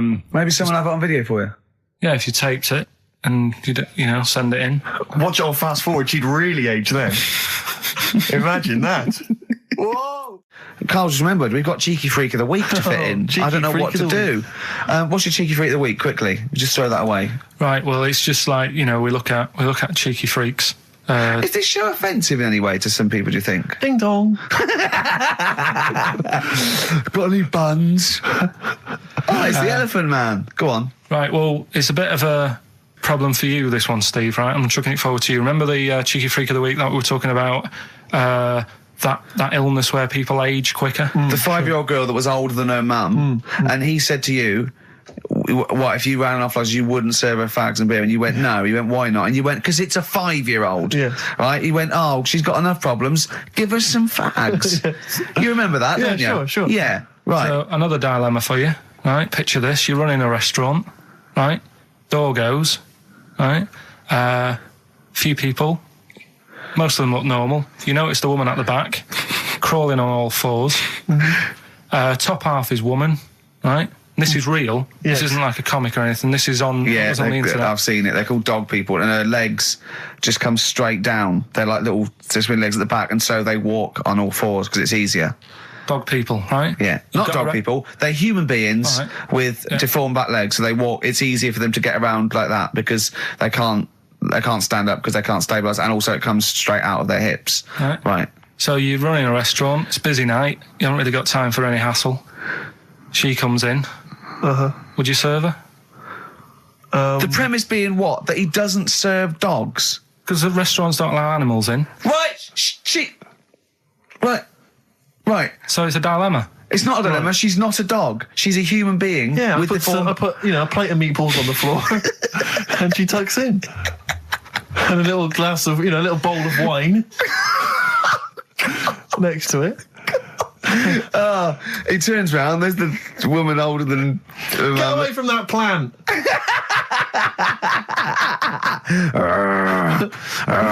Is service included? Oh, dear. Talking of cheeks, Carl, have we got another instalment of Cheeky Freak of the Week this week? Yeah. No, I stayed up and watched... there was a thing on about Dracula. Right. What, Dracula? And I found a flaw in it. Go on. Not the fact that he's the living dead and and drinks blood to stay alive and he doesn't reflect and he can in turn mirrors. Into a bat. Well, and you can go on. The mirror thing, you can't look in mirrors, can he? Well, he can look in mirrors, but he can't see himself in a mirror. Yeah. Well, it still doesn't work. Go on. It doesn't work at all, Carl. It doesn't work at all. Go on. Well, centre parting's always really neat. His centre parting's always really neat. How does he do it if he can't look in the mirror? Blood on the floor or something it was called. Rubbish. I love the flaw in the Dracula film is that his centre parting's too neat. How did he do it without a mirror? Oh. Was it a documentary about Dracula? No, there was... The real Dracula. Yeah, the real Dracula. It's just a film. It had blood on the floor or something. It was called. Yeah. It's rubbish. Oh, Carl, when's your train? In a minute, I'm going to get going now. I'll see you later. Thanks, Carl. Brilliant. What are you playing? You can play a song? Kirsty MacColl. Yeah. I'll see you later. Kirsty MacColl, New England. Karl Pilkington has left the building. He's rushed away. He's on his way down to Cornwall. And we're left by ourselves. Indeed. In the room. See, if we can do this... If we can press all the buttons and not make any mistakes, strictly speaking, there's no need for Karl. I don't mind if we make mistakes. Well, no, exactly. We never were in the old days, No, sure. I think Karl is going to love Cornwall. Because I think, one, the mayor is probably an animal. Yes. And I imagine the townsfolk think like Karl. Yeah. Do you know what I mean? I imagine he'll stay there. He'll be made king. Have you ever seen Return of the Jedi? In Return of the Jedi, the Ewoks, the little furry creatures, they see C-3PO, and because he can talk and he can speak their language, they actually elevate him Oh, he's to godlike back. status. What are you doing here? Hooray! He's back. What are you doing? You could have stayed till the end. No, I'll see you later. What are you doing? What are you doing? Right. Right, well, there he is. He's on his way. Yeah, down to if Cornwall. you're listening online in Cornwall, I mean, like, I can't imagine that's ever going to happen. But, you know, on a clothesline with a bean tin at one end and a big bean tin in London. Or if I'm cool in London. Yeah, or if the foil helmet you wear to fend off laser rays from aliens out of space are somehow picking up the show, then Carl's on his way. Look forward to meet the bold one. Because he's got a sort of like, you know, the obligatory sort of red face that would go well down there now. Because I think he's been out in the sun, or he was pre-boiled when he came in. But he's rushing down to Cornwall now, going from Paddington Station. So, you know... If you're in the Paddington Station area, you want to pop down there and sort of wave him off, then do. Yeah. Don't be afraid. That's not a dirty sexual act. Wave him off? Yeah, I'd love to wave him off. Did you have a good holiday, Carl? Yeah, it was alright. It's alright. Went down to Cornwall. Now you're going to the monkey some odd people down there, Steve. Well, don't look at me, I'm not from Cornwall. Well, you're from that sort of area. Well, not really, but never Genetically means. Right. They're weird. Well, you must have slotted right in. What are they weird? What do they look like? Just all sort of odd people. A lot of old people, but not just old, sort of messed up old. What do you mean messed up old? You can't just say that. There was a woman with a funny neck. Okay, in what way was it funny? What did she have a funny neck? If you were writing an essay, you wouldn't say there was this woman with a funny neck. How would you describe it? She sort of had her head like pointed down all the time. Like don't do it. It's his radio. No, but just for you, I don't know. Yeah. About yeah. Okay. Right. So brilliant. I don't know. I was saying to Suzanne, what happened? You know, what do you think? Because Suzanne knows everything. That's the good thing about her being with you. You just ask her what happened to her, and Suzanne goes, "Carl, I don't know. Yeah. I haven't been here before." Suzanne, your girlfriend, or mummy as you call her. Oh, sparks are flying. Yeah. I got a little bit of chocolate. Can you just lick a tissue and wipe it off? Oh. Well, she said it might have been like, because back in the olden days, they carried stuff on the... The olden days? What do you mean the olden days? This woman was probably, what, 50? No, she looked about 70. Yeah. But like I do on Cheeky Freak of the Week, right? I always turn it round and we get, like, something good out of it. Something positive, yeah. I said to Suzanne, I bet she finds a lot of money. Yeah! Always staring at the ground, yeah. Oh, so dear. It was always good. So, maybe she just had new shoes and she was admiring them. Yeah. Did you think of that? Before you point the finger and judge? Or a necklace was too heavy. Exactly. So, you're back refreshed. Well, me and Carl got a joint favourite lyric now. I love you like a fat kid loves cake. Yeah. That's great, isn't it? I mean, I like it because it's funny and humorous and cheeky. You like it because it means something, don't you? You think that's the absolute truth. If someone was to say that to you, that would be the most romantic thing they could say in it, because it's... I don't know, I'm just thinking you know what it means. It's like the Elephant Man, right? The Elephant Man, that's what he's called. Again, you know what you're going to get. The fat kid loves cake. You've said it all, you don't have to say any more. I can't believe it. I'll tell you what made his day the other day. I love it. Jonathan Ross said The Elephant Man is one of the best films ever made. Yeah. Endorsed by a celebrity. I know. Well, by a film buff, really. It is good though, isn't it? It is a very good film, yeah. We have got Cheeky Freak of the Week. Oh, right. There's been a lot of stuff going on this week. In the freak world? Yeah. Is it really? Yeah, there's loads. I mean, stuff that we can... The one that hasn't made it. God, this is one that hasn't made it, so we'll judge it on that. Go on. There's a woman, right? Do you know how, I mean, in a way, I thought Elephant Man, it was a bit tight because, you know, they sort of took him on a freak show, did a bit of a road show with him and stuff. Yeah. There's some woman, I think she's in India, like now, who, makes a lot of money because she's got 3 legs and, like, 7 toes stuff. And she was saying, people pay quite a lot of money. Not Squiddy Patel. It's not that much money, like, compared to here, but over there, it's like loads of money. Sure. And all you do is, you go around to her house and you pay this lot of money, and people just go, oh, look at that. Extra leg. Extra leg. Right. It's quite a lot of money in that. So she hasn't even got to go out on the road anymore, like in the old days? No, that's what annoyed me. It's like, well, you could get to them faster. You go and see them if they're paying the money. Sure. Oh. But yeah, there's... What she could do is go in and buy a pair of shoes, right, and then nick one on the way out, because they only put one out, don't they? Good idea. So she could get, you know, 3 for the price of 2. Just offer. one of the many perks of having Just 3 one legs. of those perks of having 3 legs. The other one is, I mean, keepy uppy. But should be good at that. Shouldn't do that. She just stays at home, puts her feet up. But anyway, that's not even Cheeky Freak of the Week. His homework was to come up with those stupid lateral thinking problems. We maybe should give an example of the. Romeo and Juliet. Right, Romeo's asleep on the bed, Juliet's on the floor, covered in water and broken glass. What happened? And you ask all these stupid questions, and it's Romeo's a cat and Juliet's a goldfish. Again, Awful. What am I thinking? Yeah. Yeah, go on then, Carl. Right. Yeah. There's a bloke lying on the floor, right? He's cut his head, blood's coming out of his head, and all his mates come running up, and they're all stood round him. Yeah. And they don't take their hats off as a mark of respect. That is outrageous. Why didn't they take their hats off? I'm laughing, but it's probably as good as the real absolutely. ones. A bloke's fallen with his... Yeah. He's lying on the floor. Yeah. He's dead. Yeah. His mates come running up. Was it important that his head was cut? I don't know. I mean, Would it have been okay if he'd have been wearing a hat? He wouldn't have been dead if he was wearing a hat. What's your answer? No, you're meant to answer a question. You don't just go, what's your answer? You say, where's the turn? So you go, no, and I have to guess. It's obviously like sort of motorcycle stunt team or a parachute. Why didn't they take their hats off? Because they're probably still on the motorbikes or something, or... Well, yeah, but if you mark a respect to someone, you could take your helmet off. Getting angry. What? They're parachutists. Why couldn't they take their helmets off? Because they're coming down from the sky. But he's on the floor dead. Well, but they can look down and see him on the floor. Are they on the floor, Carl? They're on the floor as well. They're walking, are they? Yeah, well, they sort of stood there looking at him. They're stood there. Yeah. They're stood on the floor looking at him. They're soldiers. Why? But why? Because it might be in a battle zone. They might have their helmets on, and he's been shot in the head. No. Well, that does work. You see, this is my point. That one works. That one works. Unless you've given us a piece of information where that doesn't work. What's the difference? Why is yours different to he's been shot in the head in the trenches, and they're looking at him and they keep their helmets on? I just don't think it matters as much. If they're in the trench, they're already guarded a little bit, so they could take their hats off. It's the best mate, for God's sake. Okay, he's dwelling on this. Are they normal hats? What kind of hats are Give you they? the answer. No, don't get ratty.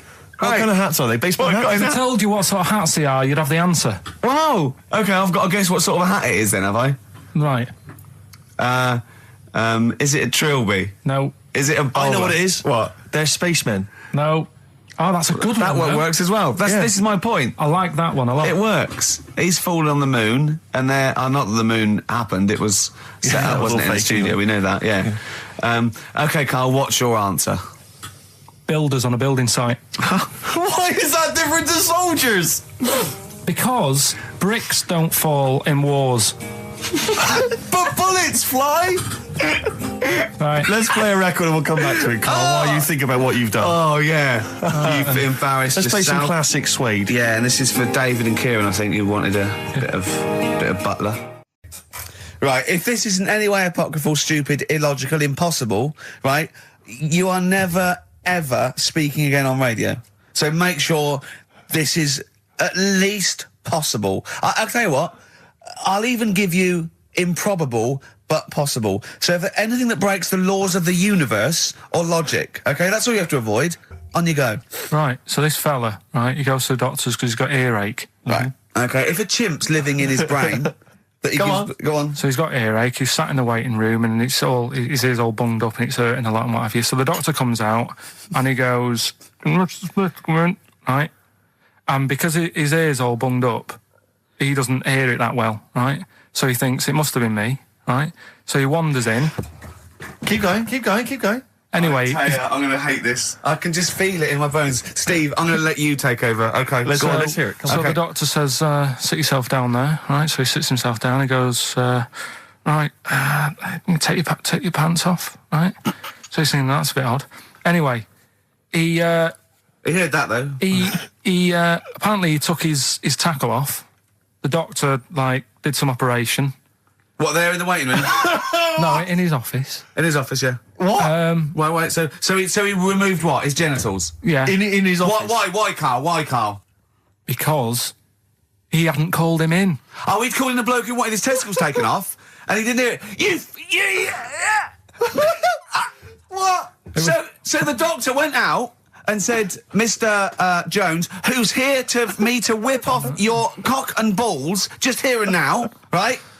Bloke comes in, it must have been me. So the bloke who wanted his balls taken off didn't say, I think he said me. So he didn't interrupt then. So the bloke goes in, he starts taking his testicles off, and he doesn't say, I'm here for me ears. What are you doing with that? I'd still say it's the best job I've ever had.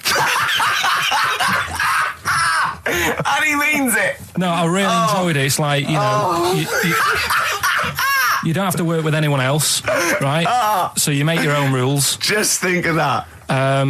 You know, you sort of You're spreading information to people, vital information. Giving a service, and no one else is around. You know, you can just do what you want and think about stuff whilst you're cycling around on your bike. It's really good. Yeah.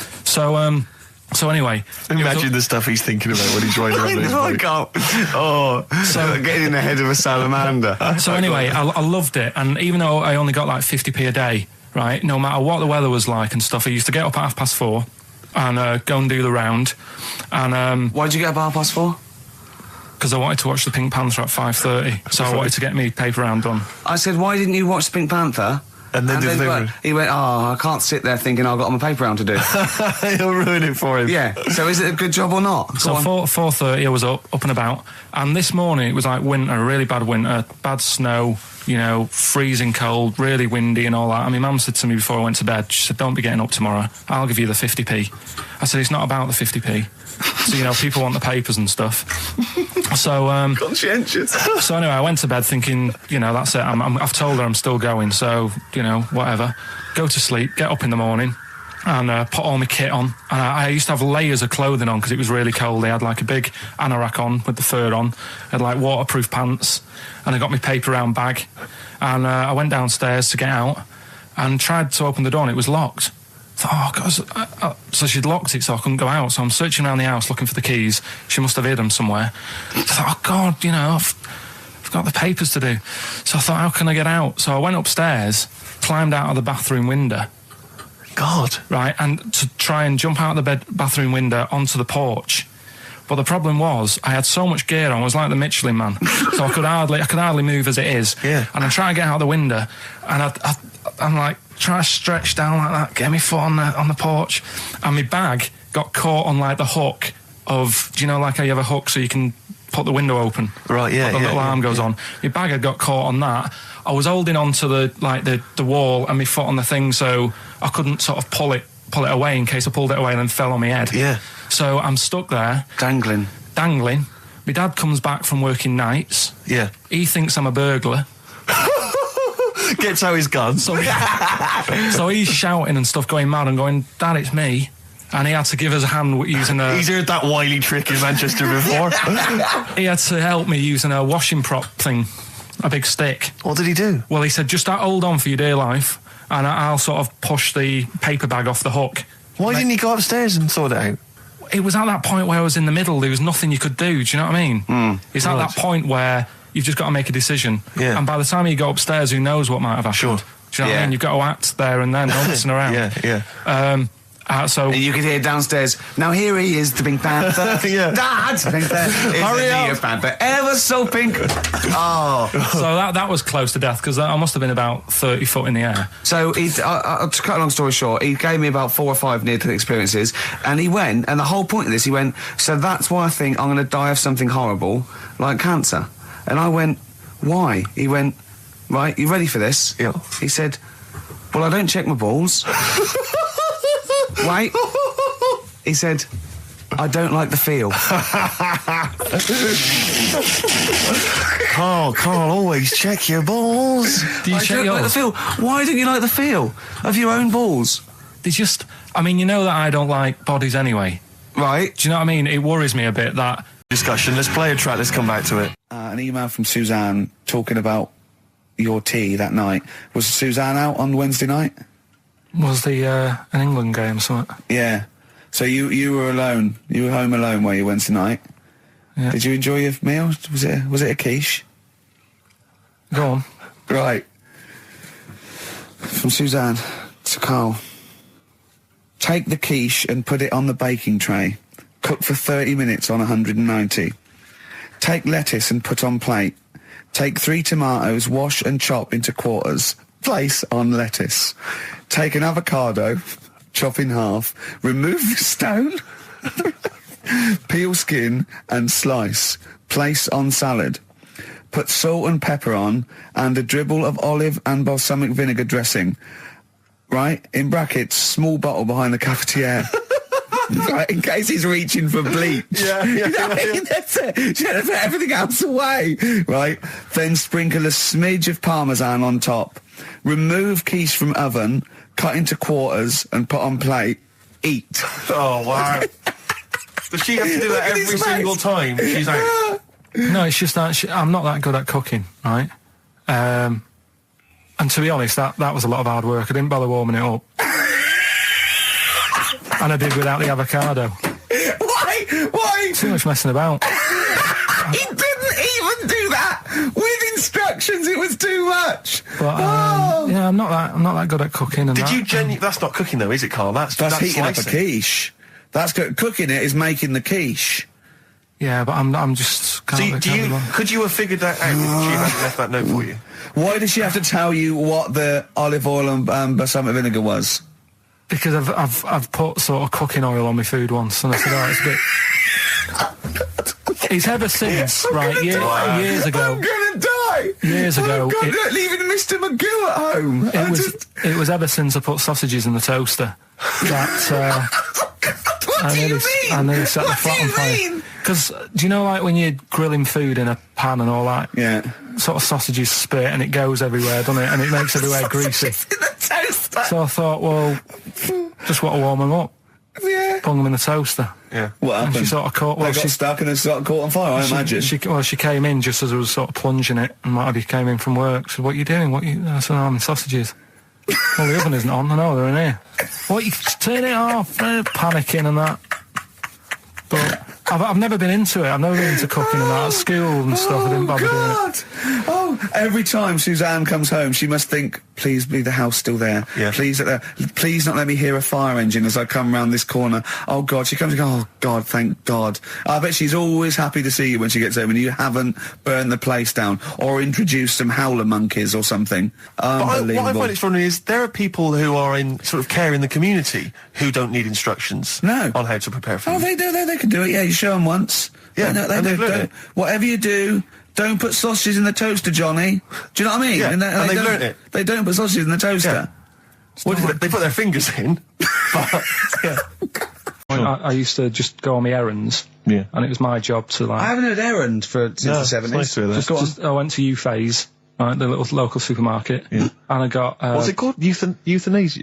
What? I did. U-Phase. U-Phase. U-Phase. U-Phase. Yeah. H-U-G-H. U-Phase. Oh, Hugh-Phase is his name, right. Yeah. And I I just had to get like a bag of potatoes. Of course you did, yeah. And a loaf. Staple. So I used to put that in my diary every day, and it got to a point when like even the teachers were like, just make something up. Yeah. Stop putting the same thing in. Start joyriding or something. Live. I love the fact that he was fascinated by the strangest village in Britain, but the stories he's told us about where he comes from, there's him going around with two fellas with big heads, webbed feet, a little pigeon-chested bloke, him on his grifter with Maggie pecking at him, his dad in the telephone box nicking groceries, and a horse in the house next door. I mean, how strange was his upbringing? Yeah. And him hanging from his satchel. Unbelievable. There's another woman who I remembered. Actually, I'll tell you later. Go on, what? I'll tell you later about another woman who I remembered. Give us a teaser. It's just a woman who rode around on a three-wheeled bike with her husband in a basket. Right, I'll tell you that. Right, and the final You don't get clue. teasers like that on any other radio That's a hell of a funeral service. Right, listen. Right, tell us about this woman.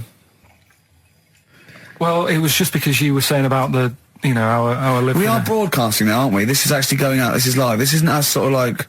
Yeah, but you were just talking about how I lived in an odd village. Yeah. With kids with big heads and all that, right? And what I wanted to do... What is that again? There's two kids with big heads. Yeah, they just had sort of big heads and webbed hands and that. They went to my school. And when I spoke to my dad the other day, because I'm going to see my mum and dad tomorrow. Oh, yeah. So I said, have we got any school photographs with the big-headed kids in? And he said, no, nobody bought those sort of school photos because they were in it, so it was always a bit ruined. So I said, well, no. He said sales would, because he obviously talked to other dads and stuff like that, and he just said, oh, no one bought them. But anyway, so I would love them. Yeah, that's why I'd buy them. Yeah, but I wouldn't stand out, would I?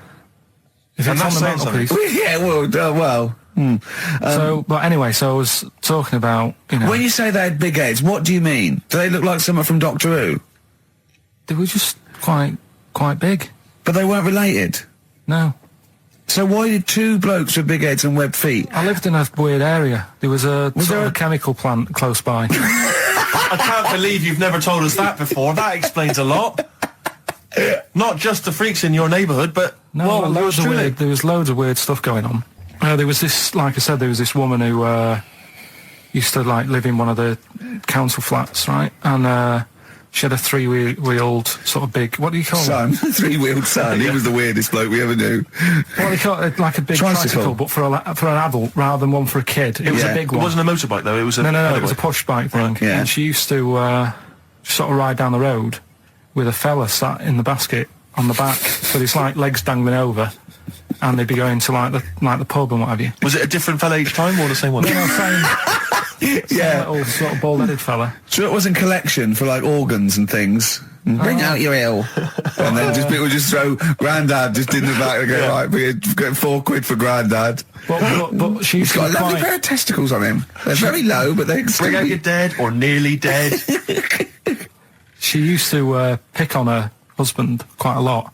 They'd be in the pub and what have you, and they'd be sat by themselves, but she'd always be sort of, having a go at him, moaning at him, sort of pushing him about and that. So my dad and his mate, right, they went round to their house, knocked on the door, she answered, and he said he was a copper, right? He said, Detective Pilkington, gonna come in and have a word. So I'm just going to make a note of impersonating a police officer. Yeah, but for the good, he went in and sort of now I've heard superhero. Yeah. I've heard you picking on your husband a lot. Yeah. We'll be keeping an eye on you. Do it again, and there'll be trouble.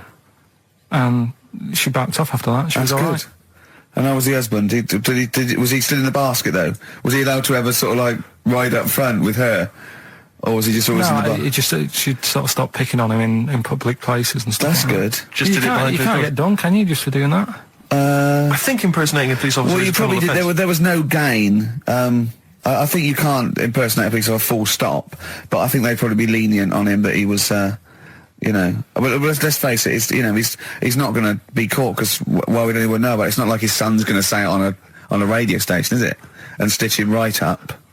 Is this something you did generally? Kind of a little bit of light vigilante work? Just whatever, him and his mate, just, if they saw something going on, they go, what can we do? Sure. What little scam can we do, or whatever. That's fantastic. I've got to get some water. Play a record that was rubbish. Placebo, Bitter End, on XFM 104.9. This is pre-recorded. We recorded this a couple of weeks ago, before Christmas. I hope you had a great Christmas. If you didn't, not our fault, really, is it? Nothing to do with us. Wouldn't have thought we'd have. We're well over time because we've got plenty of cash now, thanks to a lot of you who probably bought the Office DVD. Yeah. Probably got and that if you in haven't stock yet, and you've maybe got vouchers or money, still available. Still there in the shops. Still available. You can still make it the best-selling DVD of all time. Please do. Yeah. Please do. I'll tell you what you want to hear though before you make your mind up. I'll tell you what, if you like this next clip, go and buy the Office DVD. I think you will. It's a brilliant clip. It's the one where we talk about, it is self-explanatory. Yeah.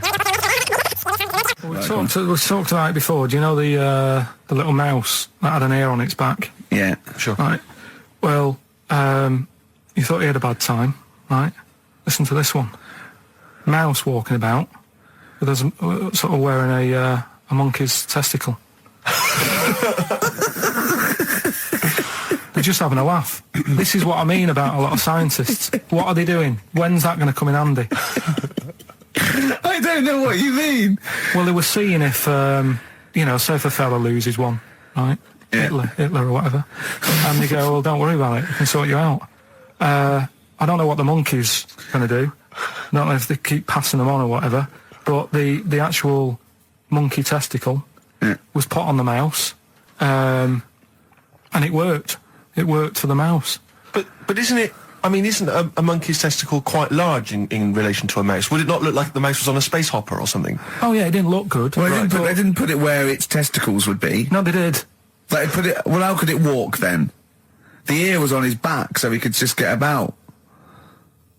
Well, I don't know. But you don't know, do you? You just guessed. Did they grow the monkey's testicles where the mouse testicles would? Well, it looked stupid anywhere else, though, wouldn't it? Oh, whereas a mouse with monkey testicles, that's fine. Oh, you'd be showing off. You'd be all right. I prefer that than the ear. When that mouse gets put back in with the other mice, do the other mice go, George, you look different. Have you had anything done? But the weird thing is, as well, apparently it still works as a monkey. What? So, like, what are you talking about? Like the sperm and that was it was still sort of monkey. Of course it was. What are you talking about? Well, that's weird. But what, Carl? What do you? It's only a thing to give it nutrients. That's all the thing they're testing. It's like grafting at that level. Right. What's your question? Because I'm right. What do you think? It would change eventually. It would have changed into a mouse testicle because it had been hanging round a mouse for so long. No, I thought the actual sperm of it though would be a mouse's. Why? Because it's hanging off a mouse. No, but your sperm is actually created in the testicles. So that's why it has to be outside your body. Otherwise, we put them in a nice little cage. But I'm guessing then that they've done this operation so that they can do it to humans. Yeah.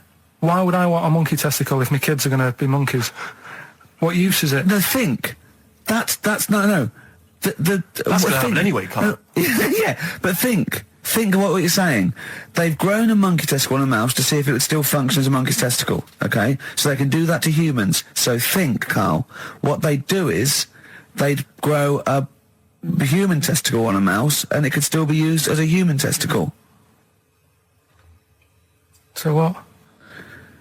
To give you a testicle that you've lost. From a mouse?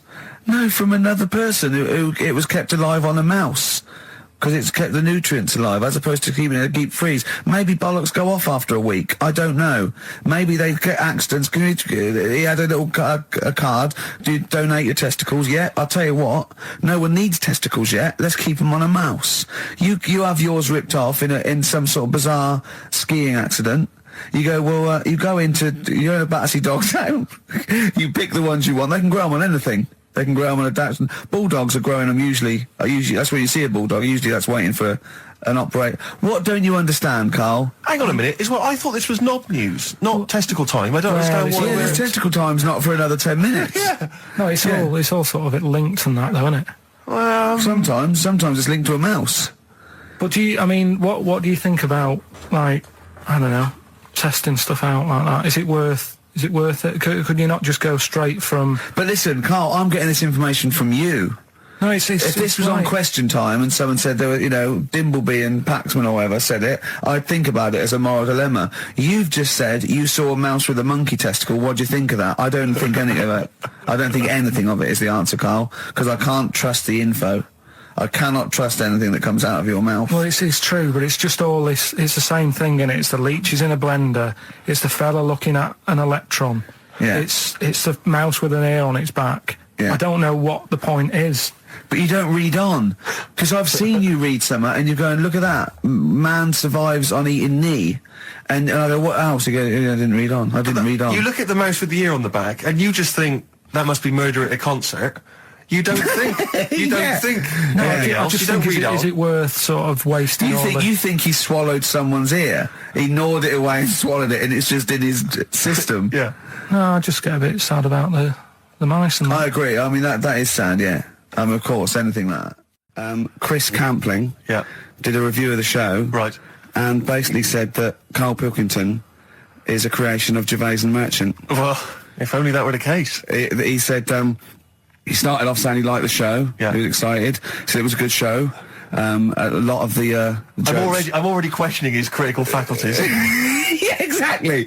And basically said that we didn't contribute much, or seemingly didn't seem to contribute much, and we couldn't sort of like ad lib or anything. We just laughed at, particularly me, laughed at Karl Pilkington, who was coming up with some quite funny stuff. Yeah. Right? But then he does a twist on it. He goes, but the thing is, We're the puppet masters. He's a created person. We've created the persona Karl Pilkington for our own amusement. Right. He bases this on simply that we talked about... What was it we talked about? The Chinese not aging well, and he heard him talk about that on my DVD. But clearly I say, Karl, remember when you were talking like that? It's a news or member in the week, and so he thinks it's all scripted now. Imagine if this show was scripted. I'd be ashamed. Yeah. If this show was scripted, I would send back the BAFTAs for the shows the actual shows we've written, and I would say... I'm not having a go at Chris Campling. He's nice about our other work. He likes The Office, and he likes my stand-up and everything, and he likes the show, but he's saying... Because we're not spontaneous, we scripted this and invented Karl. So he's like, you know, we've invented another Gareth. If we had created Karl, I would not have squandered a character that good on this poxy radio station. Absolutely. Also, does he know that we spend about 3 months on half an hour script? So how long does 2 hours of drivel? But the main thing is, as if this could be scripted, it's dreadful. It's shocking. Or maybe this is scripted. Hang on, you've lost me there. Let me just check the script. Maybe Chris Campling does not exist. Maybe I've made him up. I don't know what to believe. See, the name doesn't wash with me. What was his name? Chris Campling. Sounds odd. That's something that I made up, isn't it? Campling's almost like a joke. It's almost like a gay name, isn't it? Oh, he's a Campling. See, I think this is scripted. Yeah. I think I've probably made this whole link up, and Karl is a creation. Campling, that's not a real name. I made it up. I should have come up with something better. Yeah. Sorry. That's been the only sort of... I suddenly, why did it suddenly turn out to have to hide on a Sunday when they're coming round? Because they wouldn't leave. They wouldn't leave. Who was it? Were they adults? It was well, he seemed like an adult to me at the time, but he was probably about 27. Well, that is an adult. Yeah, but do you know what I mean? He seemed a lot older when I was a kid. Yeah. And he came knocking and that, and he used to say to me, Mum, I'll just tell him I'm ill or something. And he used to hang around to see if I'd eventually come out to play and that. And if I did, I think they would have grabbed me and took me there. I love the idea that for you, religion has to bring with it some kind of gift. It's like, you know, join our faith and you get an alarm clock radio.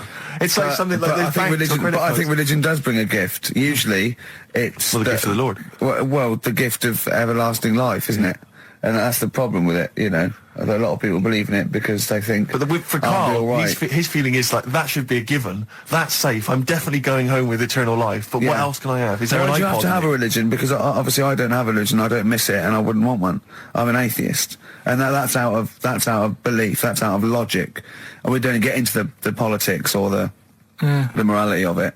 Why do you feel you need a religion? Why don't you just get a hobby? Well, I didn't want one. I don't want one. I just was saying that, you know, if I was to get one, which one would I go for? Is what I'm saying. I'd like to see you perhaps as a Jew. I think Judaism would suit you well, I think. What are the hours like for that? Tough. Can be tricky.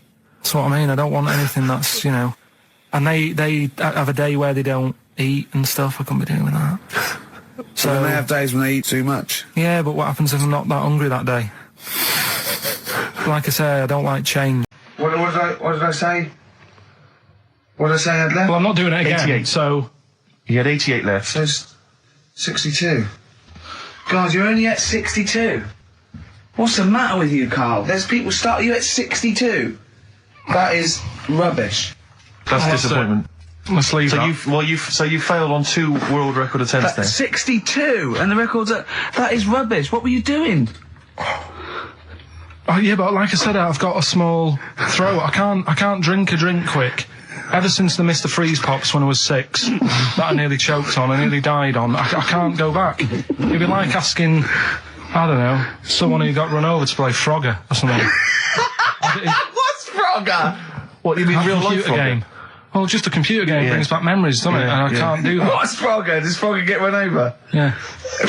It's a little frog that has to run across a busy road. Do you know who he reminded me of? Apart from Hamburglar and Zippy and all that. When he was mentioning those grapes, because of the shape of his head, it looked like a game of Pac-Man. Yeah. It did, as he was getting to him, it looked like... We should have had that music. It looked just like it. Oh, God. Do you remember there was a board game version of Pac-Man?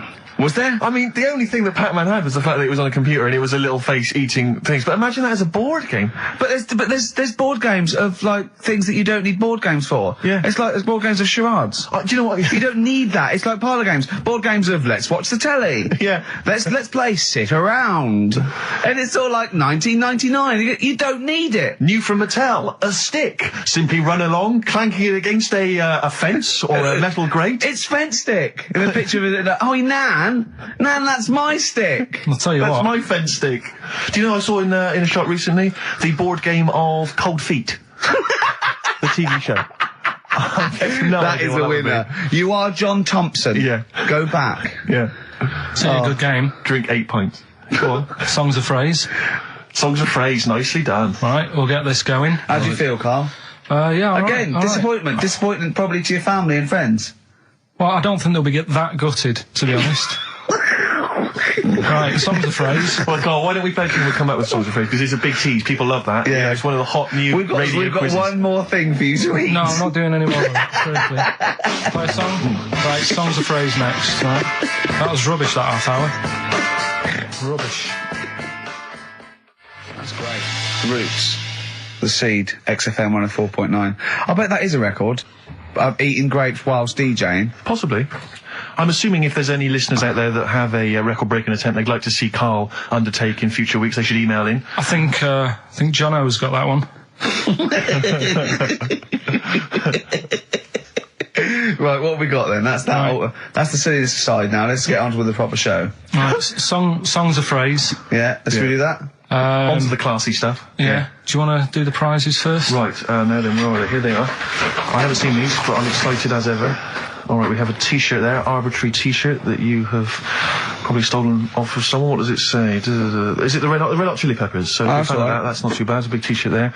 On DVD, this, should you be giving this away? This looks like it's the film Don't Say a Word. Yeah. And it's, it doesn't have all the proper packaging. It's literally the disc, the DVD disc, just loose.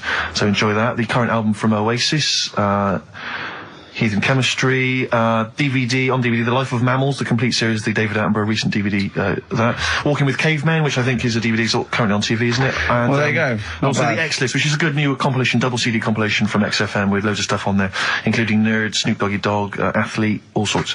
Go on then, Carl. So not bad, actually. Simple nice one. Well right, done. so, yeah, it's a phrase that's been said at some point, or said a lot on the show. We've had, like, Hairy Chinese Kid. We went back to my mum had wind for 5 minutes and that. Today we're looking at my neighbour had a horse in a house, right? Yep. If you remember, we were talking about that probably about a year and a half ago now. Yeah, yeah, of course, right. Of course we remember. They've been talking about it ever since, Carl, I imagine. Yeah. Well, it's famous. It's a world famous phrase. My neighbour had a horse in her house.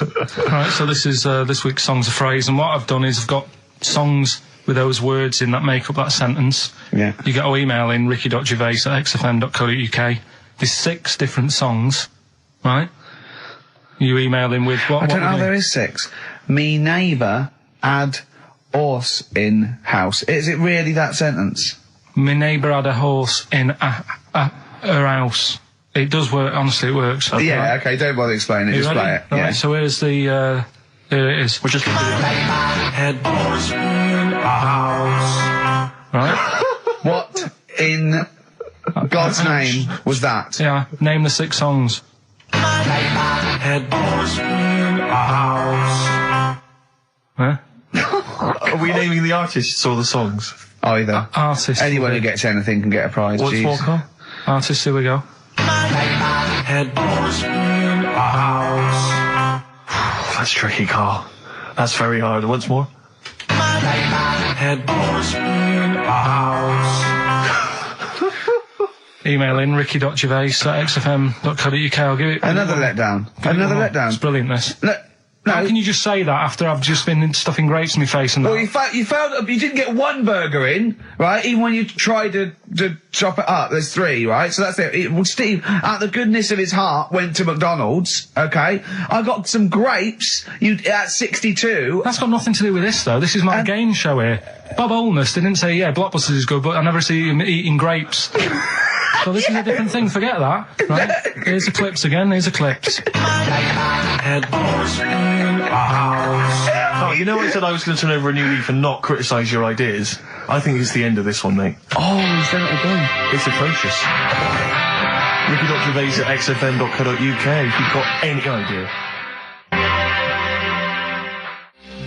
XFM.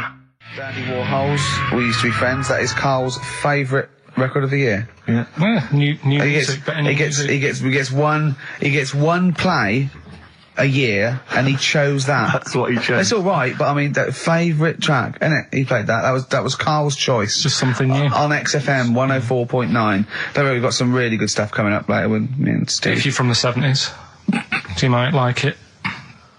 You see that he's getting too cocky, isn't he? It's arrogant. It's sort of like I mean, we've tried giving him something in his life. He's got, you know what I mean? He comes in and tells us this sob story of just like a trail of failures, and we've said, Carl, come under our wing, right? He just started picking up on him. A few other people's like, and then he does that. He fails at the burgers, he fails at the grapes. He will not trust us with, you know, what we want to do. I don't know what more we can do. It's like I've saved a mouse from a cat's jaws and it turned around and bit me. Yeah. Yeah. That is a brilliant analogy. It's a bit like we were trying to give you something that you could care about, that you could be passionate about, that would somehow give a meaning to your life. You would be in the Guinness Book of Records alongside, I mean, Bubble. Bubble failed. Do you want to be Bubble? Do you want to be Bubble? Or do you want to be the bloke with the milk bottle on his head? Exactly. Who's in there? The guy who ate the watches. Yes! Now, I've got an idea, Carl, because you're getting all stressed out. I don't know what it is. You're getting funny. I don't know what it is. I don't know what... Because you're annoying me. Wow, you say that. started midweek. I don't think I annoy anyone else, so it's just you on that. So, I thought maybe we could all three of us go away to a little health farm for a weekend, just get like a triple room, right, and that isn't happening. Why? You've just reminded me, because you've been annoying me. Steve started getting on your case, you know, sort of ganging up on me. I'll tell you now, Steve, I just forgot. Remember a couple of weeks ago, you said to me that my pub quiz team is rubbish. Yeah. Right, well, it doesn't matter anymore because you're not part of it this time. That's bad. That's bad, because it's interesting you say that, Carl. Carl, you say that because I tell you this, I found someone, mate, who could be filling that tricky fifth member. I wanted to test him out this week, mate. On your team. Test out on your team. Because I'll tell you what this is like. I don't know if you're familiar with Paul Ince, who used to play with Man United, right? But everyone used to say he's the governor, right? Even the players used to call him the governor, right? And Alex Ferguson at Man United was like, I'm not having this. Yeah. I'm in charge here. And he got rid of him. And that's what's happened. You were moaning the other week, saying your team's rubbish, you don't know what you're doing. Yeah. Well, let's see how you do on your own, right? Carl. He's turned, isn't he? I'll be honest, Carl. I'd like to be on your team. Well, sorry, Paul Ince. You'll have to go and join Middlesbrough, or wherever it is it's gone to. Carl, what can I do to get back on your team? It's not happening. I've already filled your boots. Don't let him have the upper hand, Steve. No, wait a minute. I'll tell you what always annoys me, though. Ricky spends most of the show slagging you off, right, having a go at you, annoying you in the week, squeezing your head, making you eat burgers, right? But you always take it out on me. I'm the one who always gets the insults. I'm the one who's now relegated from your team. Why, you see, this is the thing. You're just as bad as him, really, because you're siding against me, because you know that I'm willing to take it. The truth of it is this, you know that Ricky Gervais is keeping you in burgers and grapes, metaphorically speaking. He's the one that's got you in Heat magazine. I just spat all over your new Guinness Book of Records. You see? Get me a tissue. He's just squirted tea, laughing all over your Guinness Book of Records. I'm assuming I'm going to get the flak for that. No, it's because you made me laugh when I was drinking, because you went, like that, and it made me laugh, and I spat. I just think it upsets me that you never pick on Ricky. You never ever go at him, because you know he's the one who's raised your profile and made you a little bit of a celebrity. We've missed one here. Using his teeth, Raman Andiapan, right? Husked a coconut. He did what? He husked a coconut. He's the fastest coconut husker in the world. What does that mean? I don't know. He pulls husks. What's that? Little nice. What's a coconut husking? He pulls the husk off and look at Carl just with his head down. Carl, come on. What's the matter? Because that cost me 20 quid. I know. Well, I'll see you all right. I'll tea all over the world's smallest man. Why have they stood him next to the world's biggest man? Right, I'm in a bad mood now. Oh, dear. So you haven't got a team? Steve, I'll sort you out. Come to me. I'll sort you out. Seriously, mate, I found someone who would help you win this week, Carl, and I was going to tell you about it, and now... Steve, you can be on my team this week, and I know something about the quiz that Carl doesn't know. So... I'll tell you, I just think that it's so ungrateful. Whatever. So ungrateful. Right, songs of phrase, just give it a couple more plays. Just email in, we'll pick a winner soon. Ricky.Gervais@xfm.co.uk. Well, this is rubbish this week. No one knows it because it's rubbish. Steve was right. There's 6 songs there, so if you know what they are, just... That's the end of that, I think. That's the end of songs of phrase. Email in. I think. We've got none there. No. That's the last week for that. Okay, well, why don't you give us some monkey news? Is it monkey news time? Come on, monkey news. We'll play a song and we'll... No, do let's monkey news. Let's play a song. Oh, it's a great track. Cheer up, Carl. Is it new? Is this Waiting for an Alibi with Thin Lizzy. What year Doesn't was have to be new. It's brilliant. What year was it out? Oh, Einstein wasn't new when he came up with the greatest theory ever. Oh, hold on. Hey, hold on. You're not new. You're not new. Waiting for an Alibi by Thin Lizzy on XFM 104.9. Right, okay, this is, with all the trauma in the world, I thought we'd come on a little bit, and he's just brought it right down, little mank twat, whinges. No, but I mean, do you know what I mean? He's had a go at you, he's thrown you off his team. I'm devastated by that. That was the one thing I was looking forward to this week. To be fair, you were looking forward to telling him you were taking over the team, so it's sort of poetic justice. It has blown up in your face, to be fair. True, I was trying to squeeze him out of his own company. You were going to try and get him out of his team. Yeah, well, it was a hostile takeover, and they clubbed together. To be honest with you, there's normally 3 regulars on his team. I got 2 of them on my side, one of which is his girlfriend. So I only had to work on him to try and get him to resign, and we'd have been away. Still. You know, we should give the prizes away. Yeah, well, this has been dreadful. This thing. We started off well with him trying to force burgers in his mouth, and then he come up with this tact. I mean, this is the end of this because it was shoddy to start with. No little duo couple. Well, this is not only. I'm just saying. This is what I was saying in the pub yesterday when you try to be sick on my leg. I was saying, come up with new ideas if you don't like them, but you diss them on air. Well, it's just disappointing, isn't it? And right. What's that? I was disappointed when I was choking before. We were disappointed as well. Yeah, you didn't try. You didn't try with the grapes. You were just like chewing on that. You meant to just throw them in and swallow them. Songs of phrase. It was 6 songs. It sounded like this. Boring. Right, what are they? Just give you 6 answers. 6 songs there. We had Lionel Richie, My Destiny, for my. Tricky. Neighbour. Oh, that's XFM. Ooh. My Neighbour was Space. Neighbourhood. Had Harry Connick Jr. Had to be you. Yeah. Right. Had a Neighbour had a horse. America. Yeah. We had a horse. In was Lisa Stansfield with pathetic. In All the Right Places. Oh, pathetic. Did anyone get that? No one got that. Animals. So that was pointless. All right, well, the most anyone got was 3, and we're going to give it to Deborah, and that's possibly Deborah and Kate. They got at least 3 of those, so well done. Okay, well done. Yeah, there's prizes on the way. That's the end of that. So that's the no cheapest chimps, none of that anymore. What have you got left? You got the film to do? Let's see what you've done with the film. Hang on, I'd love to have some monkey news, though. Go on then. Got any monkey news? Yeah, got some monkey news. Come on then. No, Rick, come on, cheer up. Well, it's just sort of like he moans that he's got too much time on his hands, and he comes up with that. Okay, shite. Monkey news. The jingle, please. Oh, chimpanzee, that monkey news. Okay, there's been quite a lot of stuff going on. There was a few bits in that Guinness Book of Records book that cost me 20 quid. Yeah, well, that's not news, is it? They printed that probably last September. No, so there's one in there. New music. New monkey news from last September. You're a lord. Come on. Waster. Please, Ricky, monkey news. Right, there was this monkey in a zoo in Brazil. Right. And this little man monkey, little woman monkey. And you're a scientist, aren't you? Go on. And they said the people in charge were like, "Oh, wouldn't it be good if they had kids?" Brilliant. Right. So anyway, the chimps used to stand sort of, they'd have their little caves each, and they used to sort of lean on the fence having a bit of a chat and stuff with each other. Right? With a chat, of course. Well, gossiping, the equivalent sort of thing. Yeah.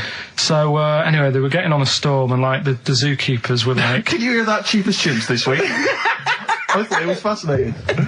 Yeah, just gossiping. I understand. So what's any monkey news? I don't know. Let's tune in. What was some monkey news this week?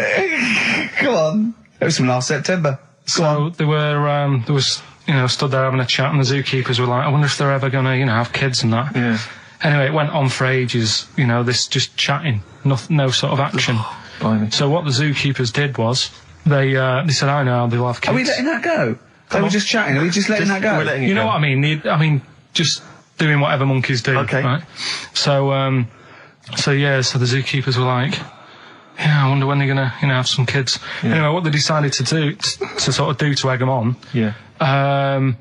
bought one of them a suit, one a wedding dress. Right. Keep going. No, I'm not having it. Shut up, Gervais.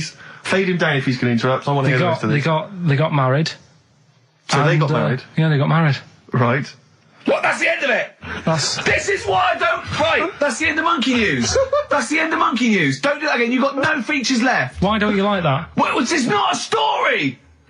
It's about two chimps chatting, which doesn't happen. The zookeeper's going, I wonder if they're going to ever have kids. Egg them on. They got married. That's the end of the story. What are you talking about? Hang on, just calm down. Let me just check that you didn't make a mistake there and didn't lose out. What do you mean you didn't make a mistake? Wait a minute, he may have just left out a fundamental piece of information. What, the story? That would have made it into a story. Right. Let me just check the facts. So they bought them wedding outfits. They were married. Did they propose to each other, or were they just forcibly Don't married? encourage him. Just forced onto And it. then what was the outcome? Once they got married, what happened? They fell in love? Yeah. What? Whoa. It's not a marriage, Carl. Be quiet. It's not a real marriage. I don't know what you've got in your head. It's like the head of Homer Simpson. I'd go in there and there'd be a wedding reception and there'd be a couple of fights and they'd be talking about stuff. They got married. They fell in love. Did they have children? They're not back off the honeymoon yet. Play a record. You got no features left. You got one feature left and come back to film. You and the Satisfaction, new single. Yeah, XFM, quick, play it. Right, we've waited 3 weeks. We are going to play it. I don't care whether we're late. We were late in because there was news. So, play it. Which film are you in this week? Looking at Silence of the Lambs. Right, play it. Just play it. Have we got a question? Well, come No, on, who the question cares? after. Who cares? Should Carl carry on? Play it. Right, Silence of the Lambs. The bit where Jodie Foster is having a chat. Good evening, Clarice. Right. Just thought I'd come and see you. How very thoughtful. Don't mind me popping in though, do you? It's just no one else is interested in the sort of things I like talking about. People will say we're in love. Well, say what they want. Did you hear the show last week? We were talking about gay people, if they should have their own toilets or not, and stuff. That was good. Yeah, it's all right, wasn't it? Got a good debate going. Enjoy doing the show. It's a favourite part of my week, really, just talking about weird stuff and that. Oh, Clarice, your problem is you need to get more fun out of life. I have a lot of fun in my life.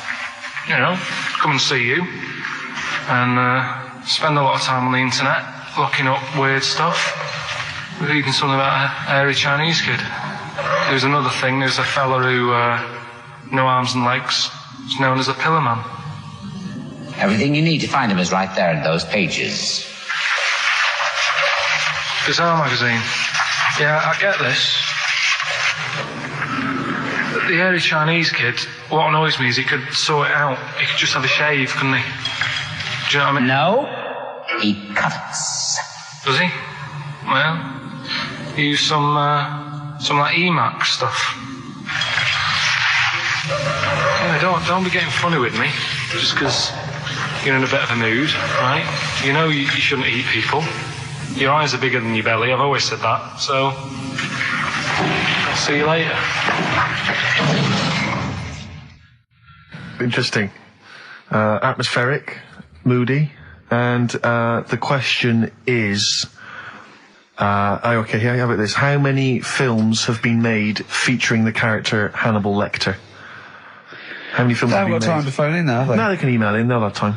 Do you care? I don't care. No, exactly. Ricky.Gervais, xfm.co.uk, if you can be bothered. If you're interested in and you want a $4.99 copy on VHS of Silence of the Lambs. He's dissing that as well, Carl. Wasn't it that? Bit annoying, but that's it for this week. But remember what happened when... No, it's not. It's 9 minutes to 3. How can that... Tell him, Steve. No. How can that be it? It's 9 minutes to 3. What's he doing? Is he playing a record? Carl, what can I do to get back on your quiz team? You're not. Right. Songbird Oasis, right. Send Carl a little present. Send him some essential oils or something, or a little lavender pillow, or just a little message. Send him a little message. Tell him it's all worth it. He's getting all grumpy, aren't you? I just get sick of it, that's all. It's not worth going through the stress for 30 quid every Saturday. You lying little... You'd get more than 30 quid. Oh, not much more. Anyway, Steve, who's the winner? The winner is Mike McNulty. He correctly answered the fact that there were 4 films featuring Hannibal Lecter. There's a downer now, isn't there? There's a downer. I think it was you, actually. I mean, I don't know, Carl. It's not like I'm just trying to win myself a place on your team, but I actually felt that Ricky was really I gave him grapes. I thought Ricky was discourteous, if that's a word. I thought he was rude, aggressive, unpleasant. As one person emailed in, a dickhead. So, someone also said you were fat and talentless. I don't like those emailers who do that sort of thing, but one of them said you were really, really annoying. Well, cheers for that, but you're still not on the team. They didn't like what you were wearing. So, back next week. What did you say? He went, cheers for that. So, I thought, well, let's carry on watching it. And what exactly is a pinhead? Oh, if you've seen it, you'd know. Okay. Right, so, not the best thing in it either. So imagine that. Okay, so you're watching it. So, sat there, I think, right, something comes on, and the little fella's on there, the little fella we were talking about, the Pillow Man. Right. Is it the best thing in it? Now, what's the Pillow Man again? He's a fella who, years ago, he's got no arms and legs. Right. He's just a torso. Just rolls, yeah. And there's a scene where you see him sort of rolling a cigarette up, just using his mouth, and it's like, he lights it and stuff. And that's weird. And then, what else is on it? Smoking stench of growth. And then there's a little fella on it who is fed up because he looks 5, but he's actually 34. Right. But there's a woman who is 42 and looked 8. So they both had the opposite thing. They were both really fed up. And I kind of thought that shows that, you always want what someone else has got. Sure. Do you know what I mean? Yeah. So in a way, there's a story there in that. No, you described the same there. No, it was like... No, they both, you just said, they both looked young, but they are actually both older. No. This was like a little man. Yeah. Who was 35. Who was 35. And looked 8. Yeah. And so did she. No, well, the other way round then. What? So she was an 8-year-old that looked 35? Yeah. So, maybe not then. Anyway. No. But that wasn't that weird. I kind of thought it's a slow start on that. Yeah. And then... It's not a difficult film to follow. No. Yeah, but I wasn't really listening to what it's all about. I was just looking at what they had. And they had like a fella who's running about on just... They had like he was shopping. They had a fella with no legs and he's running about on his hands and sort of got about on a skateboard, talking to someone about it. They said that's how E.T. was done. There's actually a little fella in E.T. Right. Who's just half of a body. Is that true? I've no idea. I've never heard that before. Why haven't we heard that before? I've never heard that before. I don't think he would fit in E.T. Because where's the head? He's got no neck, E.T. It's a skinny little thing. There's no human neck couldn't fit in that skinny little neck. Well, you sure it wasn't Kenny Baker up to his old tricks? What are you talking about, Carl? There's a fella with no legs in E.T. In E.T. they had two fellas, right? I think they had a little, a midget fella. Right. Who did it. And then I think he was off sick and they were like, what else are we going to do? So they saw a guy on a skateboard going by. And said, do you fancy some work? Right. And he's done it. I think someone told me. I mean, it might be wrong. Exactly. Might be wrong. It might be, mightn't it? I mean, you've never been wrong before, so I don't know why you'd be wrong there. So what's the worst thing in it? Now, it's intriguing to me because here's a film called Freaks, featuring real-life freaks, and you're sort of a bit nonplussed by it. Just because it's built up. If you call a video Freaks, you've got to make sure that there's some good stuff on there. Yeah. What were you disappointed about? Was it that? Because there was a few things on it, right? There was a woman who said she was half man, half woman. And it's like, well, you're not, are you? It was just like she had some makeup on. I thought, well, that's rubbish. And then there was a woman who could eat using her feet. That isn't that freaky. Do you know what I mean? She's not hungry, she looks normal. Yeah. And that's when I was thinking... I mean, I'm not being right, Steve.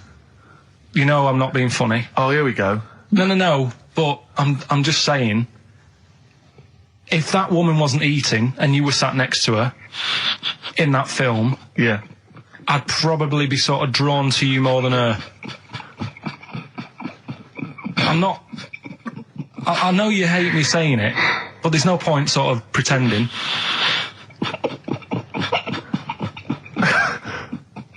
Do you know what I mean? Oi, Muttley, what are you sniggering about? That face. Well, you mean there were things in it that were less... What are you saying? I'm just saying... Play a record. Seriously, I'll slap you. I'm going to slap you live on air. Yeah, but you always get... Right, I'm slapping you live on air, I swear to God. Alright, play a song then. He's playing a song. I'll play the song. Keep the fade up.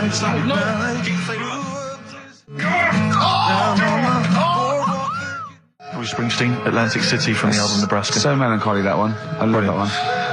Wow. So Freaks then. All in all, not as amazing as you first hoped. It was built up too much. Do you know what I mean? Really? It's like Is that my fault for getting you excited?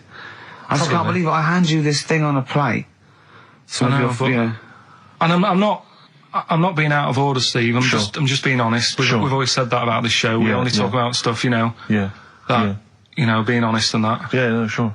And I've always said the first time I saw you. Sure, no, you've always been honest, and I've always been honest with you. I've always said that, you know, you've got the intelligence and insight of a gnat. Yeah, but if I keep quiet, people don't know that. Sure. Alright, incredibly they do, Carl, because you look stupid as well. Well, you know. Yeah. No, but Carl was being nice then. You don't. I'm just saying, you're a good bloke, and now I've got to know you. Sure. Yeah. The first time was weird when I saw you. Yeah. No, leave it. Don't just try to interrupt. Just let it go. No, I'm just saying. Okay. The first time it was weird, and then weeks go by. Sure. And the weird thing is, I kind of thought maybe he's not that odd looking. Yeah. And then you went to LA for 3 weeks. Sure. And when you came back, it was like the first time again. Right. Okay. No, Okay. Wait. No. Stop it now. Yeah. Everyone, stop it now. No, but I just think I'm a little bit more consistent because I've always thought you were an idiot. I don't want this. Don't argue. He was just okay. No, I just, you know what I mean. My opinion has never changed. I've always thought you're an idiot. No. It's just all nice. Let's look. Peace. Shut up, fatso. Peace, not war. He's just such a stirrer, isn't he? No, he loves it. Don't think I didn't see you whispering behind the microphone about what to say to Carl. Look what I've just drawn, Carl, subconsciously. Yeah. Let's see. I drew a picture of him. It's something going to be on the website. It's not been on the website. No, it's going to be. I drew a little cartoon of him. No, not yours. I drew one of Carl.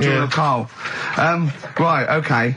What were we talking about? That was a the Freaks thing is over and done with. It was alright if you want to get it out on video. Sure. You know, it's probably worth a look. Yeah. There's a couple of things on there that get you thinking more, you know, it's like how their life is and stuff, do you know what I mean? How it's affected, and like the little pillow man, or the fella who's got half of his body missing. Yeah. You know, it's stuff like that you think, oh. But what's the one that was disappointing? You said it was a half man, half woman. Yeah, I don't quite understand that one. Do you mean hermaphrodite or half? I can't remember it. Do you mean it was one sort of like it had bits of both? It was just like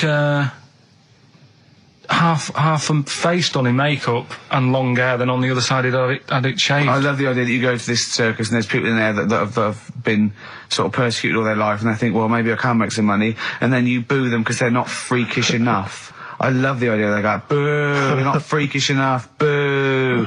Oh, you've got bits of legs, boo. Do you know what I mean? Yeah.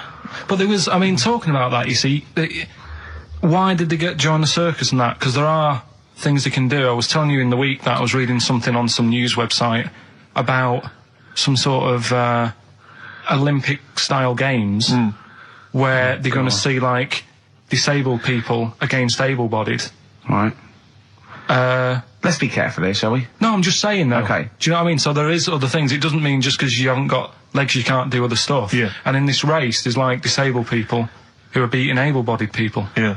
I mean, what? Would you go and see that? I don't know. But, I mean, it depends. What do you mean? They're beating them? At what? He didn't state what the little races were and that. Little races. He can't help himself. No, little races. Oh, look, there's the disabled with their little races. Yeah, having another little race. Oh, dear. Would you go? Would you go and watch that?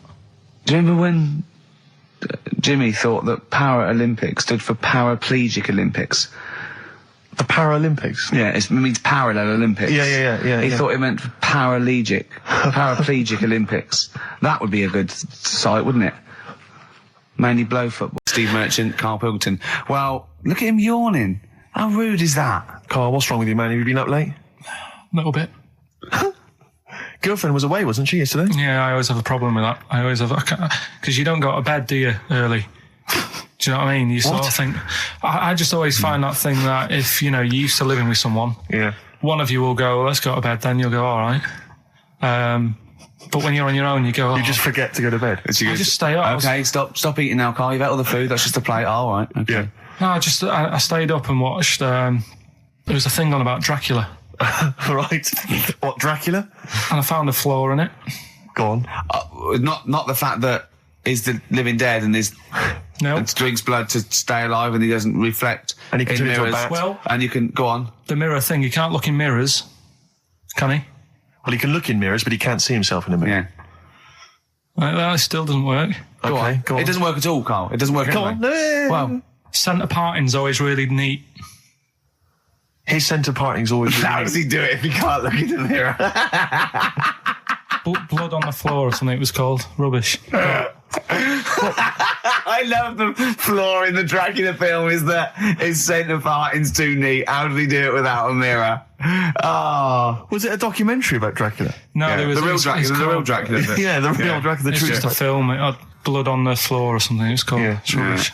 We had a little lunch yesterday, didn't we? We did indeed. That was a nightmare. Yeah. I hate going out with you two. I was explaining to Carl, right? I like to excite Carl's imagination, right? And if it involves chimps or monkeys, all the better.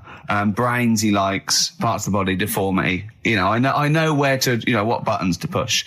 And I told him about this thing. I don't know if any of you out there know about this, but there's an experiment they did in the 50s, a clinical psychology experiment where there's your two hemispheres of the brain, okay? They're joined by a thing called the corpus callosum, right? Which is just a little flap of skin, like a little scarlet lead that joins your two hemispheres.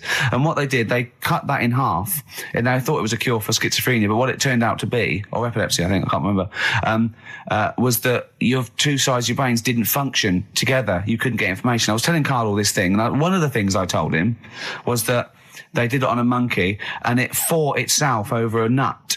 Like its right arm was connected, you know, by its left lobe of the brain, and it was fighting over itself. And Carl went, instead of like thinking this is amazing experiment, he went, would it have been happy if you'd given it two nuts? Yeah, I know.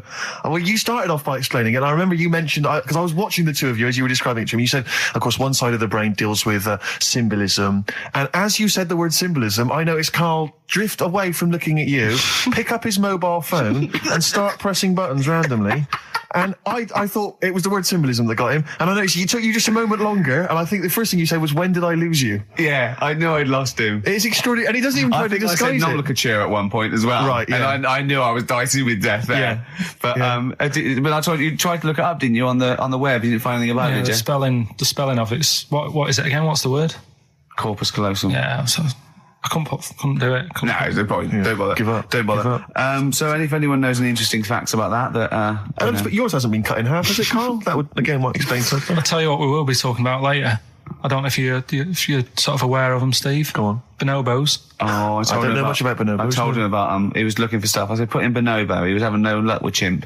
And they're a form of chimpanzee, but they're even closer to us, evolutionarily speaking. They've got their social groups are more like ours. They're more intelligent. And he was loving it, weren't you? So is it human bonobo Carl? Is that how it works on the evolutionary ladder? Chimp Carl. Yeah. XFM 104.9, Ricky Gervais, Steve Merchant, Karl Pilkington, not here. It's the best of. You've been voting in all week, sending your emails. So here's the clips that you wanted. Another holiday. Well, it wasn't holiday. Well, it was. You had 5 days off work. Why isn't it holiday? You had 5 days not working for a living. You know how many days holiday gets a year now? 29. Oh, that's more than teachers, isn't it? It makes me sick. It makes me sick.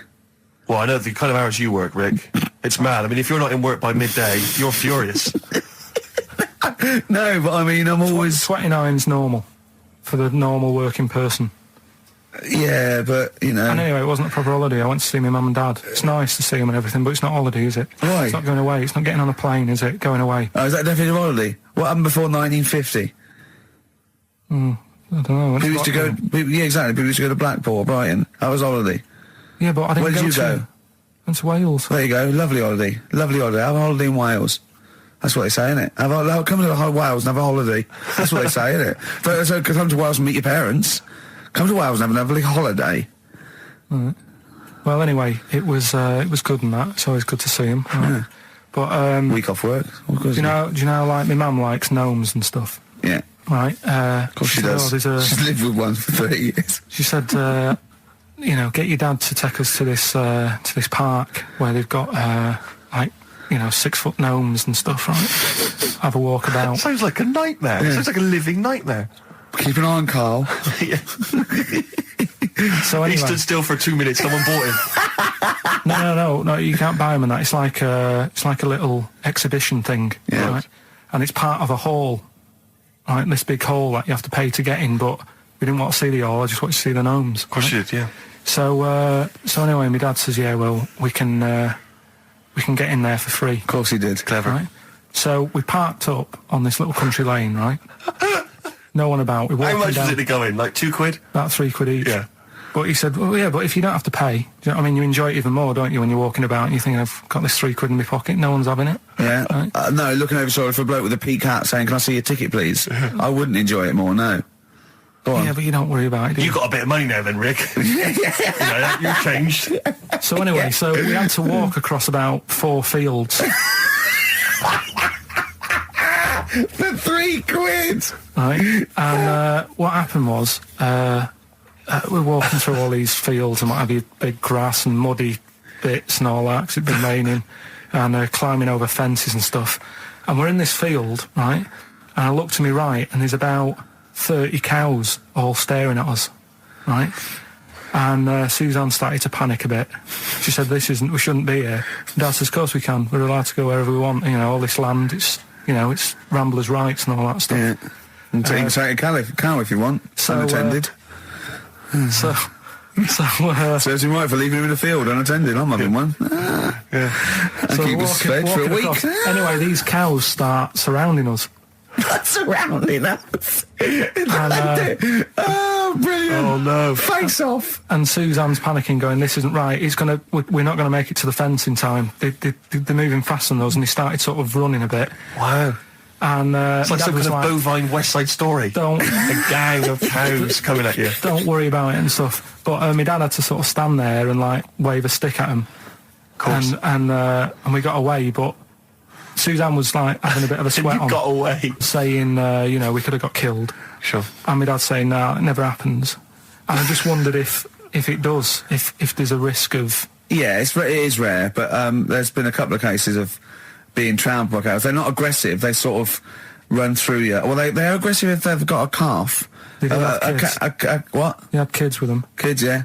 That's goats you're thinking of. Yeah. Maybe they were trying to sneak into the gnome thing, and they were worried that if too many people did it, they thought some cows, we can just sneak in where cows, no one's expecting cows. And the cows were going, walk upright like you're human. Don't walk upright. They thought you'd blow their cover. Yeah. Yeah, people have been killed by cows before.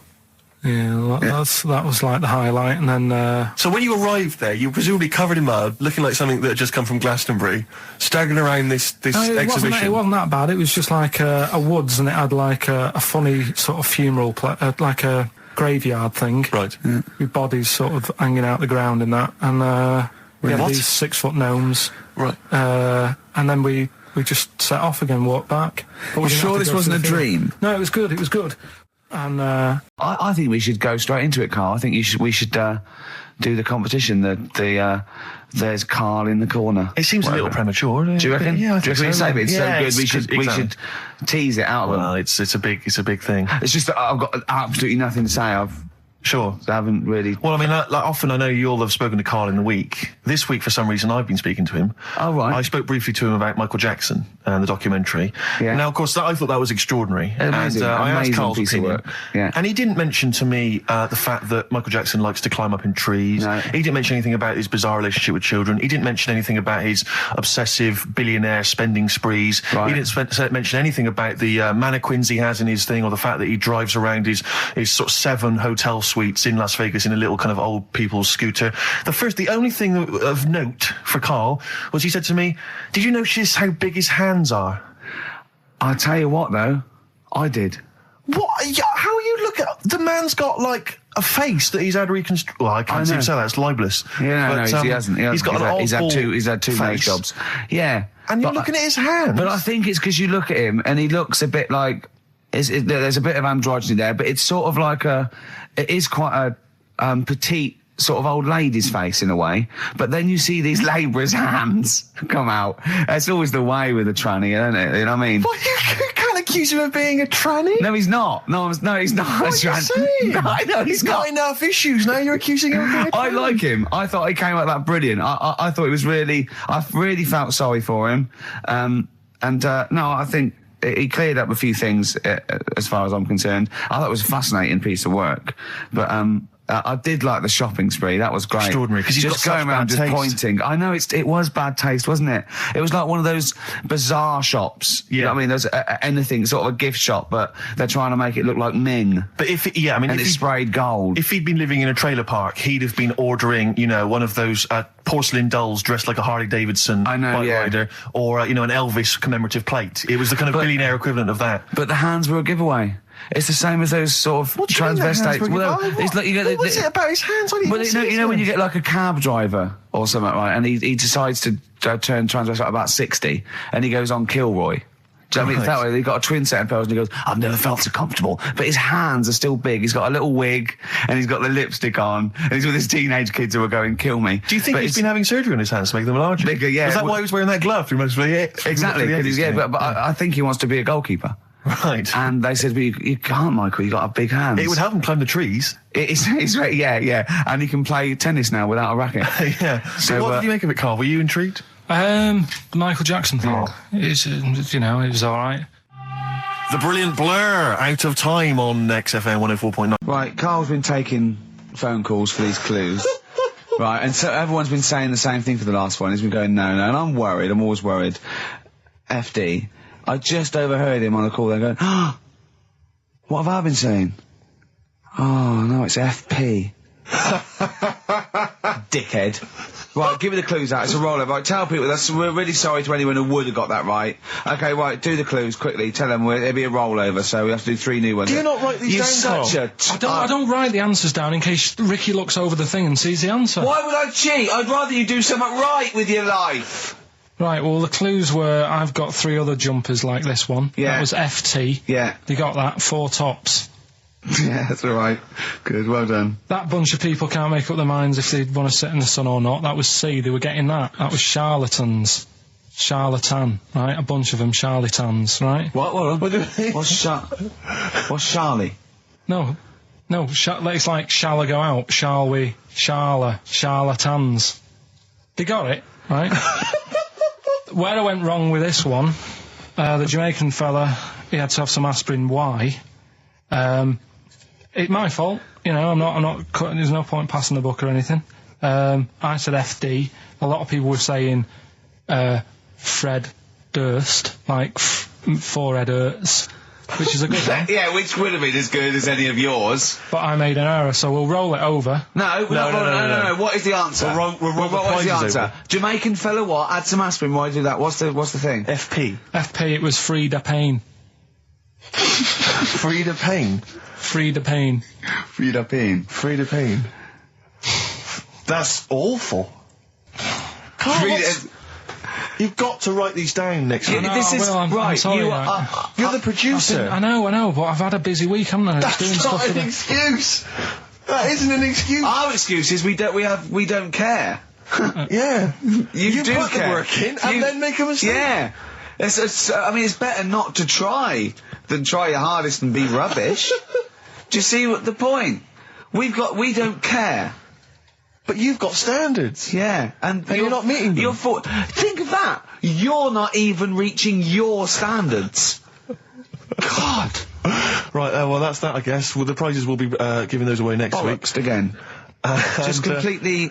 Song for the ladies to end the show with. It's from Nick Cave's new album, Nocturama. This is a track called He Wants You. Back next week. Remember, Frida Payne.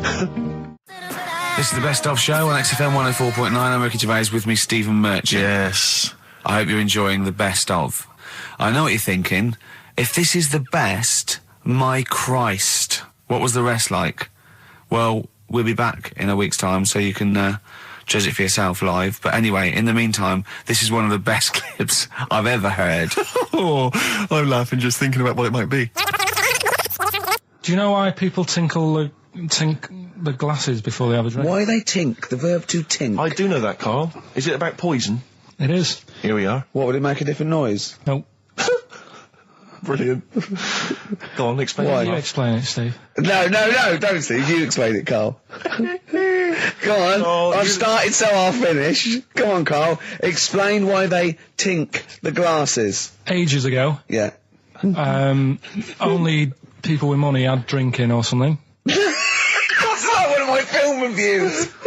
Years ago. Welcome to History Now. Now, ages ago, only people with money had drinking or something. Keep going, Carl. Keep going. Like spirit and stuff, so they'd, it's like businessmen. It's easy for you to say. This is getting to be cruel, isn't it? This is amazing. Yeah, go on. Why Go did you on. open your mouth, Carl? What were you hoping was the best that could happen? Because you were trying to make me look stupid before with the planet, so I'm... Whereas you know... Yeah, go on, no, come on. Businessmen with money have got to drink and ching. Okay, so then, with all the drinks... So they'd nip round to have a chat about whatever they're earning money with. And they'd say, right, do you want a drink then? And they'd go, oh, yeah, that'd be alright. So, rather than, like, just pouring it out of a bottle into a glass and saying, there you go, it could be going, hang on a minute, it could be poisoning me head and trying to, like, nick my business idea. Yeah. So what they'd do, it'd sort of pour a bit of his drink into the other person's glass and you get that tink noise. And that's like cheers, you know. No, Carl, I've just a slight amendment there. I think what it was you're absolutely right that they would then test each other's drinks to show that it wasn't poison. But over the years, that was reduced to just chinking the glasses by way of saying, let's not actually bother going through the whole rigmarole. They just did the chinking of the glasses. Yeah, as a kind of symbolic way of saying it. Yeah, that's good. It was exhausting though, wasn't it? I know. Was it worth it, do you think? Well, I like that, because people carry that with them now. When they do that, they'll think, oh, that bloke's definitely not trying to poison me. Yeah. So the horrible thing is that now, when I do the glasses, I can laugh and go, they don't know I've poisoned them. Exactly. You should always do the pouring back and forth. It's a shortcut, it's a slippery slope.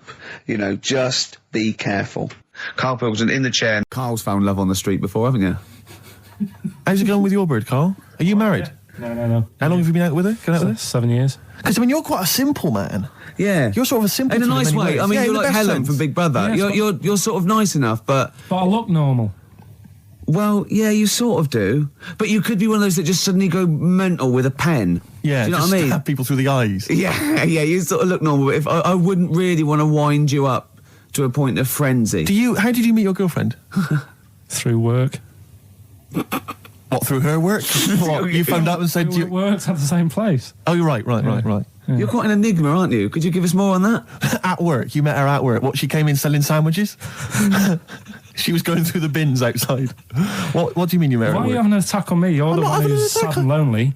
No, he's done you again. He's done you Yeah, but what I thought was interesting was I just scratched at him and he just went mental. Yeah, no, it's like a but bear caught in a trap. It's funny, innit? You'll never learn. No, I was just interested to find out what the story was, because it might be a really romantic story. Well, it's not.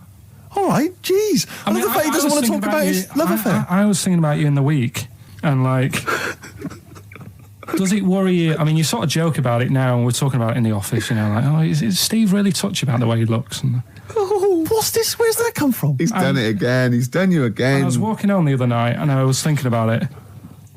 And do you worry that when you're old, you will be on your own? You did start it, though, didn't you? Well, Carl, I'm glad you brought this up.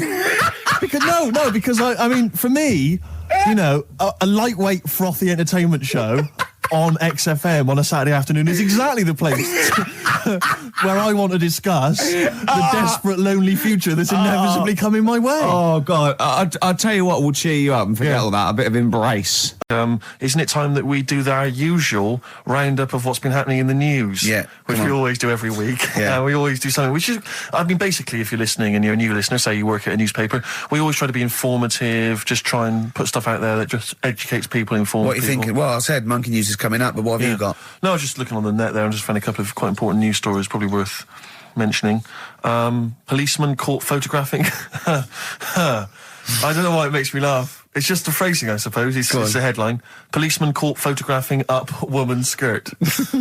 No, he wasn't up there taking a picture of Big Ben. He wasn't going, can I just sit up here? I'm just going to take a picture of that seagull over there. No. He was facing the camera up a woman's skirt. He was indeed. Right. A policeman in Japan is facing disciplinary measures after he was caught photographing up a woman's skirt with a hidden camera while on duty. The 42-year-old sergeant, who's not been named, used a digital camera to secretly snap the shots when the woman was reporting a stolen bicycle. So he was actually doing his proper job. He'd obviously thought to himself, I'll bring him a digital camera today. On the off chance a beautiful woman comes in to report a crime or robbery, I'll have it ready, I'll have it positioned, in such a way. But this is interesting. This is how he got caught. Okay? The woman became suspicious after she saw a flash go off. Brilliant. I mean, this not so secret at all. Sorry, did I just see your shoe? Your shoe just seemed to just spring into life there. It was light. There was light. Yeah, I think I'd had someone set fire to some magnesium that was on the end of it. It won't happen again. Well, it's only you and I in here, and your shoe was just suddenly lit. Why are you standing like that? Why is your shoe just sort of like between my feet? There's no reason. This is how I always stand. What did the bike look like? Flash? So, are you taking pictures of my family? No. And no, I'm not. And you should be wearing knickers anyway. Well, how do you know that? What? How did you know I'm not? How did I know what? I'm not wearing any... I didn't know you. I don't know what you've got up there. Well... I don't know what it looks like, and there's no way I could. Of course, it would be roughly that conversation in Japanese. I know, yeah. One of my uncles, Tattoo Stan, he's just caked in them.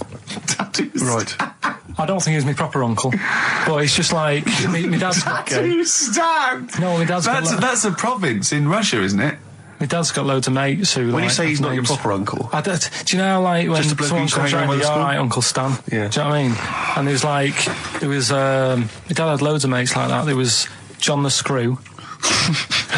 Right. So he either works in a prison, or he likes to have sex. Cabbie.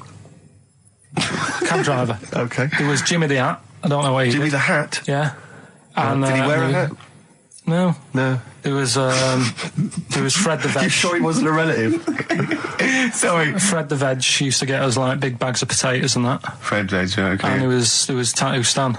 Right. And he was just caked in them. And I used to always look at him thinking, why have you done that? I must have only been like, 6 I suppose or 7. if you're born with a name like Tattoo Stan, exactly, you're destined, aren't you? Were really? they like a 1950s gang? I'm worried about. I'm worried about doing a bank job. What was his name? The Hat. What was his name? Jimmy the Hat. I'm worried about Jimmy the Hat. Yeah. Not having a hat. I don't understand it. Are you sure he didn't have a hat? Not when I met him. Did he ever wear a hat? I didn't see him that much. Do you think it was a joke, like, when your mate's sort of like, 8 foot and huge, you call him Little John or Tiny? Do you think the fact that he never wore a hat? They went, hold on, I've noticed something about Jim. Go on. No hat. And I go, oh, true, let's call him Jim the Hat. Jim the Hat, yeah. But my Uncle Stan, he had like loads of them. He did them himself. Oh dear! And it was always that thing. God. What was it? Things like he had like the cross cut here, made in Britain. And if you're going to do them yourself, I'd say at least make sure you're sort of a good drawer. Yeah, and don't do it in a mirror so it comes out backwards. Well, that was the other thing. But like, I remember he did. Names are all right. He had like all his kids' names down his arm. Right. What are they called? Yeah. Oh, God, it's Tattoo Stan Jr. Yeah. And Paul shits the bed. I'm trying to. Oh, Wabbai Kate. Yeah. But he had. Frankie never amounts to anything. Oh, God. So he had like. Johnny, I don't think he's mine. So he did all this. I don't even know why I'm telling you about tattoos. No, nor do I, Carl. Of course. Oh, I can't. Well, I'm sickened. I'm sickened because everybody knows that Gervais, and yet he's come out and he's spouted rubbish. I'm just. Oh. He thinks it's a good show. Oh. God, I'm disappointed. Oh, I'm so angry. He likes the show. I'm so angry because everybody thinks I'm an imbecile. Well, yeah. Well, fair enough. Yeah. No, because I was going to mention a couple, because I came up with a couple of my own TV shows. Go on, yes, I've got a few. Have you come up with your own? Yeah. Have you talked about this in the past? Well, yeah. Oh, yeah. Like when they have a cliche in the title, and that's the. Like the best one we come up with. Like a touch of frost, and it's his name. I know, I love it. Yeah. But my favourite, this is one I came up with, right? It was called Lady of the Night. right? But that's night spelled Knight, right? Yeah. And what is clever about it is, what it is there's a knight, right, a knight of the realm, okay, but it's set about sort of 1870 or something, sort of Sherlock Holmes era, that sort of thing. And he's a knight of the realm, you know, was it Sir Johnson or whatever? And he's a knight, whatever. But he doubles up as a private investigator, right? Yeah. And he's got working for him a prostitute, right, who's also a private investigator. Yeah. And it's called Lady of the Night, you see, and it's double meaning because clever, it's a pun. She's a lady of the night, and she's a lady of the night. It's a night. It's fantastic. Brilliant. And they go around, but seriously, they go around investigating like crimes, sort of Whitechapel and stuff. And it's brilliant because you know, obviously she's a prostitute, whatever, and he's a knight, and there's a bit of sexual tension, Gervais obviously, and obviously got all the Victorian elements and everything. And obviously they can't associate with one another openly in the streets because that would be, you know, he's obviously got to maintain a certain reputation. Yeah. So it's Lady of the Night. And there's all the intrigue and tension. What do you think about that? You thought this through. I thought that through. That is fantastic, using all your technical knowledge and your film study and your... I came up with one starring Naughty Samantha Janus as a nun with Diana Rigg as a Mother Superior, and it's called None the Wiser. That's beautiful. And they're naughty. And great. And the None sequel, the Wiser. she gets pregnant and she has to go and work in the kitchen, right? And that's called Nun in the Oven. I was going to say. Yeah. Of course it is. Yeah. Of course it is. Oh, that's beautiful, Gervais. Remember Ray Cooney, that thing in the 80s when all those... had those farces on, and basically what he did was substitute the word life for wife. He had Run for Your Wife, right? And wife begins at 40. Beautiful. Doesn't make any sense, does it, grammatically? No. I just thought of one like, I said to Claire a few weeks ago that it would be like a stage play and there'd be loads of people jumping in and out, like, of hospital beds. But in one of the beds, one of the wives, she just wanted to die. Because had no quality, and it's whose wife is it anyway? That'd be good, wouldn't it? That's nice. Yeah, Brian Ricks. Oh, that'd be beautiful. I love that. Touch of Frost. It's so clever. And the other one is, loads of lawyers with their wives jumping in and out of bed with just underpants on taking drugs, and it's This Wife. That's beautiful. Yeah, that's great. That's a nice touch. So let's have some competitions then. But you know, I've got a whole game show as well, which I could mention. Go on. Do you want me to mention it? Well, should we play? I've got a game show, right, that I came up with. Yeah. Okay, and it features me, but I think it could be perhaps a vehicle for yourself, Gervais. Yeah. All right. I'm going to tell you. It's called Ricky Gervais Meat Rations. Right. And I like it already. You like it already? Because there's a part in there for me. Yeah. Could I play the Ricky Gervais? Yes. Yes. Fantastic. It was originally called, basically, let me just summarise very briefly. I'm not going to tell you all the games, but it's basically recreating the heady days of the war. Right. Right. That's fantastic. It's beautiful already, isn't it? It's got the nostalgia thing. I've got a game as well. But it was originally going to be called Ricky Gervais Fag Rations. Right. But apparently cigarettes weren't rationed in the war. So it's called Meat Rations now. Excellent. And I'll tell you some great games. My favourite is, what's it called? To Be Perfectly Anne Frank. It's a great game. It really is a great game where you've got to pretend to be Anne Frank and hide from sort of snooping Nazis. Oh, that is fantastic. It's a great game. And there's also, of course, let me go into it. There's also Dig for Granny. I'll dig for victory, if you like. And what happens is you're scavenging through rubble, right? Can I just say, these are copyright. Anyone trying to rip me off? I mean, I've got the Penis Puppet Theatre. Yeah. I've got a stake in this, surely. Oh, certainly. Ricky Gervais Meat Rations. You can have a bit of my Penis Puppet Theatre. That's lovely. Yeah. And I've also got a new game that I'll talk about after yours. It's called Tip the Balance. And it's sort of like a game for 4. And it's like, I'll send it off to Waddington, see what you think. I mean, there's teething problems with it. Well, listen, Gervais, look, let's play Don't Fear the Reaper. Let's play that tune. By Blue Oyster and his Cult. It's a classic. Yeah. And then we come back and we try and make some money. Let's make some cash. Well, you've got to be happy with that. Blue Oyster Cult, Don't Fear the Reaper. Yeah. So go on then. So what other games are in this Ricky Gervais's Meat Rations? Well, it starts off, there's the sound of an air raid siren. Yeah, I like it already. And we came up with Start Queuing Up, Mum, for Ricky Gervais Meat Rations. Excellent. Do I look like sort of Walker out of Dad's Army? Yes. That is fantastic. Now you come in. Yeah. And what it is, the set, right, is kind of like half of it is an old sort of East End pub, and the rest is kind of rubble and debris, and a skyline of ruined, Britain.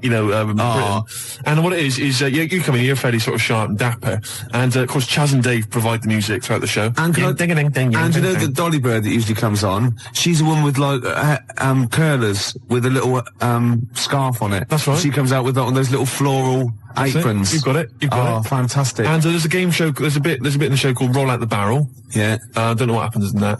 roll out the barrel. We could think of something. There's a barrel of fun sort of thing. Yeah. And this is a dig for victory where you've got like a big pile of rubble, right? And you're digging through it, scavenging for food, canned food. But if you find like relatives or friends, you score extra points. Oh, that is fantastic. And there must be some sort of fun with like gas masks. Yeah. When you can all put them on and dress up as like, I don't know, one of the banana splits. Yeah. That's what could that be? Gas. Who snork? Yeah. Yeah. Well, possibly. So every week there's the real snork. Right. So it's like contestants come on. They put which one snork? Which one snork? Yeah. So you've got three celebrities. Yeah, who's a gas mask and the real snork. That's great. So you've got someone like Ted Malt's son. He pops one on. You got Frank Bruno. Yeah. And Jilly Cooper. That's it. And they put their mask on and like a little outfit. And then the real snork is there. And you got to ask them questions. Like you get like Bernie Winters and Henry Cooper going. Number three. How long have you been in the banana split? And Jilly Cooper goes, about 6 years ago. I don't know. I think the banana split's been going longer than that. No, I don't think it's number 3. What do you think? And Bernie Winters go, number 1. Number 1. How did you get the job being in banana splits? And it's probably Ted Malt's son going, I answered an advert in the paper. That's not right. They were born. You know what I mean? And there's Chaz and Dave in the corner just going, na na na na na na na na na na na na na. Yeah, with the real snorks, and they always the lights go right, and the one stands up and he sits back down again, and then the real snork, and the others all take their masks off. And they go, "Lovely Jilly, what are you doing now?" Well, I'm appearing Puss in Boots down in Brighton. Oh, that'd be fantastic. What? Jilly Cooper? I don't know. What does she do? Oh, she's a novelist. She's a novelist. Oh, yeah. Now appearing in Panto. I'm not letting you book the guest. Oh, God. But wait a minute. What? I mean, I love your idea. Yeah. Who snork. Yeah. It's a bit odd, isn't it? How we started off with a kind of wartime nostalgia show, but now we've sort of featured sort of quite bad 70s animal things. Nothing wrong with the banana splits. But I like that. That's a good game. Yeah, okay. That can be like a special feature. So I'm just going to make a note of it because we've got Dig for Victory, to be perfectly Anne Frank. Yeah, and who's snork? Who's snork? Yeah. Well, I'm full of ideas. I could probably help you on this. Oh, this is great. Well, what other? Maybe we'll come up with some other ideas as we go we've on. still got to tip the balance to go. But can I just say, I did actually once try and pitch this. When I appeared on Blockbusters. Yeah. Well, I obviously met with a producer there, and I said, I got an idea for you. Have we talked about this on air? We talked about me on Blockbusters, but not about my pitching this. No, go on. And I said to her, sit down. I said, I've got a great idea, and I tried to bill it with me as the star. She said, who are you? Steve's Meat Rations. She said, why are you in it? I said, I am. Don't worry, I'm the one who can pull it off. Yeah. And she said, right, go on, what is it? And at that time, I had none of the games. All I had was the title. And she went, I like it, yeah. What are the games? I don't know. She said, if you'd have just said, well, stop me there, love, and just popped a gas mask on and said, who am I? She'd have gone, snork. No, it's not. We got an ad break, then we got a classic from Blur. It's 5 o'clock. So if you were going to watch that thing that started at 5:02, you missed the first 5 minutes of it. Yeah. So we're doing well with this new game show, aren't we? Yeah, we've got a few ideas there. Ricky Gervais's Meat Rations. Ricky Gervais Meat Rations. I love that. It's a great idea, isn't it? We came up with another quick game, because obviously so far we've got Dig for Victory, to be perfectly Anne Frank, and Who's Snoring, which is possibly, I think, the most popular game so far. Yeah. And also we've come up with a new one, haven't we? Puss in Jackboots. Yeah. You get a beauty of the age to come out. Saucy Samantha Janus? Yeah, maybe she comes out and she's got a little moustache on. Right, and a peak cap pulled low and Nazi regalia, and you got Bernie Winters and Ted Malt's son and Jilly Cooper going. You're obviously, by the warm applause, you're much loved. Yes, I am. Oh God. Show business, and the audience clap. Obviously, yeah. Well done. I don't know. You're doing the Nazi accent very well. You an actress? Yes, that is correct! Yeah, it'd be great, wouldn't it? Could you salute in, please? Yeah. That'd be nice. Just I'll do a little Nazi salute. Yeah, little click, that'd be lovely. I thought of a little quick game. And what's that one? That's called Puss in Jackboots. Puss in Jackboots. Yeah, lovely. I thought of a quick one. It's called Get the Hell Out of Hiroshima. Right, it's against the clock. Anyway, there's that's there as well. And we got any other ideas, Gervais? It's time for the game show everyone's talking about, Make Gervais Laugh. Yeah. We've had an entry here this week, all right, and what it is, let me explain the rules. Somebody sent in a picture, Gervais, right, I'm going to show it to you now, and if you laugh, then hopefully this young fellow wins a prize. It's from Neil in, let me see, Highgate. Oh no, I'm laughing already though. Are you? Yeah, because well, straighten yourself out. Alright, okay. Straighten yourself out. Now, you've not seen this picture? Oh, it's been so disappointing if it's not funny. There's nothing worse than that, you know what I mean? I know. Okay. Well, I think you'll laugh. You run the risk. Well, that's the nature of the game show. Okay. Alright? And what's in it for everyone else who can't see the picture or cares? Nothing. Right, nothing. no, that's good. But then, you know what? We're not here for their amusement, are we? All right, you know, we're busy men. We got things to do. We got to entertain ourselves. Yeah. But what I would say is, what is there in this show anyway for anybody else? Good point. At least we get a laugh. Yeah, okay. Now, what would you say? Well, the other thing though, is there a prize for Neil? Yeah, if I laugh, what can you give him? Will you give him sort of like a chuckleometer? You know, the Ricky Gervais's chuckleometer. The chuckleometer. Yeah, it's up to 10 CDs. Right. Oh, really? Yeah. Oh. Okay. All right then. Well, okay. Because that first one we did ages ago, that was up number 10, wasn't it? Yeah, 8, 9, 10. Yeah. Right. Here comes the picture. I think it looks to me like it's an internet picture. I'll be honest with you. You ready? Yeah. Okay. Here comes the picture now, Gervais.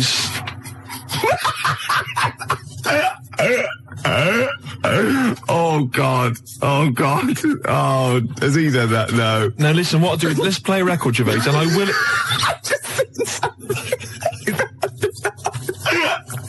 Don't explain it. We can explain it. We can explain it. Steve. Yeah. You know we gave away those CDs. Hey, great giveaways. Just good radio, isn't it? We've got CDs to give away. Tickets and that's good radio. Do you remember who won them? What, last week? Yeah. Well, no. Right. I've got to get them back. What, are these the CDs that we took from the library? Yeah. Anyway? I've got to get them back. 0171 580 2000. If you won those CDs, could you give us a call? Well, why should they bother? They're probably busy listening to them. Do you know what I mean? You can't give something away and then take it back. Yeah, I need big time. I've got to get them back. We've had a bill for the computer as well. That's mine. No, it's not yours. It is mine. It's not yours. I procured that. That is mine now. No, that technically counts as ownership. Listen, Gervais, it's not yours, all right? I've told you this before. I've explained this to you 100 times. What? All right? If you urinate on something, yeah, it is not yours. It does in the cat world. That's what cats do. That is what cats do. They go around their territory. That's theirs. They urinate on it. That computer's mine. If a cat urinates on something, right? Yeah, in its cat philosophy, it owns that. I agree. That's a sort of what's it called? A sort of territory thing. What's the difference? You're not a cat. No, I know. You're not a cat. That's discrimination. No, you're not a cat. You can't live life by cat rules. Well, I've got loads of stuff like that. My flat's full of stuff that I've got like that. What? Yeah, I've got 2 telephone boxes. Right. I've got a cash point machine. Yeah. Glyn was furious. He was getting out money. Right. Side of a church. That's yours. Yeah. 2 BMWs. Well, I had 2. I've got 1 now. What happened? The second one, the owner caught me, and he started doing the same. And because I started first, I finished first, so he finished last, so it was technically his again. Is that how it works? Yeah. If I piss on something, then that's mine. Yeah. But if someone else pisses on it, then that's theirs. Yeah. Is that how it works? Could you say urinate? This is XFM 104.9. They are mine now. They're not yours. They are. They're not. They're my shoes. Yeah, and they're mine now. No, they're not. I can't believe. This is why I don't want to do this anymore. Why? I can't believe you. They're my shoes now. That is ownership. That counts. In the cat world... They're my shoes now, and some of the carpet is mine as well. In the cat world? Yeah, wow. You cannot live your life by the rules of the cat world. I can. What does your girlfriend What's this? Oh. Not many people can do that. XFM, 4.9, quarter past. How do these sort of little theories of yours develop? What? They come in my head. Then they're all right. Then I like them and they happen. Right. Then they're mine. Yeah, it's fine. Okay. Yeah. What do other people make of the fact? They go along with it. What, your girlfriend? Yeah. And all my special friends and the friends that I make. Does she mind that your flat looks like an East End lockup and stinks of urine? No. She don't have a problem with that? Yeah, well, we've got these 2 pairs of pulp tickets? So you've no idea, have you? I've no idea. You just want to, we've got there. Oh, can I do this bit? No, you don't know what you're doing, do you? It's never stopped me, no. Well, exactly. I wasn't going to mention it. No. All right, you do it. Go on then. I'll sit over here. I'm out the way. Okay, how many tickets have we got, Emma? 1 pair. 1 pair. That's 2 to you, Steve. To give away. See who? Pulp. When? Next Saturday. Where? Finsbury Park. At what time? About 9. And what have people got to do to win tickets? Yeah, now you're stumped. What? You suggesting I should plan this show? Yes. Is that what you're suggesting? Yes. Why? All right, now listen, I think we should just give people an added reason to phone in with their worst lyrics ever. They can win this pair of Pulp tickets. Yeah. And then if we get bored with that in, say, about 10 minutes' time, we'll come up with another reason. If it'd take 10 minutes for us to get bored. I'll be surprised if we actually bother. Yeah. Yeah? Yeah. Got an ad break, and then I've got a Pulp song lined up. Before you do that... Oh, we should tell them what the competition is, shouldn't we? I just did. What was it? I wasn't listening. I wasn't listening. I really do turn off when you talk. Emma, what was the competition? It's amazing. What an amazing show this is. Shape.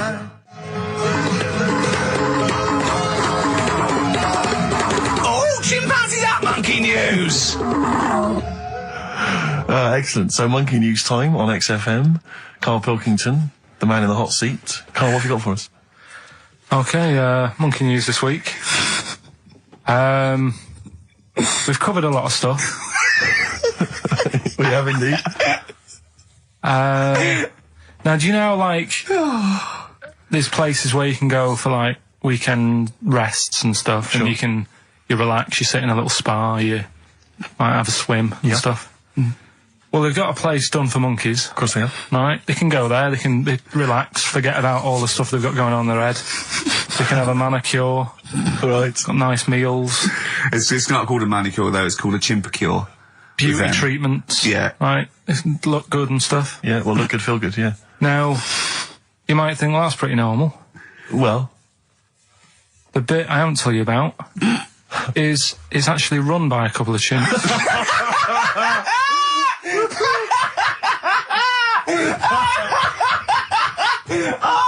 Oh, God! Oh, God!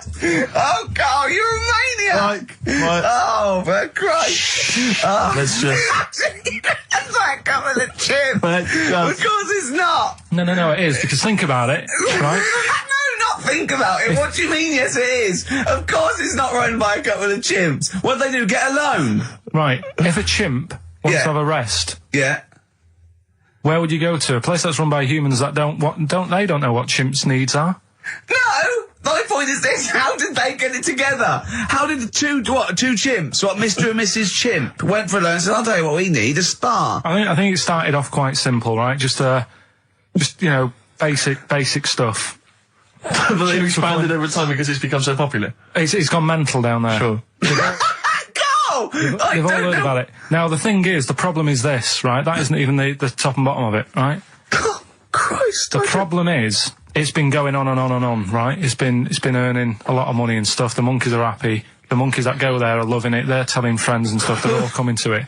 Now, the problem is, it's this little monkey, little man monkey and a little woman monkey, right? Yeah. Who were sort of girlfriend and boyfriend. Sort of. It's an open relationship. They can play around if they want. Well, the problem is they're not married, right? Now, trouble brewing. The lad monkey, fella monkey, he's getting quite old. Mm. And the problem is, because it's his name that's down on all the stuff. All the forms. Let him finish. I'm getting scared now. Let him finish. It's his name on the business. And the problem is his missus is kind of like, what's going to happen? Sure. Where are you getting this from? Internet. Oh, I don't know where to start. No. Can we just hear the end? This is ridiculous. So the problem is, the female monkey is worried that the male monkey she's worried. What's going to happen with the business? What's going to happen? Of course. Right now. What do you mean the business? The health There isn't spa. a business. It's a joke. Rick, you're not listening. His name's on the form. The male monkey's name is in his name. Now the problem is, the woman monkey has got some kids, but because they're not blood relatives, it's not going to be handed down to them. And the court, they're kids from a previous monkey marriage. Yeah. Right. So that they're not going to get it. Let me just check this out. Yeah, otherwise you don't want to check the facts, otherwise you could look like a twat spouting shit on the radio. Please check the facts for scientific security. And they're just a bit worried because they're saying that the people in Ohio, which is where they've got the little health thing going on. So that makes it more believable that it's Ohio. Mm-hmm. I thought you meant it was Berkshire, in which case it would be rubbish. It looks like the local people are trying to get in there. They've seen the success of it. Sure. And they're trying to go in and take it over and stuff. Yeah. So, give me the piece of paper. Throw it away. Play a record. That's the worst one I've ever heard. And there's something wrong with you. You're educationally subnormal. Final tune from us, Tim Buckley. Lovely song called Wings. Back next week? Yeah. Yeah. See you, Carl. Go on. This fella goes to the doctors, right? Oh, right, okay. Right, if this is in any way apocryphal, stupid, illogical, impossible, right, you are never, ever speaking again on radio. So make sure this is at least possible. I'll tell you what, I'll even give you improbable but possible. So if anything that breaks the laws of the universe or logic, okay, that's all you have to avoid. On you go. Right, so this fella, right, he goes to the doctors because he's got earache. Right. Okay, if a chimp's living in his brain... Go on. So he's got earache, he's sat in the waiting room and his ear's all bunged up and it's hurting a lot and what have you. So the doctor comes out and he goes, right, and because his ear's all bunged up, he doesn't hear it that well, right? So he thinks it must have been me, right? So he wanders in. Keep going. Anyway, I'm going to hate this. I can just feel it in my bones. Steve, I'm going to let you take over. Okay, let's hear it. So the doctor says, sit yourself down there, right? So he sits himself down and goes, right, take your pants off, right? So he's thinking, that's a bit odd. Anyway, he heard that, though. He apparently he took his tackle off. The doctor, did some operation. What, there in the waiting room? No, in his office. In his office, yeah. What? Wait. So he removed what? His genitals? Yeah. In his office. Why, Carl? Because he hadn't called him in. Oh, he'd called in the bloke who wanted his testicles taken off, and he didn't hear it. What? So the doctor went out and said, Mr. Jones, who's here to whip off your cock and balls just here and now, right? Bloke comes in, didn't it? It must have been me. So the bloke who wanted his balls taken off didn't say, I think he said me. So he didn't interrupt then. So the bloke goes in, he starts taking his testicles off, and he doesn't say, I'm here for me ears. What are you doing with that? Carl, you know our mate Johnny, he's a Doctor Who fan. Yeah. Do you remember, he bought the Doctor Who magazine, and he went to the toilet, and Steve got post-it notes and put geek on every page, and Johnny opened it on the tube, right, and it had geek and everything, and Johnny bought in the new Doctor Who magazine, I think this week's or this month's, right, and they've done the perfect Doctor Who fan, right, what the geek is, right, and it looks exactly like Steve. Alright, don't ever go, Rick. It does, and I'm going to try and put it on the website. It's amazing. It's got your hair, glasses, it stands like you, it's sort of dressed like you, and it's only, it's hilarious, and he was, I mean, I'm insulting you now, it sounds like an insult, but if you'd see it, you'd laugh. Well, Rockbusters, right? Yeah. Right, here we go. Just a little bit annoyed. Just 3 clues. We've lost all the energy in this show, haven't we? Well, I can't get over that insult. I'm just a little... No, Three. we did, though. It just came out, no, I can be honest with you. It 3 came out clues. left field. I wasn't expecting an insult. No, And, but I thought there was a sense of camaraderie on this. Just email in, ricky.gervais@xfm.co.uk. I'm just annoyed. I can't What are we doing? I'm just reading out the clues. Should we put this, let's put this one in for the Sony Award. Let's put this show in for the Sony Award. Play a song, Carl, because I need to discuss things with him. I've talked before about him Edit it down. Get this down to 3 minutes. It'd be a great show. Rockbusters in a minute. XFM. Lonesome Day by Bruce Springsteen from his new album The Rising on XFM 104.9. Ricky Gervais, Steve Merchant, Karl Pilkington. Before we just phoned in and said to Karl, stick up for yourself. Don't listen to that Merchant. He does my head in. He's so arrogant. I don't think I'm arrogant. I think I'm mean. Yeah. I just think I'm sort of objectionable. I don't think it's arrogance. I think it's sort of nastiness. Yeah. I'm just not a very nice person. But believe me, I'm not arrogant. I think I'm pathetic. What were you talking about earlier about glasses as well, and Steve taking his glasses off? What was that? What are you saying that in front of him now for? Was it an insult? It wasn't really an insult. Carl, what were you up to? No, what was it? I genuinely don't remember. I genuinely don't remember. Right, Steve, I'm not having a go. Right? Just saying how people, it's a bit weird that you've got glasses because you've got a good pair of eyes on you. Right? That isn't an insult. What were you talking about, though? What was it? Why did it was the fact that people who wear glasses always look a bit weird without them on. It's like, you know, they should wear glasses. Okay. Why did we get round to this? What was we talking about? What were we talking about? I don't know. I don't know. I don't know what that was. It sounds like an insult, even it wasn't intended as one. It wasn't. It sounds like an insult, Carl. It does, yeah. No, it wasn't. I should be allowed to punch you every time you insult me now. No, but I'm not I'm having a doing go. it. I'm going to give you a dead arm. Look, Steve, It sounds like an insult. you And always even if it wasn't, you intended it to be one. What you... Oh, that was real. Play a record. Yeah, but it's mad. Every time you insult me from That's now on. mad. Is this the Cardigans? Great. Brilliant. I didn't even say anything. It makes me feel better. I can enjoy the rest of the show. Yeah. Before we carry on with anything, I should just tell you, we're on the subject of emails. There's one emailer we're always looking forward to hearing from. Dickers! Richie Anderson! Dicky Docky Doo! Richard Anderson, thanks for emailing. He's my biggest fan. He's now. one of the biggest fans. He absolutely loves me. But not afraid to offer some constructive criticism. Go on, That's the great thing about Dickie. And from Anders this week, he says, Ricky, I'm lazy, I talk nonsense, I'm badly organised, and I believe in ghosts. Can I have a job working on your show?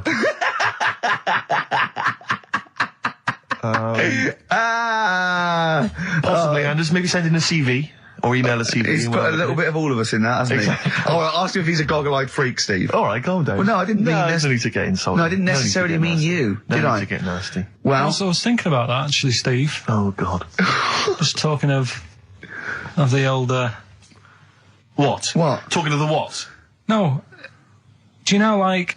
This better be good. No, you don't have that many girlfriends. And what do you mean? Carl, why are we on this? I was defending you in the whole monkey discussion. Come on, what's your point? What's your point? What's your point? No, what's the point? What's the point? I just was thinking... If there was an infinite number of Steves? You're an odd-looking fella. Come on, Carl, get to... No, you know I know that. I've told you that loads of times. What do you mean, you know I know that? Well, there's no point pretending anymore. Steve, I'm flabbergasted. But also, you don't like spending money, right? He's mean and weird looking. Valentine's Day. Are you sort of... you know... You've got to love him now, haven't you? What are you happier with? The fact that no girls like you enough, right? This is really mental. Or are you happy because you don't have to spend any money on a card for someone?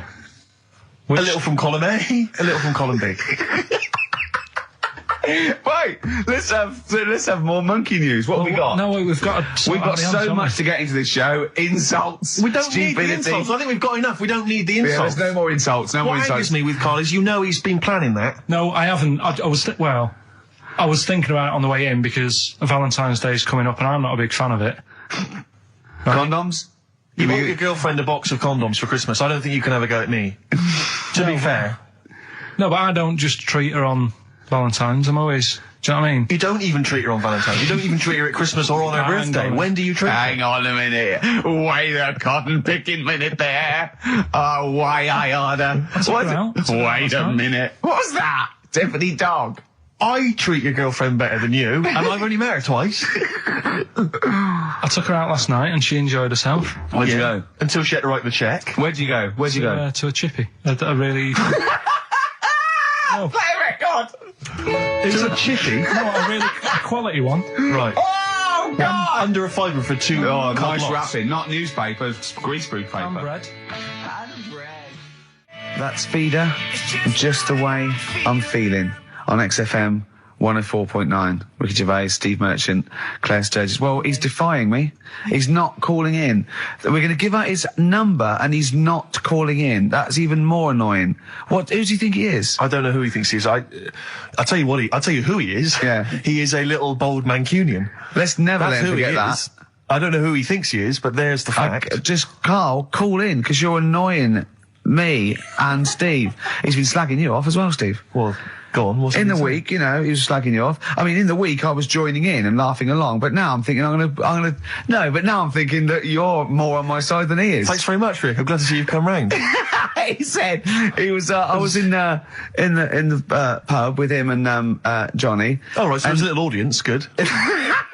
And he went, have you seen Men in Black 2? I went, no. He said, have you, Johnny? He went, no. He went, there's a thing in it that looks just like Steve. And I went, what? He went, it's a thing, it's got really gangly arms and bulbous eyes, and it just works really fast in the Aliens registration thing. And I went, all right. I said, we'll bring that up Saturday. Since he's not here, you know, what do you think of that? Well, the reason is, I think the problem I have with is this, that if I was to say things like that about Karl, I'd destroy him. He'd be a broken man after I'd finish with him. Call in, Karl, or Steve's going to say a few things about you. I'm going to get a couple of home truths out there. I can't believe it. I cannot believe it. Yeah, we were, you know, at the time I was joining it, we were having, you know, slagging you off on other things as well. Sure. But now I'm thinking, maybe you were wrong. Maybe I was taking the mickey out of the wrong person behind their back. If you receive any phone calls from people you don't know, we don't know anything about that. Instantly, we don't know why that is happening. That is just going to be a weird, spooky thing. So, Sasha, we didn't need you to tell us that. We know Karl is talking absolute nonsense. Wait till you get to 30. Oh dear, now this is quite a nice email from Paul. He says, let Karl know that I have a Chinese friend called Oi. Imagine the confusing and amusing situations we get into. We're out and about in busy Soho. Does his surname come here? Lightning wit from Karl. Wait nice. Till you're 30. Yeah, I know. Brilliant. But no, actually, we've had a surprising response to Songs of Phrase this week. Despite the fact everyone has agreed that it's racialist, they've nevertheless had a go. So keep your answers coming in, because we may as well. You're a hit, Karl. You're a hit. What, have we still got Monkey News? Yeah, that's still coming up. Yeah. Later on. We're not doing Cheeky Freak of the Week anymore. We're not. No. No. Don't want to upset people on that. Sure. But there is a good freaky programme on this week. Go on. I think it's on Channel 4. Yeah. Got a woman with a big head on it. No, I think it's BBC Two. Is it? Yeah. Alright, well, unless there's two on, because that would be a great week for you, wouldn't it? Brilliant. Won't be coming out. Is that the one when you said, go on, say right, say what you said when you saw it. The woman with the head. Yeah. Just said it looks like a cartoon. I just think that's so mean. I don't want to discuss that. No, it's not mean. It is mean, Karl. Again, Steve, if we were in a restaurant and I'm arranging to meet her, and I said to the guy on the door, I'm meeting, you know, Lisa, or whatever her name is, yeah? Right. What does he look like? Well, looks like a cartoon. I'll be over there. Do you know what I mean? I don't think he'll get mixed up. What would you say about me and Steve again? If you were meeting us? No, it just starts getting nasty, doesn't it? I'm meeting Karl Pilkington. We're very busy. What does he look like? He looks like Charlie Brown grew up. He's got a complete little round bald head, and he's got a gormless look on his face. He's over there, mate. Yeah. All right, that started the ball rolling for you, Karl. I love that it's okay to say what you like about people. If you go, yeah, but if I was looking for her in a restaurant, I know, but yeah. And why have you arranged to go on a date with this woman? Be a good night out. For her or for you? Well, I'd like to have a chat with her. You know what I mean? Just find out what worries her, and, you know what I mean? Because some girls worry about dead things. Like their hair being a mess and that. Yeah. With her, it's like, at least see your problems. Do you know what I mean? Fine, alright, well let's move on, mate. We're not doing Cheeky Freak of the Week anymore. No. Let's do something nice. Let's talk nicely about things. What's happened nice in the world, Karl? What do you like in the world? When you get up, when you go, oh, that was a brilliant day, What do you do when you go, oh, that was brilliant? We had a nice game of snooker. You like snooker, don't you? I mean, you and Steve played snooker last week. Yeah, but things are always ruined. Do you know what I mean? I might be having a nice time having a game of snooker, and then, you know, we're having a proper battle, and I'm trying to concentrate on taking a shot, and then you'll say things like, look at his little monkey hand. And I'm going for the black. Do you know what I mean? Yeah. Or maybe I'll say, I'm just going to the toilet. Yeah. And then one of you will follow me in and peer over the door. Oh, yeah! Tell that That was when you were actually in a cubicle sitting down, wasn't it? Yeah. And Steve Merchant's head appeared and went, all right. And you went, what if that wasn't me? Oh, that was great. Doing a George Michael on me. That is one of the benefits of being very tall. You can look over You can look over the stalls in toilet lavatories. It looks like a giraffe house. You're sitting down there and you look up, right? And he's peering over the top. Oh, the fun we have. Oh, it's great, isn't it? But anything intelligent. It's like the monkeys. We are like the monkeys. Oh, we are three.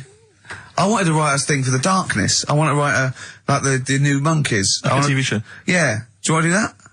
Yeah, all right. Yeah, okay. Well, if they're listening, or their radio show, a record company listening, or their manager, big fan of the Darkness, my favourite. Hang on, don't make a promise like that. No, my favourite band at the moment. We'll do a pilot. Them and the Monkeys. Don't make running that around, promise. speed it up. They can have their songs in it. They can write songs especially for us. What if they can act? And it's them. They can act. They just act themselves running around. We're getting people like Henry, McGee and that to come in and sort of be the actors. And, you know, all those posh actors that appear in Ali G and that. It sounds like a lot of hard work. Yeah? Yeah. Okay, forget it. Knock it on the head. Yeah. It's the time that most people, I imagine, have been waiting for. Monkey news. Play the jingle. Okay. Oh, chimpanzee that monkey news. Right. Come on. Come on. Should be ready, Carl. It's amazing, isn't it? It's like Nicholas Witchell. The bomb. No, that's not the first. Come on! No, it's always difficult, isn't it, to sort of find something that's good each week, right? Last week, we did the chimp. It is for us, yeah. We had the chimps who were running a health spa. Yeah. Right? We've covered the one who nicked a car to go on to Spain. Yep. To sort his future out. All shite. The hairdresser, I think we've done that one, the little monkey hairdresser. This week, we're looking at monkeys, that they're using. Do you know, like monkeys? They know how, like. I've lost the will to live, Steve. Oh, well, I don't want to do it. Right? Well, come on, come on. What are monkeys good at? What are monkeys good at? Yeah. Well, running small businesses, cutting people's hair, and driving cars. Yeah, they love Spain. Oh, and foiling bank robberies. Yeah, they're great. Well, something else they're good at, right, is like weighing up the situation.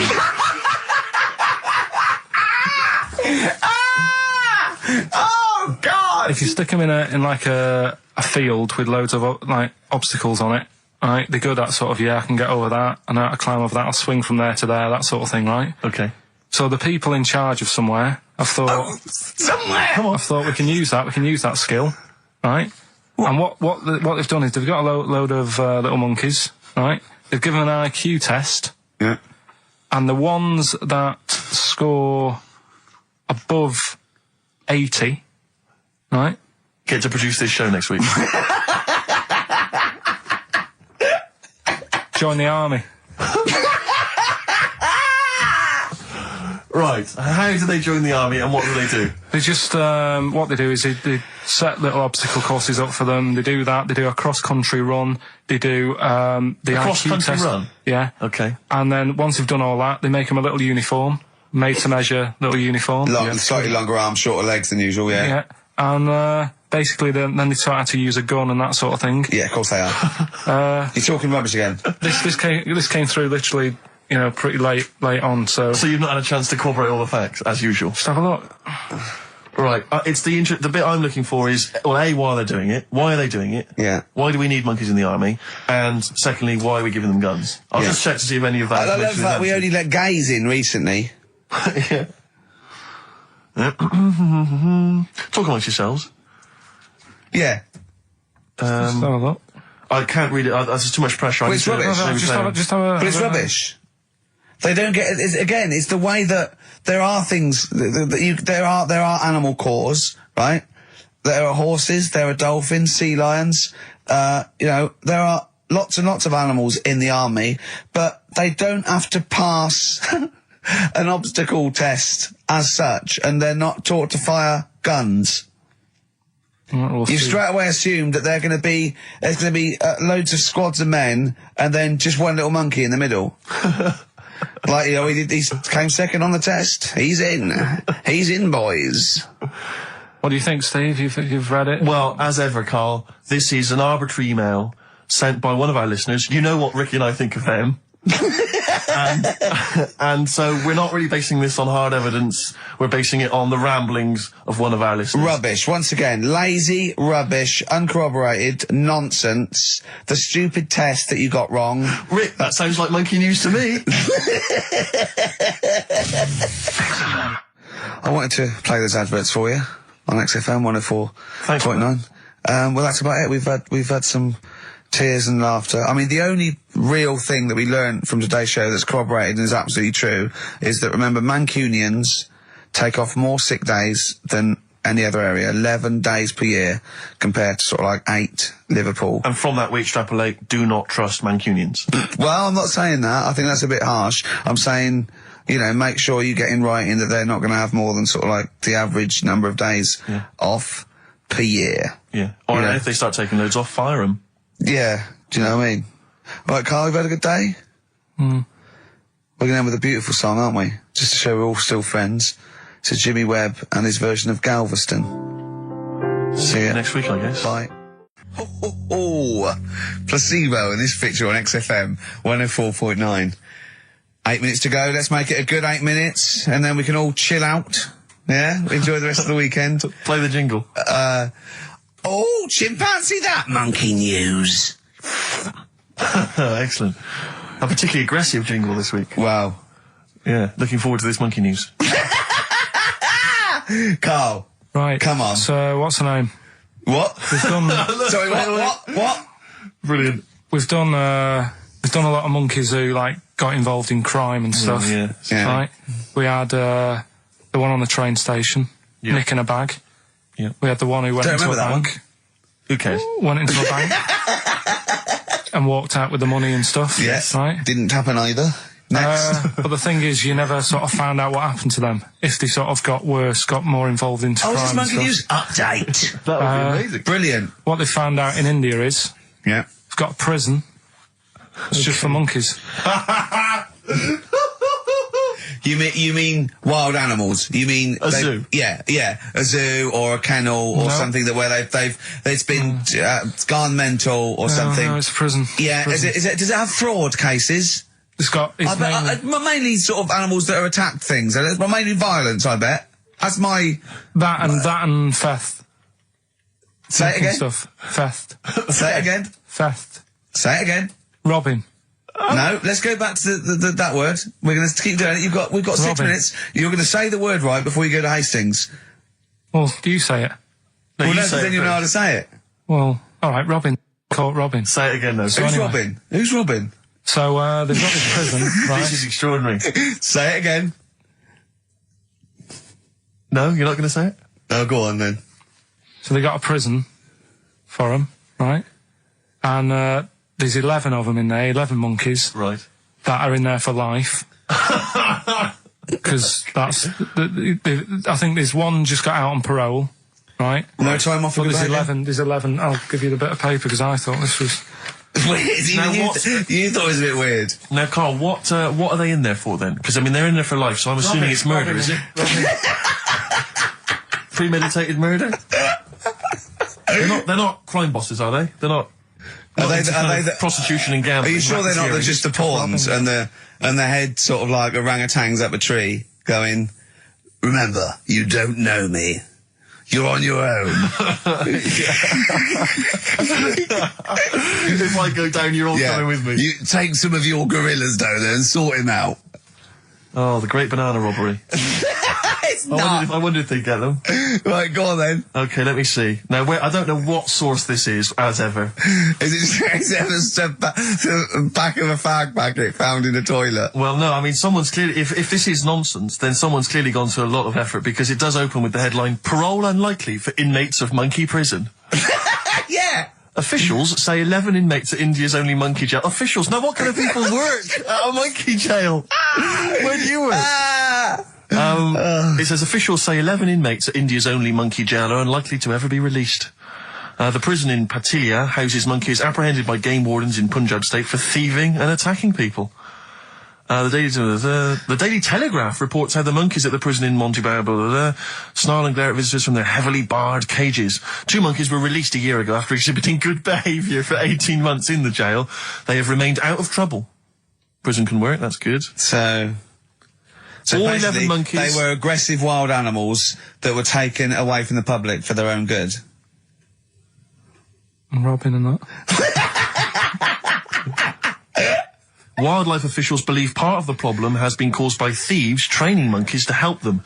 Lorry drivers training monkeys as guards for vehicles, and itinerant entertainers using ill-treated monkeys as part of their act. It's the monkey that takes the rap. It's a shame, that, isn't it? That is awful. They didn't know what they were doing, did they? Oh, so there you go. What do you think of that, though, Carl? What would you if you could visit them, like Lord Longford or something? What would you say to them? You go there and you get a visit a week or something. You know. So can you get us a video? Alright. Do they get conjugal rights? Do you reckon? You wouldn't be interested in that, though, would you? They get what?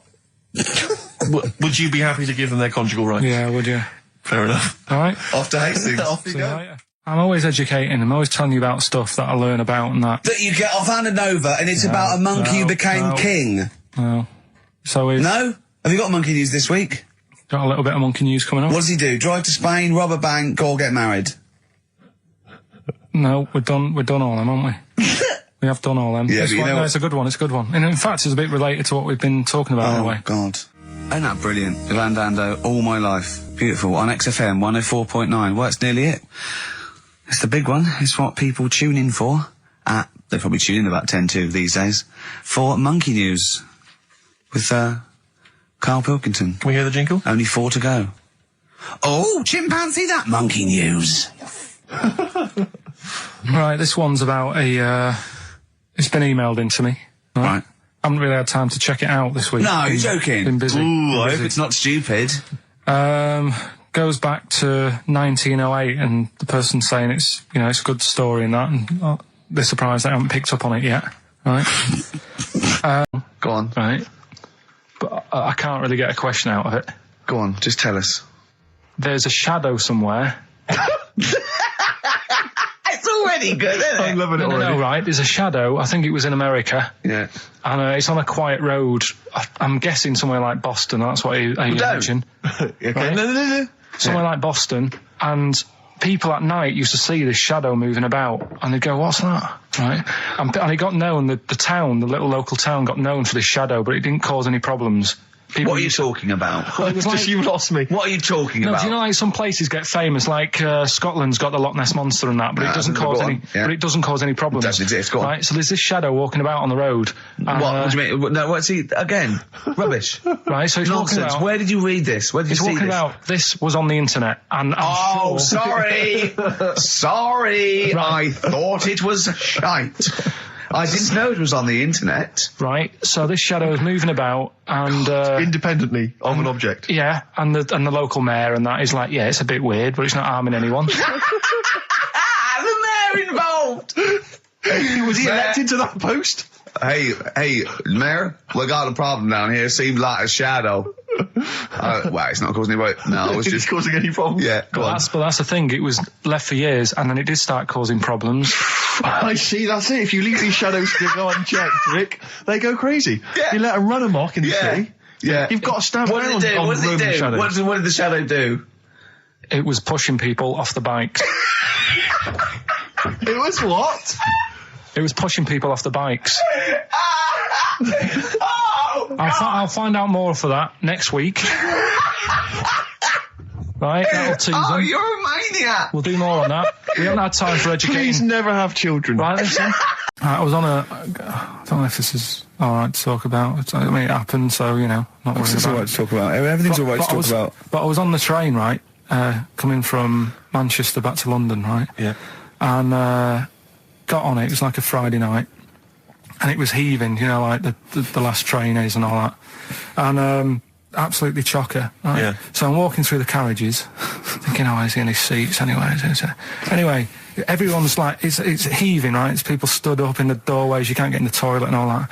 There's not going to be any chair knocking about. So walking through, and anyway, I see this one empty chair sort of in front of me, right? I think, why ain't anyone sat there, right? I'll just rush to that, get to that, I'll get myself a seat, plonk myself down, right? And sort of turn round, see who I'm facing, see who you're sort of having a chat with.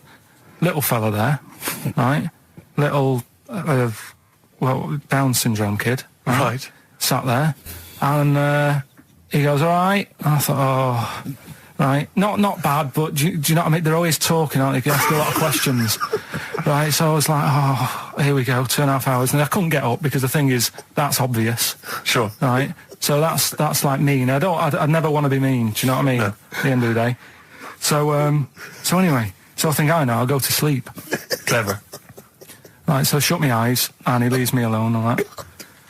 So then my phone goes, and I think, right, what do I do? Do I ignore it? Or do I open my eyes and see what it is? Anyway, I open my eyes, it's Ricky calling about something. About nothing, probably, actually, thinking about it. It wasn't even worth answering, right? So anyway, but I'm awake then, aren't I? So he's like, hello? And I'm like, all right, mate. And he says, you're muscly. You're right.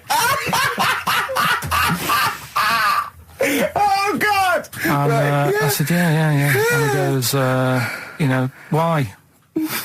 So I said, no, just am. It's, again, stressing me out, because I was thinking, why am I muscly? I don't go to the gym. And, I'm not muscly, I'm in good shape and that. Well. So then he wants an arm wrestle. On a crammed train from Manchester, so I've got another hour and a half of this. When you talk back, he'd soon have got up and left. If you'd have started asking him questions, he'd have got up and left with the drivel you come out with. So anyway, do you know when you're under pressure, you're thinking, well, he's said that I'm muscly, right? So do I do it or not? And there's people watching, not joining in, not sort of having a laugh and that with me, just like watching but pretending they're not. Oh, and I'm God. at one of those table seats, and he kept saying, come on, I want to arm wrestle. So, and he was getting loud, and I thought, I best just start an arm wrestle. What do you mean? I best just have an arm wrestle? What do you mean? Get it over and done with. I had to... if he's going to keep asking, I had another hour and a half on the train. Oh, God.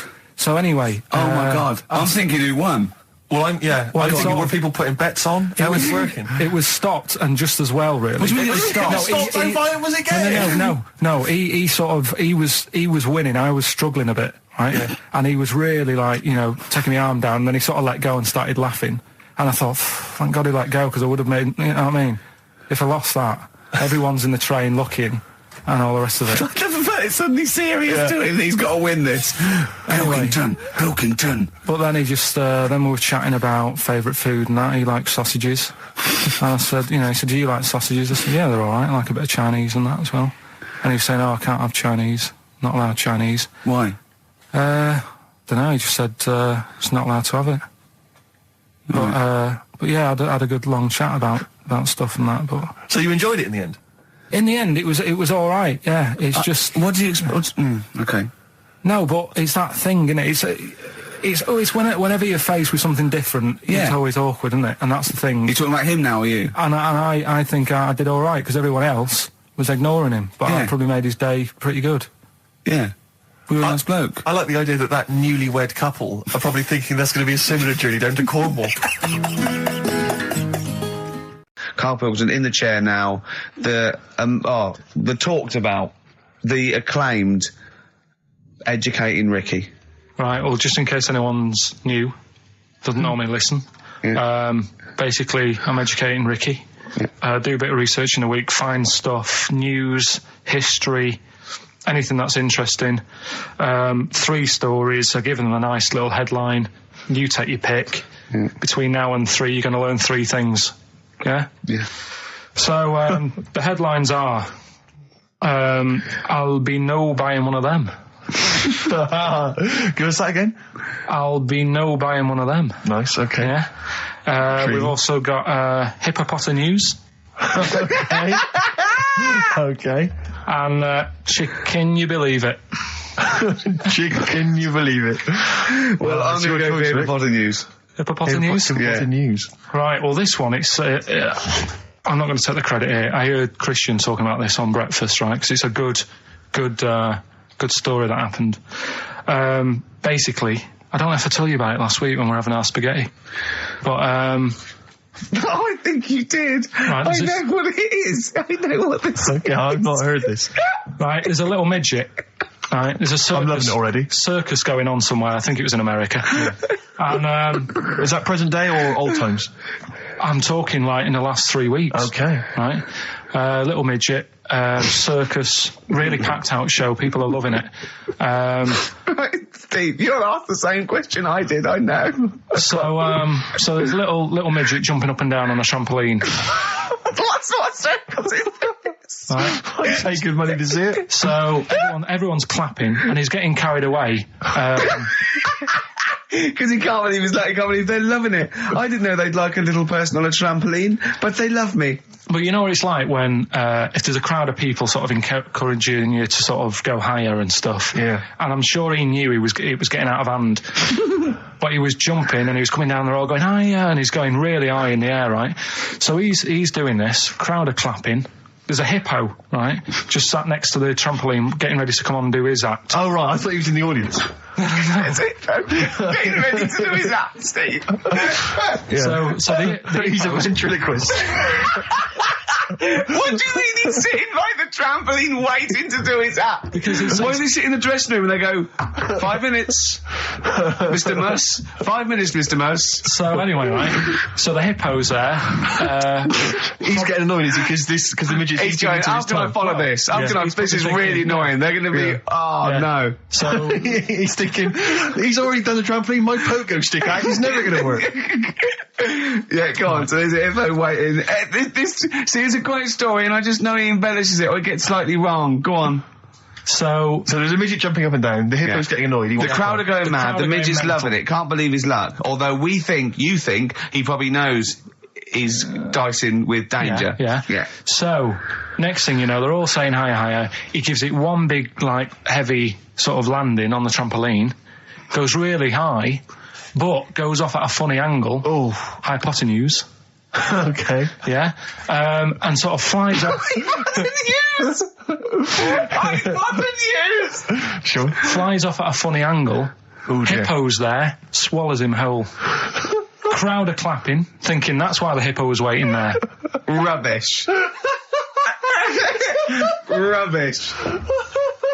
It's not rubbish, though. But no, maybe there was an accident in a circus with a midget and a hippo, but at no point was this hippo waiting to go on, going, come on. The midget flew off at hypotenuse and landed in the hippo's mouth and was swallowed whole. This is what you embellish it. That is great. And what's that? I have to say, though, Rick, when I heard midget, trampoline, hippopotamus, I was thinking accident waiting to happen. Yeah. So... Yeah, maybe. I mean, it is that you should never put those three together. Never. It's a recipe for disaster. Everyone knows that. Midget, trampoline, hippopotamus. Are you mental? You're asking for trouble. Well, you know when he told me it, he said, and the midget, he didn't mention the hippopotamus, and he said the midget went on, and soon he fell off, and the hippo ate him. And I said, sorry, what was the hippo doing there? He went, it's a circus. I've never heard of a circus having a hippo. No, what do hippos do? What can they do? You can't train them, can you? What do you? Aren't they, like, very deadly? They're huge, aren't they? You can't have a hippo in a circus. Are you sure? You're not thinking of Zippo? He's neither clown. Yeah. You know. And it, Carl, we stopped educating Ricky, so I've stopped learning, about things like the woman who ate mud all her life. I told you something before when we were in the office. What was that? What did you teach me? They've just counted how many fish are in the sea and that. No, they haven't. They've just done a census. A census? What, of fish? Yeah, some fellas have gone in the sea and they've got to work out. There's about... Mrs. Spratt, is this your son? No, he's a lodger. Okay, well, let's mark him down. That's 2. Oh, I've lost count. 6 million, 4 and... Oh, darn. So how many are there? About... There's a lot. Oh. Well, there are more species of fish than bird, mammal and reptile put together. Can I ask a question? That's on my DVD of animals. That's still available in the shops.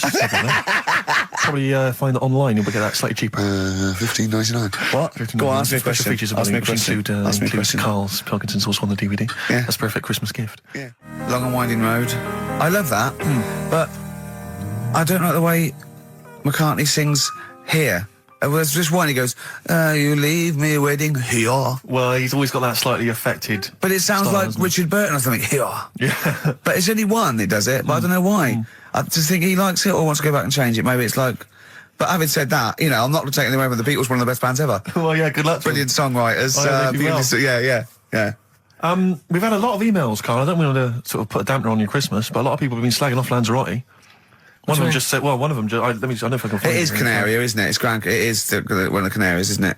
It's a volcanic island covered in volcanic dust. It's very windy, so you have to dig a hole to sit in on the beach, and there's hardly anything to do. That's from Mike Godham, he says, unless you like quad biking. Well, you've seen what happened to... no, don't go quad biking. Not with your little head. There's no protection at all, is there?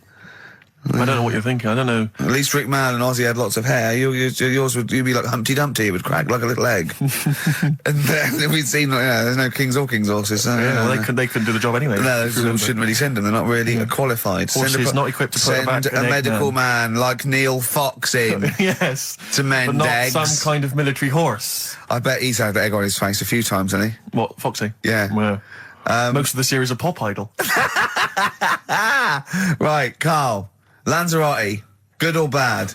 Well, you got to give it a go, haven't you? Yeah, well done. Give everywhere a go. Exactly. That's what I was saying. Don't just take the word for it. I mean, if it had said an Ananova, Lanzarote shit, he'd have believed it. Sure. If he'd have overheard it in a pub, Lanzarote a crap, he'd have believed it. He'd have seen it on a website that was mainly concerned with monkeys and witches, he'd have believed it. Yeah. As it is. Everybody raves about New York, and when I went there, I thought it was rubbish. Well, you're an idiot then, because that is possibly the greatest city in the world, along with London. Subjective, though. That's why they have holiday programmes and that, innit? So you see it and you decide for yourself and that. Yeah, but you saw Venice on a holiday programme, as you put it. You went there and you went, it was rubbish, full of black bin liners. Well, it is. Right. Didn't they show that? It stunk. Didn't Judith Chalmers say that? It stinks here and there's loads of rubbish everywhere. No, she didn't. Did she mention that? Oh, that's what I mean. So it depends what you want from holiday, doesn't it? Well, yeah. But you're an idiot if you don't like New York, so next. Anyway, come on, break up, guys. Kiss and make up. Right back, just for Christmas. Brilliant. I've only got two, really. What? Because I was trying to work one out before, right, in my little room. Yeah. I was looking at different band names, thinking, what can I do? Yeah. Couldn't concentrate, because Ricky was in there, trying to spray deodorant all over the place. Right? Well, you should have done them yesterday. You should have shut me out. Right. So there's just two. Brilliant. Well, I've kind of got an idea for the third one. fine, I'll have a go. Yeah. Right, so anyway, the first one... Should we play a record and come back to this? We'll do it quickly, we'll do it quickly. No, play a record. It's then. rubbish. Yeah. Rubbish. Libertines. Useless. Give me the gifts. Let me have a look what prizes you've got. Libertines, Don't Look Back Into the Sun on XFM. Well, the general public are getting involved with Carl's holiday, and, I mean, this has been a damning report on Lanzarote. There's not been a positive word written about Lanzarote so far. Wow. It's volcanic, there's no natural water supply. Sorry, there's no natural water supply. It's you all have to sit in a hole. What do you think of this, Carl? What do you think of the people that want you to know that you're going to a rubbish place when you can't change it? What do you think of that? Rubbish though, will it? What do you mean? All right. What do you mean it'll be right? Because I'm going to go there thinking, oh, there's no water and that, and there will be water. No, they didn't say there's no water. What did they say then? There's no natural water supply. Whatever. I'm not bothered. It doesn't bother me. All right. I'm going to have a good time and that. What are you going to do? What's your plan to do? Got a book. What book you got? Rich Hall book. I'm just going to read that. So, Brilliant. And the weather's better than here, isn't it? Yeah. So... Someone emailed just now. They said they're listening online and there's a problem with their computer and everything's sped up. The music's sped up. Our voices, Rick, are sped up. Except Carl's. That's how slow he speaks. So when everything's sped up, he sounds a normal. Right, we're doing Rockbusters. Yeah, come on. What rubbish. I wonder why we stopped this game. Well, I think it's probably exhausted him. He needs to go to some kind of volcanic dust island for a holiday. With no water, exactly. Just to dry out and get some new ideas. Oh, I'd love to see you sitting there on these black ash sands, just sitting there going, I'm thirsty, Suzanne. There's no natural water. I've finished my Rich Old book. I can't focus. I'm going blind. I need some water. Oh, brilliant. Oh, bless him. Anyway, happy Christmas. We said we weren't getting out, didn't we? Right, go on then. It was the premiere. Did you see the coverage? It was a premiere of Lord of the Rings Part 3. I can't be bothered. I mean, man alive, I'm sick of Lord of the Rings. I watched the first one, and I was actually I've never been into all that sort of stuff. Never liked Gollum and Dungeons and Dragons and gatekeepers and weird magic and Harry Potter makes. I want to punch his face in. I know what you mean. But I mean, it's sort of like, Well, Lord of the Rings, when I was at school, if you were into that sort of thing, you were a nerdlinger. They would beat you up, they'd shout heckle abuse, all that sort of thing. You know, I wasn't a fan. I actually don't know anyone who admitted they were into that nonsense. It was shameful. It was embarrassing. Now, the whole world's gone crazy for it. Even the tough guys, the hard nuts, the streetwise kids, they're loving it. Can't wait for the third one. I see people raving about it. It's Jonathan Ross, all these people going, it's the best thing I've ever seen. It's 3 hours and 10 minutes of trolls and goblins and magic spells and large feet and magic rings. I'm loving all that crap. What's wrong with you people? I will smite you with my sword. It's just interminable. The orcs and the Norks. I saw some people playing this game. They had a big manual and a dice, and they're in a pub, and they're all fat with beards, right? And he threw a dice, and looked down, and he said something like, outside them, 3 miles to Mumra. And they went, oh, well done. I know. I want to go and say, what is this game? Yeah. It's absolutely extraordinary. Well, they showed some coverage of the Lord of the Rings premiere on TV, and there were people dressed up as some of the characters. Yeah. There was a girl chatting saying, well, I just think Gollum's hilarious. What? People talking about telling me Gollum's hilarious in this new film. How is he funny, my precious? Oh, my precious. What's funny about this? I'm losing it. I'm genuinely... Is he like Yoda? I don't know what the joke is. I'm missing it all. And when the walking trees started talking... Oh, man, I love it. Gollum's the little one that looks a bit like Gandhi. Yeah, exactly. The computer-animated Gandhi. Yeah. Yeah. Is that all right? Yeah. I think that's how he's described in the book. But this is the other thing. I said, then they go, Tolkien, J.R.R. Tolkien, he's a genius. You know, he created his own language. Whoopee! Carl comes up with a new word every week that he's made up. He's not a genius. Yeah. Well, the bloke, a look of frighteningness came across his face. Frighteningness. Yeah. Carl's new word. No Blue Sky, The Thorns. That's beautiful, isn't it? On XFM 104.9. Carl, you're losing your rag a little bit. What's the matter? Nothing, go on. See? What's the matter? What's the matter with Carl? I've got something to cheer him up. Someone's emailed in, Emma's emailed in, she said that, for those that know, those in the know, they referred to Lanzarote as Lanzagrotte. Brilliant. He's a bit fed up. He's got 2 CDs for Christmas from a company that's he's been with for 6 years. He's a little bit grumpy about having to answer the phones. He wouldn't go and make Steve another cup of tea immediately. Selfish. Yeah. Carl, what are you thinking? Nothing. Go on, what were you doing? Come on, Carl, you're getting paid for this. Project. Out. We'll take one of those CDs away. All right. Right, okay. Are you in a film this week, Carl? We're doing that now? Yeah, go on. Get it over with. Hang on a minute, then. Get it over with. Let's get this show over with. We can go home. You can go off to Lanzarote and sit on some ash. Some charcoal. He's not happy about that. That's annoyed him. The listeners have all ganged up on him. Yeah. XFM giving him 2 CDs. We've had more calls for his resignation this week than ever before. What do you think of that, Carl? What do you mean? There's another reason. Do you know what I mean, though? Because he's grumpy. He's not just giving it. He goes, well, I can't help it, can I? I don't want it. You're being paid well to do a job. People have tuned in to be entertained. Too much hassle. Yeah. Yeah. Yeah. That is my job. Friends that is the point of life to me. I can't wait to see them. I squeeze their head. I welcome them in. Oh, they annoy me. They annoy me. Annoying me. I love it. Friends are annoying.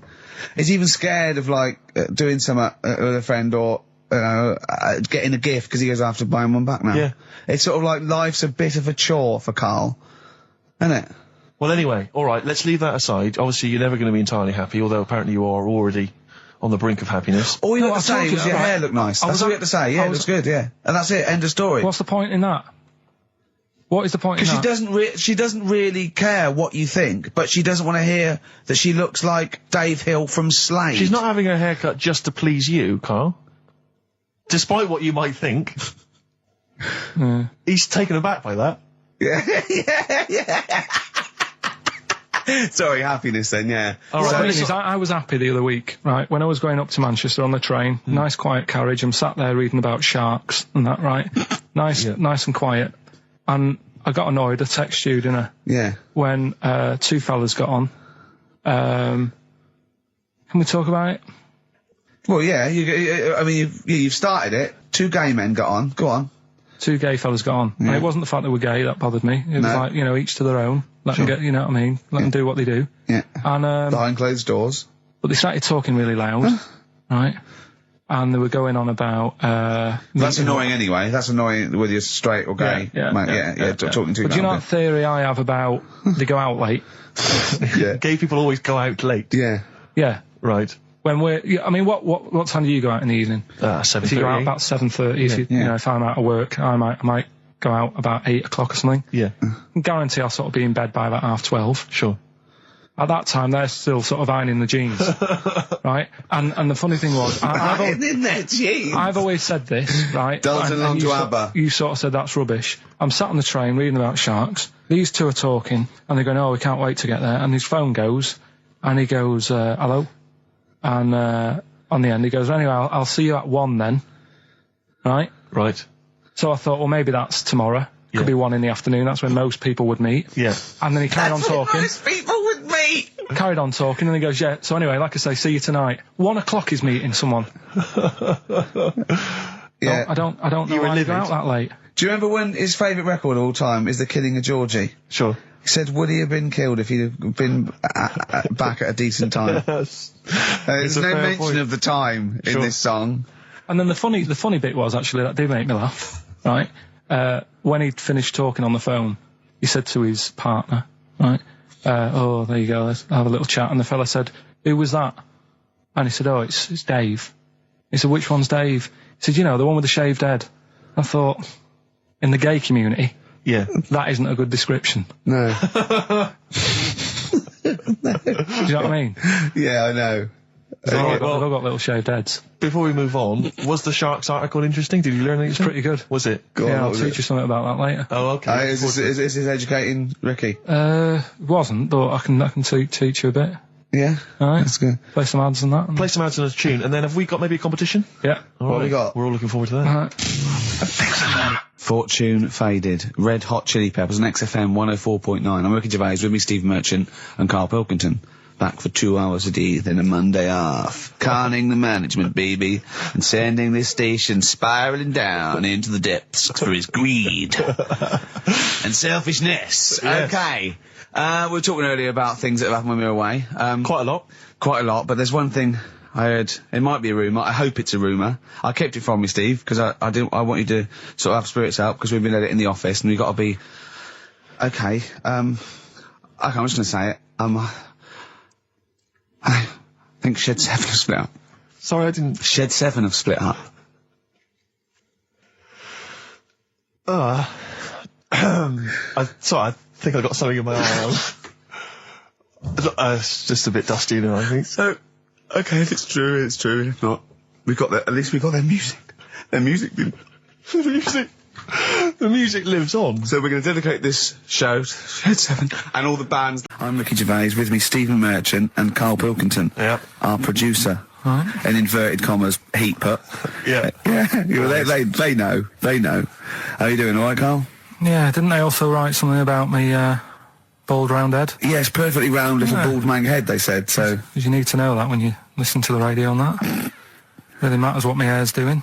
Your hair, have you given it a little polish? Because you look like a cue ball at the moment, and you've had a shave in it. I've never seen such a round head. It actually looks like a plate with ears. Yeah, well, for those that have never seen Karl, I actually, if you remember, I think he looks a little bit like Mr. Spoon from Button Moon. He does. If you've ever seen that show, and also he looks like, you know when they say they find with a little 4-foot human and it's actually 500,000 years old and they give it a name and it's the first, Australopithecus into. He looks like one of them as well. Perfectly round little. He is the missing link. He looks half human, half monkey. Because he's got a slight slouch as well. So it's like those pictures where you see it going from an ape to a man. He's one of those in the middle. Yeah, and of course his monkey hands, his hairy little wrist to those skinny little things that he can get oranges out of holes with, and it's unbelievable. Why are you so all shaved and polished and everything? Got a wedding. What? Got to go to a wedding today, so thought I'd clean myself up a bit. Yeah. Shouldn't you be wearing a suit or something? No, I'll go home and put something on. Oh, okay. But Suzanne said, make an effort. I sort of had a shave and that, and then I came out of the bathroom. She said, "Oh, your head looks a bit sort of eggish." She's right. She always worries about when I have a shave, because I just, That's your girlfriend, Carl. I know. Saying that. Just think, so don't worry about Heat saying it. And funny thing is, it's Boyd Hilton, I think, of Heat that wrote it. And he's got a little bald head. Yeah, no, don't slag him off. Yeah, but on the end of his review, does it say, written by Baldy Boyd? No, because it doesn't matter, it's a magazine. Don't worry about it. Looking forward to the wedding? A bit boring, isn't it? But you've got to do it. They're probably listening. Should we do a shot? No, it'll be a great day for them, but I know what will happen. Suzanne will see, all the fuss and that, and then she'll get ideas, and I'll have to let her down and all that. Why is it you don't want to get married again? I always forget. It's just... Who's it for at the end of the day? I've been with Suzanne for 11 years, right? Sure. We're happy. Well, I am. That's what counts. You're never happy. I am. I'm all right.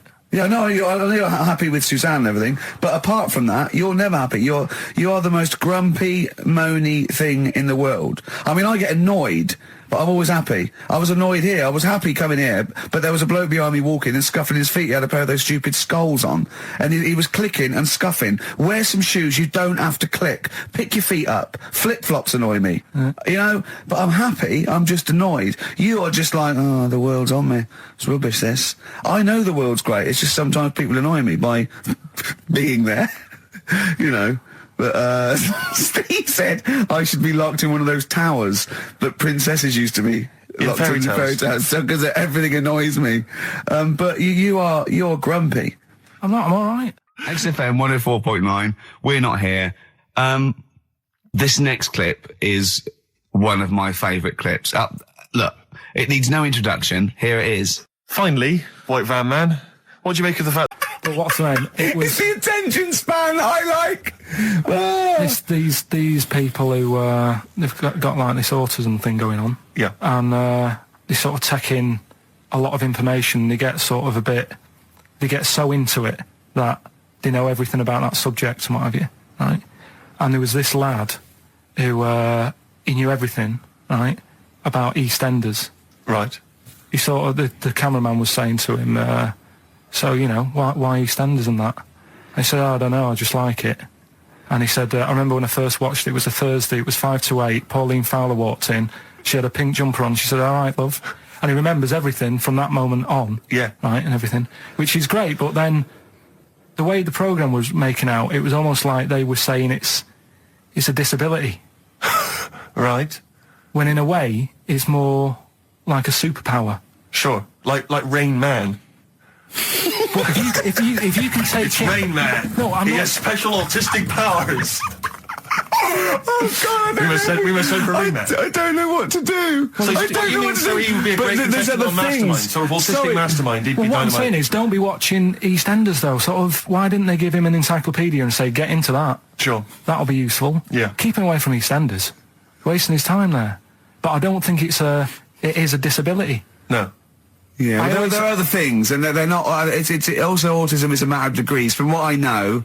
And I'm sorry to have to do this, but I feel that I have to at least be the voice of reason, as ill-educated as I am on the subject. But I think there's degrees of autism. I think some are higher performance than others. There's other issues with it. It's not they're just got good memories. They don't go around doing tricks for people because they can remember stuff. There are other issues with it. Do you know what I mean? Right, well, I mean, they seemed a bit... But you watched the programme. What did you learn? That he knows when Pauline Fowler came in. Yeah, I mean, there was other bits where they couldn't control her emotions and stuff. Oh, that other little bit, yeah. But the main bit of it was he can soak up information and stuff, and I'm just saying it didn't seem really bad. Do you know what I mean? There's disabilities where people say that's a bad disability. It's like how people say about... This is brilliant. This is just like this is amazing to be in a room with this man. It's incredible. You just wind him up and listen to what comes out. And I'm going to sit back now. I'm not going to defend you or explain anything. Just go on and tell me about the other disabilities that are worse. What I mean is how people can sometimes easily get mixed up. How people are scared of like a cyclop. Well, at the end of the day, he's got a disability. A bloke Who's scared of a cyclop? No, it's apart just from like that. Jason and his Argonauts. Where's this Cyclop that you're scared of? No, I'm just saying in history and in books and that. No, not in history. History happened. Yeah. What are you thinking of? You're mixing history with Greek mythology and Roman mythology and every other type of mythology. What do you mean there wasn't really a giant Cyclop that went round picking up ships and throwing them around? That's not history, Carl. Do you think Batman's history? No, but this was it was ages ago, wasn't it? When we were sort of No, I'm not saying it didn't happen ages ago. I'm saying it didn't happen. Well, he might have done. There's no. I mean, what's so ridiculous about a fellow with one eye? In the middle of his head, and he's big and scary and lives in a cave. Why is he scary? Because he's got. What if he had 8 eyes? I'd be scared of him. At the end of the day, he's got a disability. We'll talk about it in a bit. Forward Inc. Gorillas on XFM 104.9 on Ricky Gervais with me, Steve Merchant and Karl Pilkington. Carl, okay, we've got to sort this out. We didn't meet again this week, and this is a shoddy show. I thought we had a sort of framework for it, but do you know what I mean? No, I thought it'd be, Carl could sort of tell him what was going on. He doesn't know anything except watching telly, late night telly on strange channels. Like he gets all his information about the news on Anna Nova, and I mean. I even tried to help because Monkey News last week was awful. It wasn't Monkey News. It wasn't Monkey News. It was. I can't remember it. I've been away on holiday. Brilliant. Yeah, and the Monkey News stops. I phoned him up. There was a front cover of the. I think it was the Telegraph one day this week, and it was an ironic story. It was a fluff piece, but it was a funny story. It was about a monkey in a zoo that had a ruck with its father because it's adolescent. It was like the equivalent of like 16 to 18, and it had a fight with its father, and it escaped. It ran away, and it was like, an interesting story. Yeah. I phoned Carl up and said, "This is a Monkey News. A monkey has escaped from its cage after an argument with its father." And he said, "What was the argument about?" I mean, he thinks like Homer Simpson. Yeah. What was the argument about? Like the zookeepers are going, oh no, he's brought up his untidy room again. The father, look, he's caught him smoking again. I mean, what do you mean, what was the argument about? They have fights. They have fights and then it ran away. His dad wanted him to go to college, but he just wants to quit and get a job. Yeah, and he fancied a monkey in the other cage. And the father was saying, she's not good enough for you. No. Oh. So what we've got was some it Monkey about? News today? Yeah, I got a little bit of Monkey News. You got a little bit of Monkey News, right? You've redeemed yourself then this week. We've got some stuff there and that. What else has been going on? What are we going to talk about now? Sort of head's gone now. Your head's got gone. Monkey News. Yeah. And, why is your brain? Why is it? It seems like since we've come back on air, you have become dimmer. I mean, it is extraordinary. It's like BSC has kicked in. Or and did you really we just forget? We just forgot. Maybe it's been a long time. We've forgotten just how stupid he is. Yeah. It's proper. Do you mean it's the silences? He forgets we're on the radio. There's just I know, dead air. it's unbelievable, and it's our name on this. They put up but as I said before, he is no offence, he's not a bright lad or educated or anything like that. Yeah, but some things he says does border on the retarded. I've been trying to take in too much information though. That's the problem recently. Well, I said to you last week, I've been like reading more books and what have you, and trying to take in too much. But the problem is, like even watching telly and that now, Suzanne said to me, stop doing that. Stop watching telly late at night and going to bed, because it's making your brain too active. And I'm sort of heaven forbid. And I'm trying to get to sleep and I can't. And then when I wake up, she had a go at me the other day, right? Because it was a night after watching The Fat Baby, right? Woke up in the morning and she had a go at me because as soon as I woke up, I said something like, "How can you freeze time?"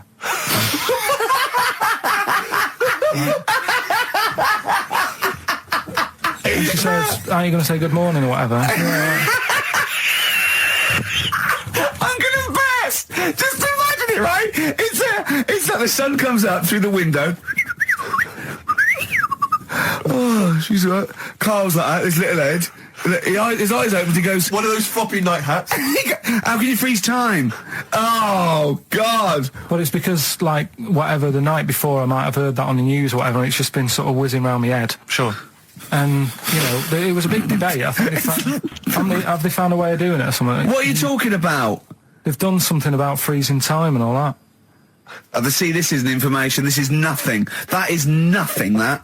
They've done something about freezing time. Imagine Jeremy Paxman coming on, going, "Well, the issues tonight said something about freezing time." It's you think before you talk. No, but I don't worry about how to do it. I just think about what affects that. Oh, they haven't asked you to get involved. Well, this is what I'm saying, though. You can't explain it. It's a tough thing, isn't it? But what's the point in me worrying? It's not a question. Do you know what he said to me the other day? This is unbelievable. This is one of the most stupid, incredible things I've ever heard. He was talking, and he suddenly stopped, and he was thinking about it, and he went, "Oh," I went, "What?" He went, "You'd never see a black ghost." Extraordinary. True, though, isn't it? I've never seen a ghost, full stop. There are no ghosts. There aren't ghosts. No, but I mean when you just see them in, like, magazines and that.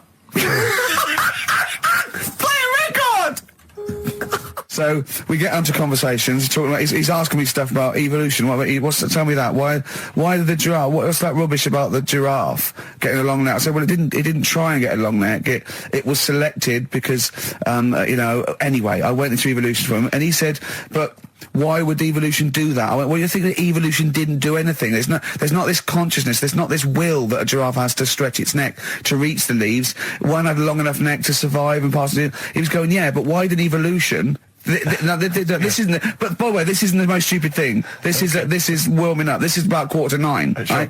He said, why didn't evolution make a giraffe good at carpentry so it could build a ladder? Right. Yeah. Okay. No. All right. Okay. So he's thinking around it. He's trying to pick holes in evolution. Yeah. We get on to, I said, well, things are, I said, we can see the speed of evolution in lower life forms like bacteria, viruses, they evolved, and that's why, soon we won't have an antibiotic that can kill some certain bacterial strains. And he said, and this is about, 11:30, and I said, I'm going to bed, right? He said, in the future, they reckon that you'll be able to wake up and eat a yogurt you can have a chat with. I don't know what that means. Let's put a song on, right? No, and we'll come back to it. So you're going to explain that? Yeah. You've got an explanation? The Verve and Sonic.